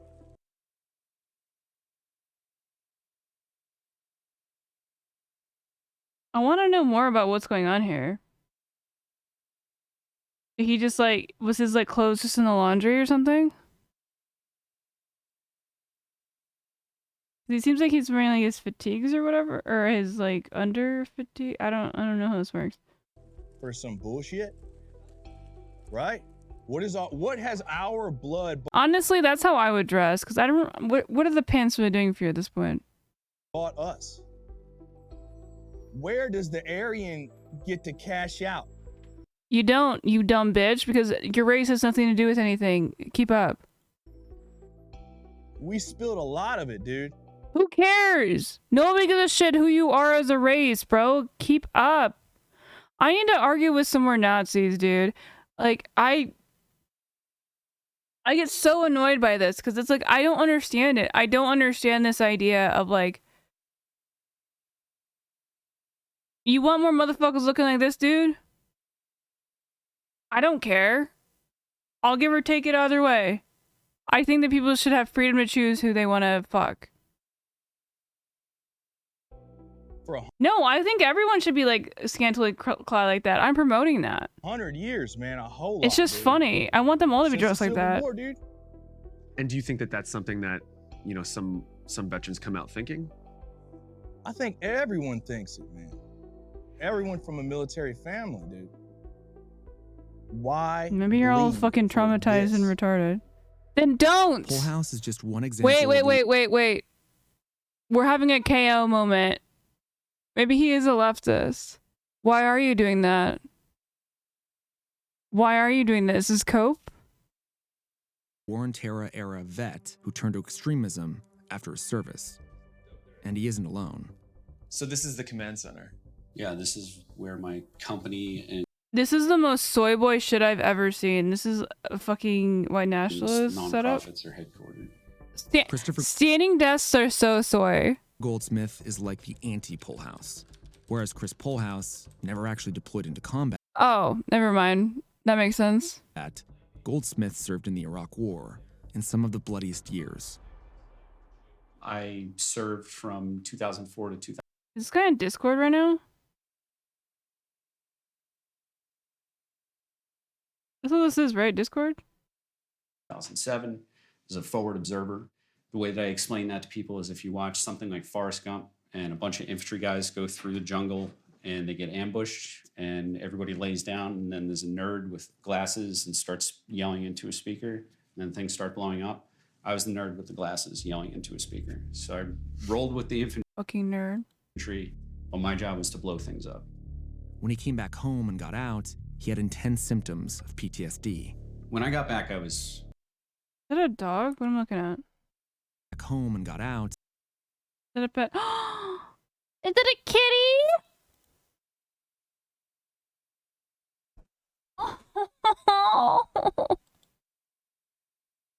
I love veterans and animals. I think it's the most wholesome thing ever. Symptoms of PTSD. When I got back, I was broken. I was incredibly angry. I mean, angry, like, I can't even think Understandable. of a word. 'Cause why? The military was my life. And it left me incredibly vulnerable. I mean, I started having my doubts about the war in Iraq my first day in Sadr City, when instead of being greeted with waving American flags, I had little kids. Yeah. This is very akin to the football player who, do you guys know the name of that person who got, I personally think assassinated by the US government, who had the exact same situation. He was a very famous football player who went off of his football career to join the military. Kids throwing rocks and bricks at my face. That was a real Pat mindfuck Tillman, at thank you. 19 Years old. So when Very I got out Pat of the Army, Tillman-esque. my friends You were know? still dying on the deployment that I ended up not going on. You know, still getting mutilated by IEDs for a war that was Yeah, like, for what? had nothing to do with 9/11. They were kind of doing what, there is a lot of unfortunate parallels with this, where with the Ukrainian war and the Russians, where the people that were sent there, it's not the individuals that are doing the horrible, or let me rephrase, that are making them do this. It's the fucking country that's doing it. It's not the exact same by any means, but there are a lot of unfortunate similarities. And why the fuck are we there? A lot of folks think, well, if this person's radicalized, Oh, this is what is this? This is I know the background. It's like I don't have this. It's one of those international. He's doxing all his friends here.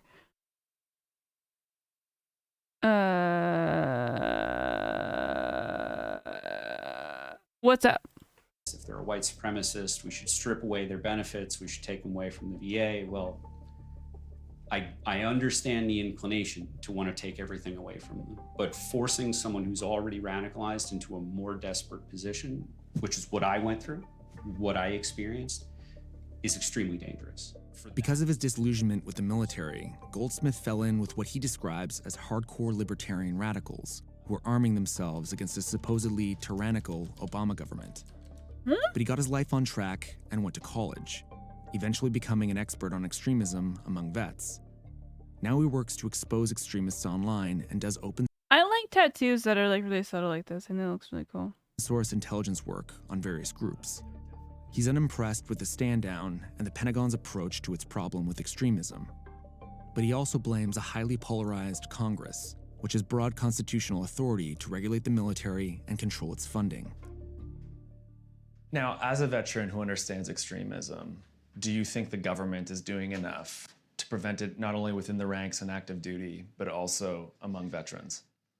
I don't think that the government has done anything yet to effectively weed out extremism from the military. I don't think they've done anything to address the problem of white supremacists being drawn into the military or white supremacists radicalizing members of the military.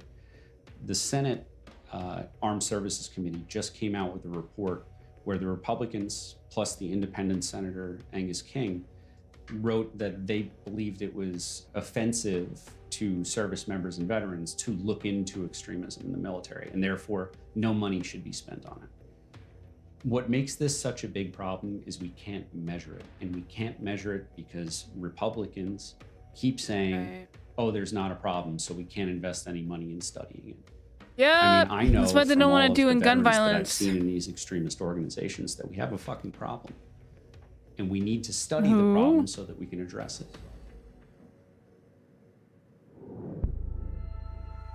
The report Goldsmith mentions was actually a vote in the Senate Armed Services Committee. The committee called on the Pentagon to halt its fight against extremism, describing it as an exceptionally rare problem. The vote was Republican-led. The Personnel Subcommittee meets today to receive testimony on the current state of military personnel recruiting and retention in the Department of Defense. Senator Tillis. Thank you, Madam Chair. I mean, what are we doing? We're trying to separate the country? Is that what we're trying to do? I was a Yeah. football coach, and That's I definitely what we're recruited trying to build do. a football team from all over the country. I'm gonna go back. I'm gonna go back to my football team because I think you're stupid, and the only thing that I can make to make you understand this is equate it to like a football team, even though that has no actual sense of what we're talking about. I can also wear a cowboy hat, my friend, Senator Tommy Tuberville from Republican from Alabama. No, we can actually do things, but you're gonna just make an excuse to say that I can't. Urban areas, and you Oh, and we don't like them urban areas. Wink, wink. bring them all together, and you form a team. Well, the same thing we're doing here in the military. But, sir, wouldn't you want, if you were building a team, if there was extremism in that team that was calling against certain types of players in that team to keep cohesion? But that's when you bring them all together. So you don't think That's when we bring them all together. We bring all the racists together. We bring all the sexists together. We bring all the extremists together. We bring all the fucking Nazis together. And then we make sure that they get promoted. the military should be looking at extremists at the recruitment phase? Oh, she's so cute. Once they're in the military. Obviously, there's going to be some parameters. You know, you don't want to eliminate anybody till you have to eliminate them. You see what I'm saying? Right now, we're pointing. I'm being so sexist right now, to be honest. That was so sexist what I just said. I don't know why they put that in. She looked really, I don't know, Fingers whatever. at everybody that you're this. So you're she that. reminded me of my I mean, sister. how do you know? Look, I worry about the impact of extremism Elizabeth Warren. anywhere. And if we have reason to believe there are problems, then we should investigate. It's that straightforward. It was the position of your Republican colleagues that this was a very isolated issue within the military. Well, then that's what the evidence would show. But you can't know that if you don't investigate. So Just, can we just have Bernie as president? this committee recently called on the Pentagon to He's halt so much its more investigations into extremism in charismatic. the military. Why? Well, I think the DOD is already prepared to address it, Oh, he's gonna do a roundabout, I assume. and that they are. But I think we just heard in this committee today. I mean, you got one side of the aisle saying it's full of a bunch of woke administrators. You got the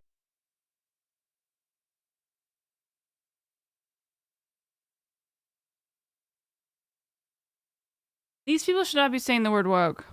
Oh, fuck, I lost my hat. I can't be American without my hat. the other side of the aisle saying it's a bunch of extremists. Both views are wrong, and it's hurting Oh, the both arguments are wrong, huh? recruiting and retention. But there's clearly a historical record for this, and also there's been investigations in the past that have clearly shown that this is an issue. Why stop it now? I don't believe that the leadership in the DOD is all of a sudden turning off a switch and not looking at indicators. We'd been asking DoD leadership for close to a year to speak to us on camera about extremism in the ranks and what was being done to address it. Then, in recent weeks, Pentagon spokesperson General Pat Ryder had taken questions for the links between extremism and soldiers. At least 110 members of the military were identified in report by the ADL of having possible links to the Oath Keepers. What steps, if any, has DOD taken to begin to investigate these individuals who were cited in this report? Yeah, I don't have any specifics in terms of individual cases, right? But what I would say writ large is, again, we have clear guidelines and policy on what is and is not acceptable behavior within the Department of Defense. And if you violate those policies or those guidelines, or there's a reason to investigate, we will, and we'll take appropriate action. Again, I don't have any information on individual cases that you're talking about. It seemed like General Not a Canadian there. Ryder was reluctant to talk about the issue publicly in any specific way. But the Pentagon finally got back to us and agreed to the interview. But then, something unusual happened on my way back to DC. I got On the way murdered. down here, the Pentagon emails me and backs out of the interview. Now, they agreed to it a week ago. This is the second time in a week that they've now rescheduled it or backed out. Okay, hot take. Not hot. Flush take, I guess. I think that they should have they should deepen it and make it a public like pool. Like where people can swim in it. I feel like that would be way encouraging for the population to be present in this area. I'm sorry that it's been tough for you to get a hold of us. Wanted to let you know that due to unforeseen circumstances, General Ryder will no longer be able to participate in the interview. They said it wasn't a scheduling issue. Really, this is telling me just how divisive an issue extremism in the ranks I remember being is there. It's a for the beautiful Pentagon. park. The DoD didn't even ask for our questions, but they did issue this statement to us the following day.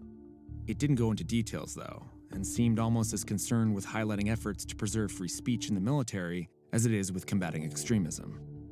It's a frustrating end to a journey that actually feels like it's just beginning. I don't want you to come away thinking that the military is full of extremists. It's not, and that's not the point I'm trying to make. But what we do know is those members of the military community, both active duty and veterans who have been engaging in extremist ideologies, they are a problem. And we know that because they were leading and were instrumental in the attacks on January. Alright, this is some lib posting. Alright. Please do it. Alright, we're gonna watch one more video and then we're gonna send you A rich over to dude, bro, exposed on video pushing a disabled student's wheelchair down the stairs. We need to talk about the devastating situation around Eden Night. We've got Huh. Ben Shapiro wanting to punish poor kids and their families. The Pentagon just dropped some This You footage. There's a 50% off sale over at beautifulbastard.com on select items. That's ending in covered 24 most to of this 36 already. hours. We're going to talk about all of that and so much more on this brand new Philip DeFranco show. So buckle up, make sure you're subscribed, and let's just jump into it. Oh my god, he looks like a very skinny Let's king. talk about this douchebag who thought it was a great idea to push a wheelchair down a flight of stairs that's now made national news. All right, so let's break it down. Last weekend, there was security footage from a bar in Erie, Pennsylvania that went viral on Twitter. Holy shit, security footage is nuts now. And that video shows a stairway of a bar that's packed with people. And Is that Mitch Jones? the top of the stairs is an unoccupied wheelchair. Several people pass the chair, there's no problem, there's no incident, and then 3 young men walk up to it and kind of linger. That is, before one of them sits in the chair, stands back up, and then proceeds to push it down the stairs before moving into the crowded room. And that charming young gentleman, as it turns out, is 23-year-old Carson Briere. Notably the son of Danny Briere, a former NHL player, and in fact, Ooh. Nepotism. the interim general manager of the Philadelphia Flyers. So the video was taken over the weekend. The video gets posted on Tuesday, and on Thursday, as I'm recording this, it has around 30 million views. And keep in mind, that's just the original video. And the original poster of that video identified the wheelchair as belonging to Sydney, a double amputee who needed to be carried to the restroom downstairs, which is why the chair was left unattended. So that's why with this, we saw a GoFundMe started to help her cover the cost of her damage. Chair. And as far as Carson, he became public enemy number 1 for a lot of people. Both he and his father trying to defuse the situation, issuing apology statements on Tuesday. Carson saying, "I am deeply sorry for my behavior on Saturday. There is no excuse for my actions, and I will do whatever I can to make up for the serious lack of judgment." And in fact, Before this goes too far, I'm going to play a little bit of a devil's advocate here. Some locations provide wheelchairs because they have to provide wheelchairs. So they're not necessarily being used by anybody. They're just there.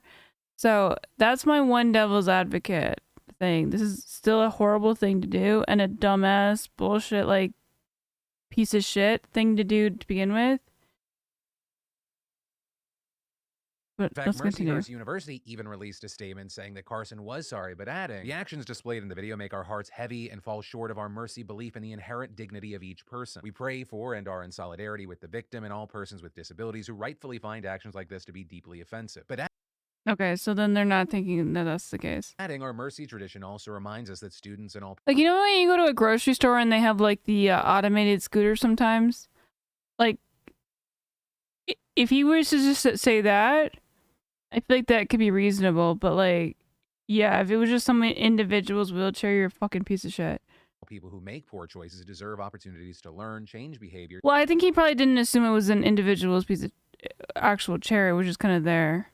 And atone for harm. Because he didn't think about it. Because fucking hyper ableist people like this are like, oh, crippled people, why do you need a chair? Nothing gonna happen to Carson. Is it because of his famous dad? Regarding that, as far as what we know, the Mercyhurst athletic program has reportedly suspended Carson from the hockey team, and the other two Yeah, you don't have to at all. have been suspended from their respective teams. So those suspensions are pending the outcome of. Well, more than anything, or not more than anything, that is horrible on its as the most horrible thing. But like, it's also really dangerous to push a wheelchair downstairs when you're at a bar. They could easily, somebody be coming around the corner and it could hit them. Of an investigation, I imagine, both into the incident as well as just kind of checking out to see when people are going to Like, forget what are you this at a frat happened. house? Reportedly, the Erie Police Chief is also launching an investigation into the incident. So we'll see what happens there. But as far as the court of public opinion, people do remain skeptical of Carson, it seems, in general. And that seems to be connected to the belief that this is not this outlier and that this is maybe just another example of a trend, with people looking into his background and finding that he was actually dismissed from the Arizona State University hockey program back in 2019. That for, quote, a clear violation of team rules and that he was not a culture fit for the team. With ESPN reporting that it wasn't just a single incident, saying his dismissal came from repeated behavioral problems. Also, as Like far as what? Sydney, the owner of the wheelchair, she said on Twitter that the donated money collected will be donated in turn to other disabled. Wait, hi, I'm Sydney, and I want my chair that was pushed down the stairs. Oh, and it was my chair that pushed down the stairs. I'm so thankful for all Sullivan's help in the all of Sullivan's help in the situation, and the kind comments I see on Julia's post. I swear I really don't want to keep a cent of the donated money. I'd rather much give it to those. Okay, so my guess is the chair was not damaged and she wants to donate it, which is very, very kind of her. People who really need it. So, a little bit of a silver lining. And of course, with this story, I'd love to know your thoughts regarding Carson and the whole situation. But I guess in the meantime, remember, there are people with disabilities out there. And if you see a wheelchair, probably just stay away from the wheelchair. Treat it like it is a... That's like throwing somebody's stroller down like a hallway. Sometimes like the stroller might not necessarily be... It might be like a rental, like the ones you can get like at Disney, but it doesn't fucking matter. It doesn't mean nobody's using it. Doesn't mean nobody needs it. Doesn't mean that you're not being a cunt if you do it, a wheelchair in an abandoned mental hospital. Nothing good will come from fucking with it. And then, if you've never heard the name Eden Knight, I want you to This is really sad. Trigger warning for Suicide Watch. listen up, because after you hear this story, it's going to be... It's positive in the fact that it's getting recognized, but trigger warning. A hard name to forget. So she's a 23-year-old woman from Saudi Arabia who came to the United States for college, and during the pandemic, she came out as trans. Also, she was fire, dude. She was beautiful. She was very... I know that's not what it has to be, but... Fuck. I get so angry about this.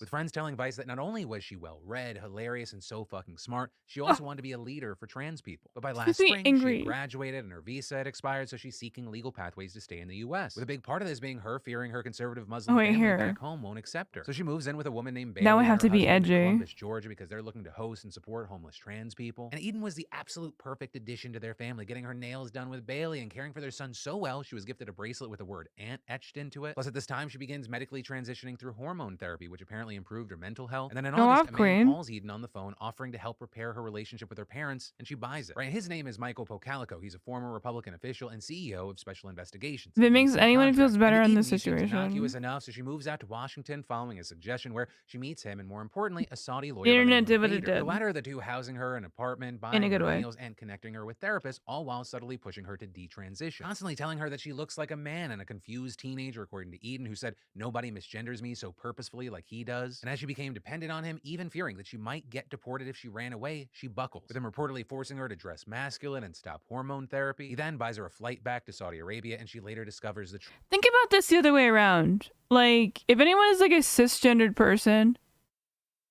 imagine somebody forcing you to dress as the opposite gender that you relate to. Like, forcing you have to do it. You get shamed into not doing it.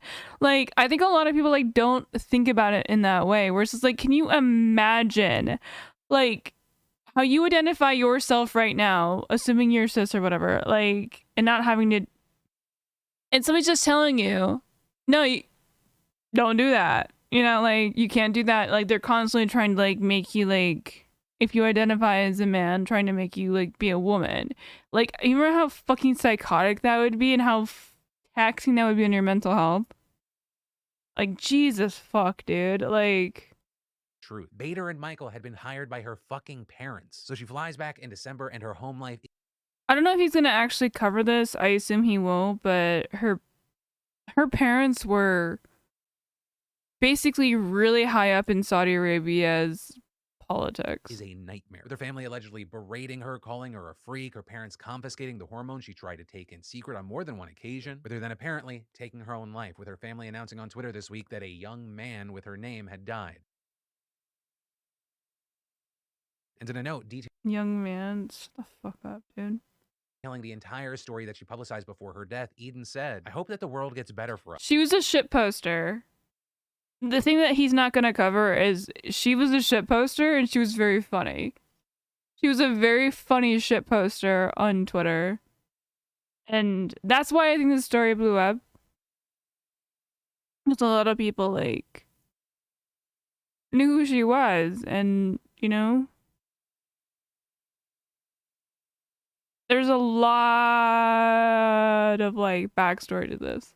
Us. I hope our people get old. I hope we get to see our kids grow up to fight for us. I hope for trans rights worldwide. You also had her friend Zoe say, "This is as much a murder as a suicide." The things that she was going through were so insane that it wasn't just a mental health issue. I don't think most people could survive that, trans or otherwise. And with this being another heartbreaking story, I don't know what to do because I feel like there's so many people in this world that are just locked. Like, how many times can I cite all the studies showing how gender-affirming care improves mental health and reduces suicidality for trans people? How many times can we talk about how only a tiny fraction of people who transition And Michael Knowles still wants to fucking obliterate trans people. Its decision, validating their ignorant feelings with outlier stories, and boom, there you go. That's And this is true to so many of the villains in this story, but especially the two men at the center of it. You better hope there's not a hell. There's blood on your hands and all the... Well, trust me, they are going through a hell right now. The story's not over on this section, but they are getting what's coming to them in terms of internet harassment. When they one time, it's actually a good thing. Lies that you tell yourself to make you feel like maybe you're a good person. It doesn't... Their LinkedIns are getting a little fucked, if you know what I mean.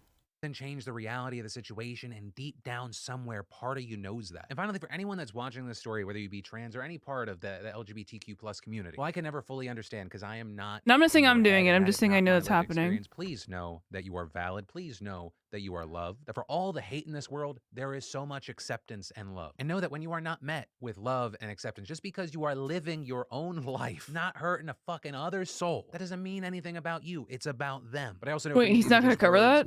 Okay, he's not going to cover that. Okay, so what basically the campaign has been doing, there's been a, not necessarily hate, I definitely wouldn't call it a hate campaign, but like, there is a huge campaign that's been going on online about this story where the only reason that this like popped up was because, again, this was just like a shit poster online randomly.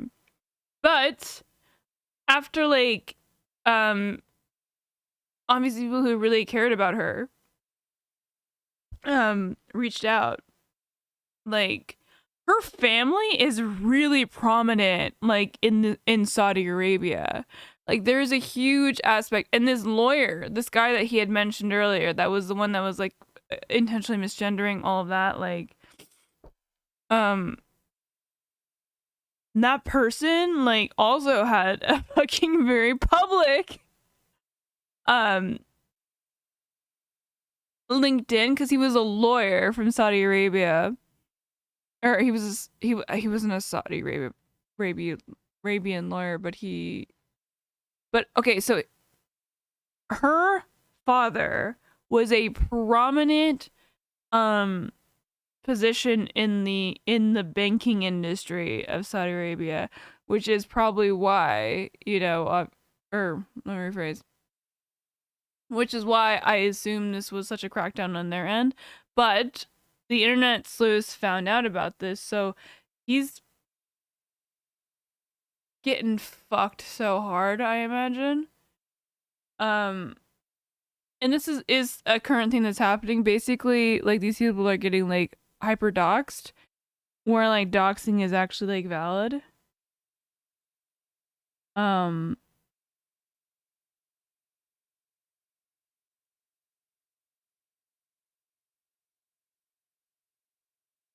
So I don't know what the actual situation is with them, but like there's a lot of very angry people on Twitter, and they're very powerful about this type of stuff. Because Saudi Arabia is really, really aware of their self-image because they want to be very Western accepting.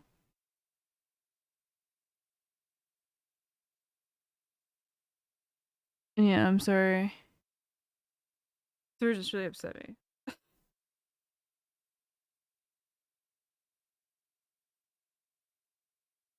Oh yeah, I think that the US is trying to ban TikTok.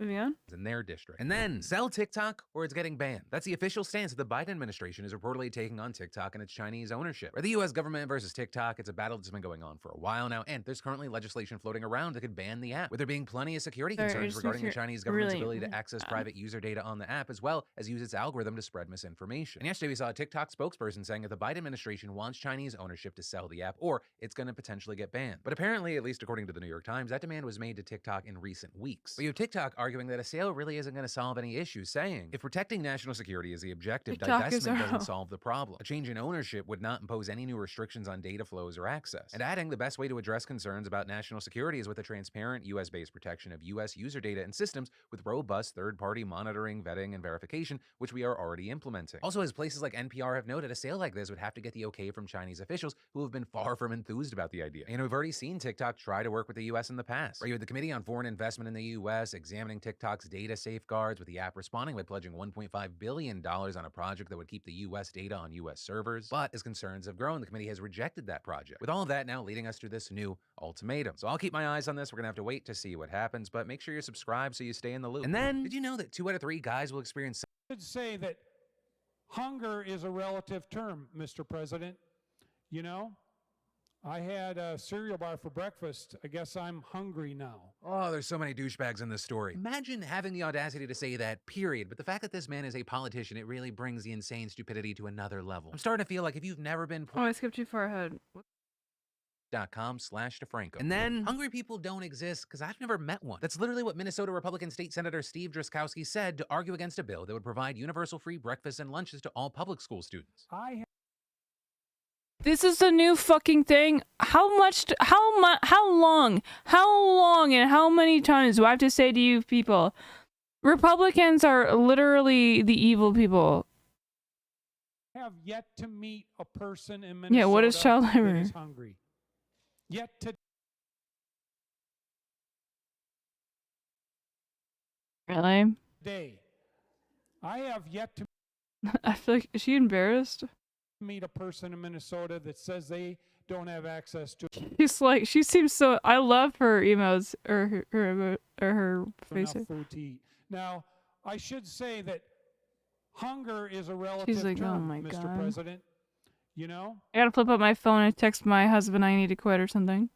I had a cereal bar for breakfast. I guess I'm hungry now. Oh, there's so many douchebags in this story. Imagine having the audacity to say that, period. But the fact that this man is a politician, it really brings the insane stupidity to another level. I'm starting to feel like if you've never been poor, you shouldn't be able to take a public office. Because this schmuck's full-throated admission of being completely out of touch with the people that he represents is wild. Right? I'm not talking about feelings here. I'm talking about data. Specifically, data from the Hunger Free Schools campaign showing that 1 in 6 children in Minnesota is food insecure. But also, And they wonder why crime has a relationship with poverty. Maybe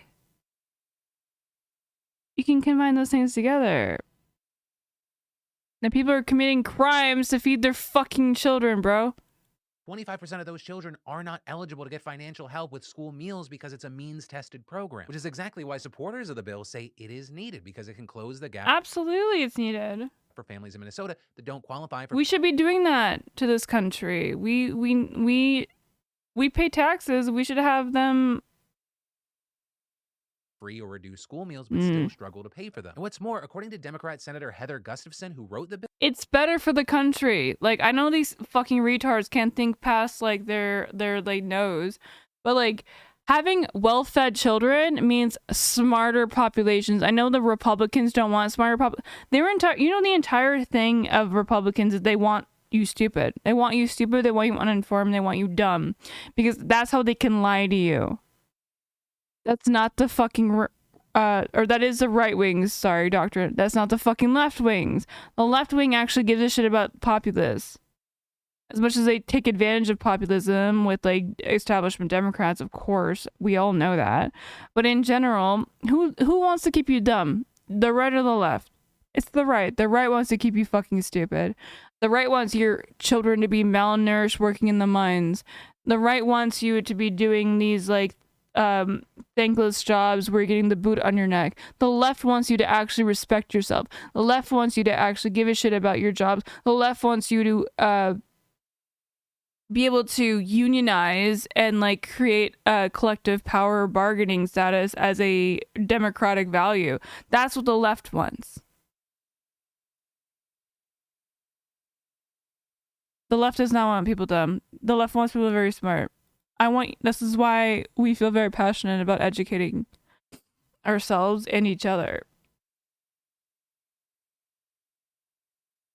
The left wants, at the minimum, school children to be fed. Like, who the fuck is gonna be against that policy? They're all fucking monsters. The right is all monsters, bro. 1 in 5 students in Senator Drazkowski's district qualifies for free and reduced lunch. But also, unsurprisingly, that wasn't the only stupid thing Drazkowski said regarding the bill. He also argued— Exactly. The left wants, like, good things. I know that you've been, like, you're so fucking used to smelling that foot. You get a little bit of foot fetish from the boot being on your neck, but that's not everyone. That's fine if you like it on you. No, the left wants to. You're just too cynical and too stupid for being too right-wing to realize that the left does want you to be smart. Because the left is correct. The left knows that you should have choices. The left respects your choices. The left wants you to make your own mistakes and be able to be a human citizen. The right doesn't want that. The right just wants you to agree with them. The right wants you stupid. The estimated $200 million a year the measure is estimated to cost would be better spent on addressing learning issues at schools. But as Gustafson pointed out, this will do exactly that, saying, being hungry makes learning almost impossible. There is no worksheet or assignment, test, or project that will matter to a student who hasn't had anything to eat, right? And studies have shown time and time again that kids fucking need food to be able to learn and focus, and feeding students actually helps performance. Beyond that, $200 million a year in this specific context is not very much. There is a huge IQ relationship between, like, nutrition and or between nutrition and IQ. Provide every single public school kid 2 free meals 5 days a week, especially when you consider the fact that education receives the second biggest amount of funding. If we want smart people doing smart things in this country and making this country smarter and more productive and better, we need to feed our children here. With a $17.5 billion budget surplus this year. Now, all that said, the good news here is that the Senate did actually pass the bill. And since it's already been passed in the House, it's now expected to be signed into law by the Democratic governor. But Drazkowski wasn't the only person saying stupid shit about school lunches and child hunger this week. You also had this clip of Ben Shapalapa Ding Dong going viral where he's arguing— I know, we do need to change it, but baby steps here. Against making school lunches free. School lunches are not going to solve the problem of child hunger at any— Why is he dressed like Zelensky? I don't own a shirt like this. He like intentionally wore this. serious level. If there is a problem of children actually starving, that is a child. Ben Shapiro, by the way, is worth like $20+ million. I'll let you know. And this is like his shitty fucking setup. Endangerment scenario to which CPS needs I don't make any money off of any of this, and I can at least look with my camera quality. to be called. If you're talking about like actual— Why is he wearing it? Child starvation. The truth is, it does not take that much money to feed a child. I know. It does not take that much money to feed a child. You heard it here first from Populist Ben over here. I have 3 of them. That's right. It's not hard to feed your kids. There's— Yeah, and I don't think he's seen them. Wait, have you seen them recently, Ben? Are they just like skeletons in a closet somewhere? no Literal excuse. ones? Just become a massively successful grifter. Stoke the flames of a culture war. Peddle an intellectually dishonest or ignorant opinions. Get a career-based— Fucking wife is a doctor who can't get wet. That's fine. Whatever. The point being, you're gonna act like it's not easy to keep your fucking... He has no idea. He has no time to do anything. He doesn't do any of the work that, like, to feed his children. He has, like, 17 nannies. I bet she doesn't even do it either. She's as much of a fucking evil cunt as he is.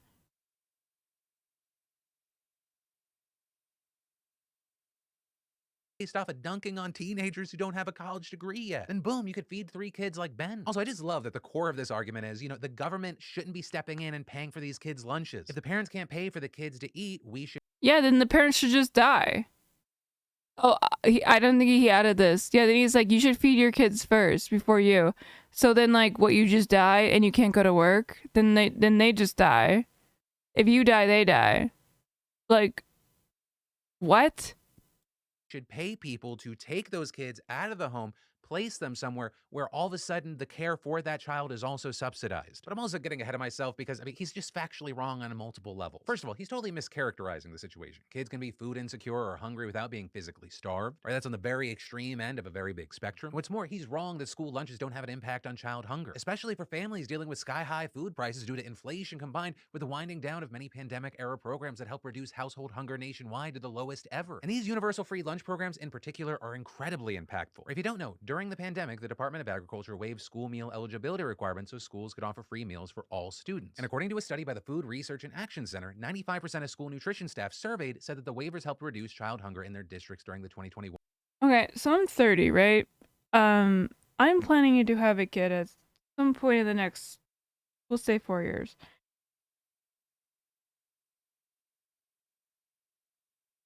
I don't think I can really afford it.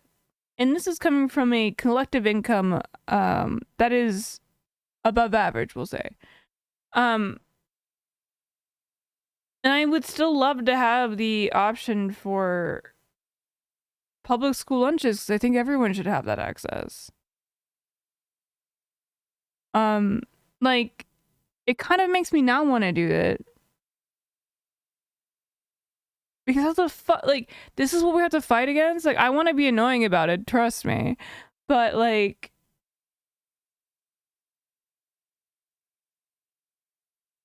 no, I don't think so. I don't think breakfast was referred to at all. I mean, the thing is, like, the biggest thing is it's lunch, and then, like, summer programs that will have, like, the same meal programs go past, because they're really, really important to people's, like, if you're working, you have to, we don't live in a world where you can have a one-parent household that's not working. Like, we like, that is not a realistic possibility for the average family, you know what I mean? Like, there's no way that that's happening. So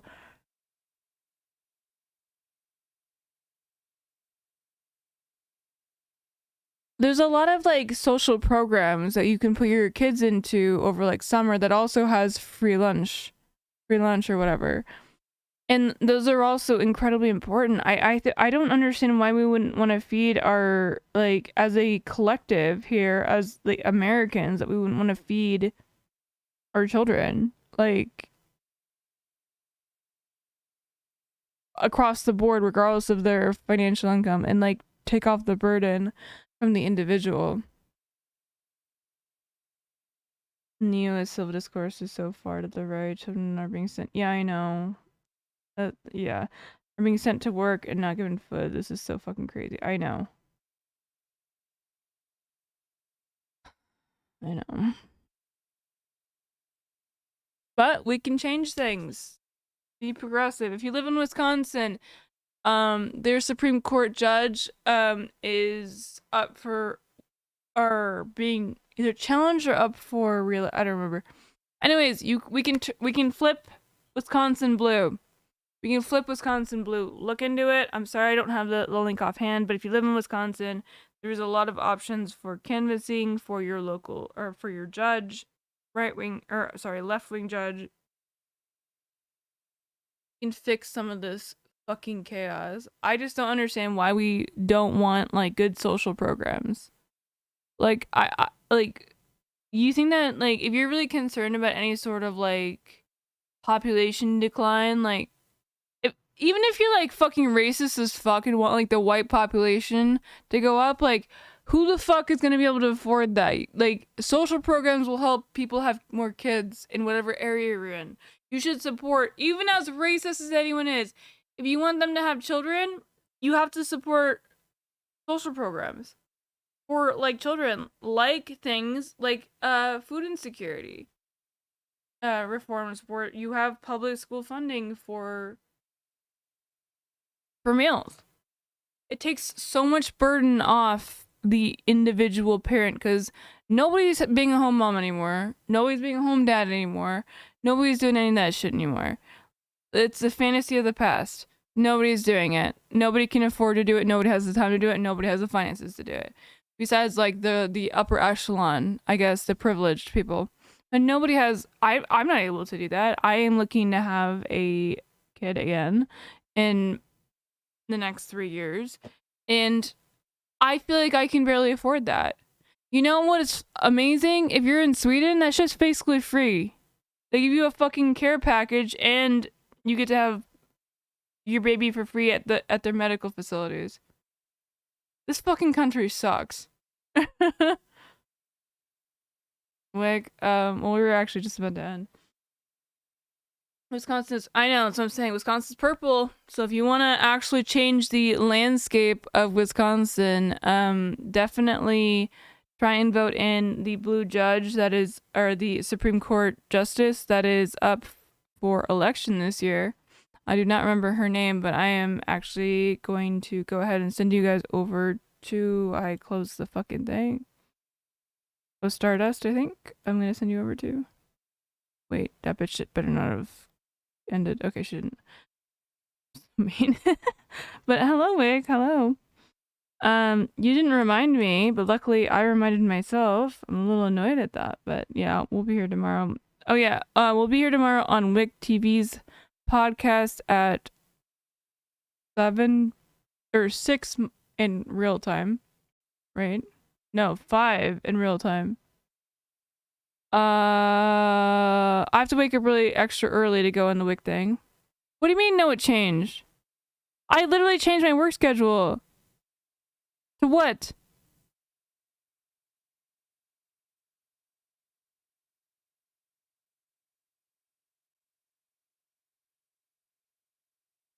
What do you mean? Yeah. Okay, well, at some point tomorrow we're going on the podcast and or not. I don't care. I drank a little bit too much tonight, so I'm sending you over right now. I will have DMs with our boy Wick TV, great panelist, by the way. We're gonna go ahead and send you over to Stardust if you want to continue to do politics. Yeah.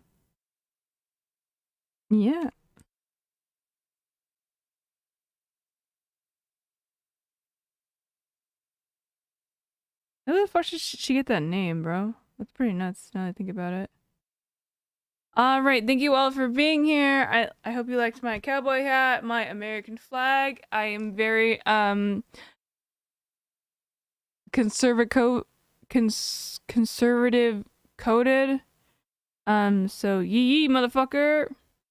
Love you guys. We'll see you tomorrow at some point, I guess. But we'll definitely see you tomorrow at some point. Alright, have a good night.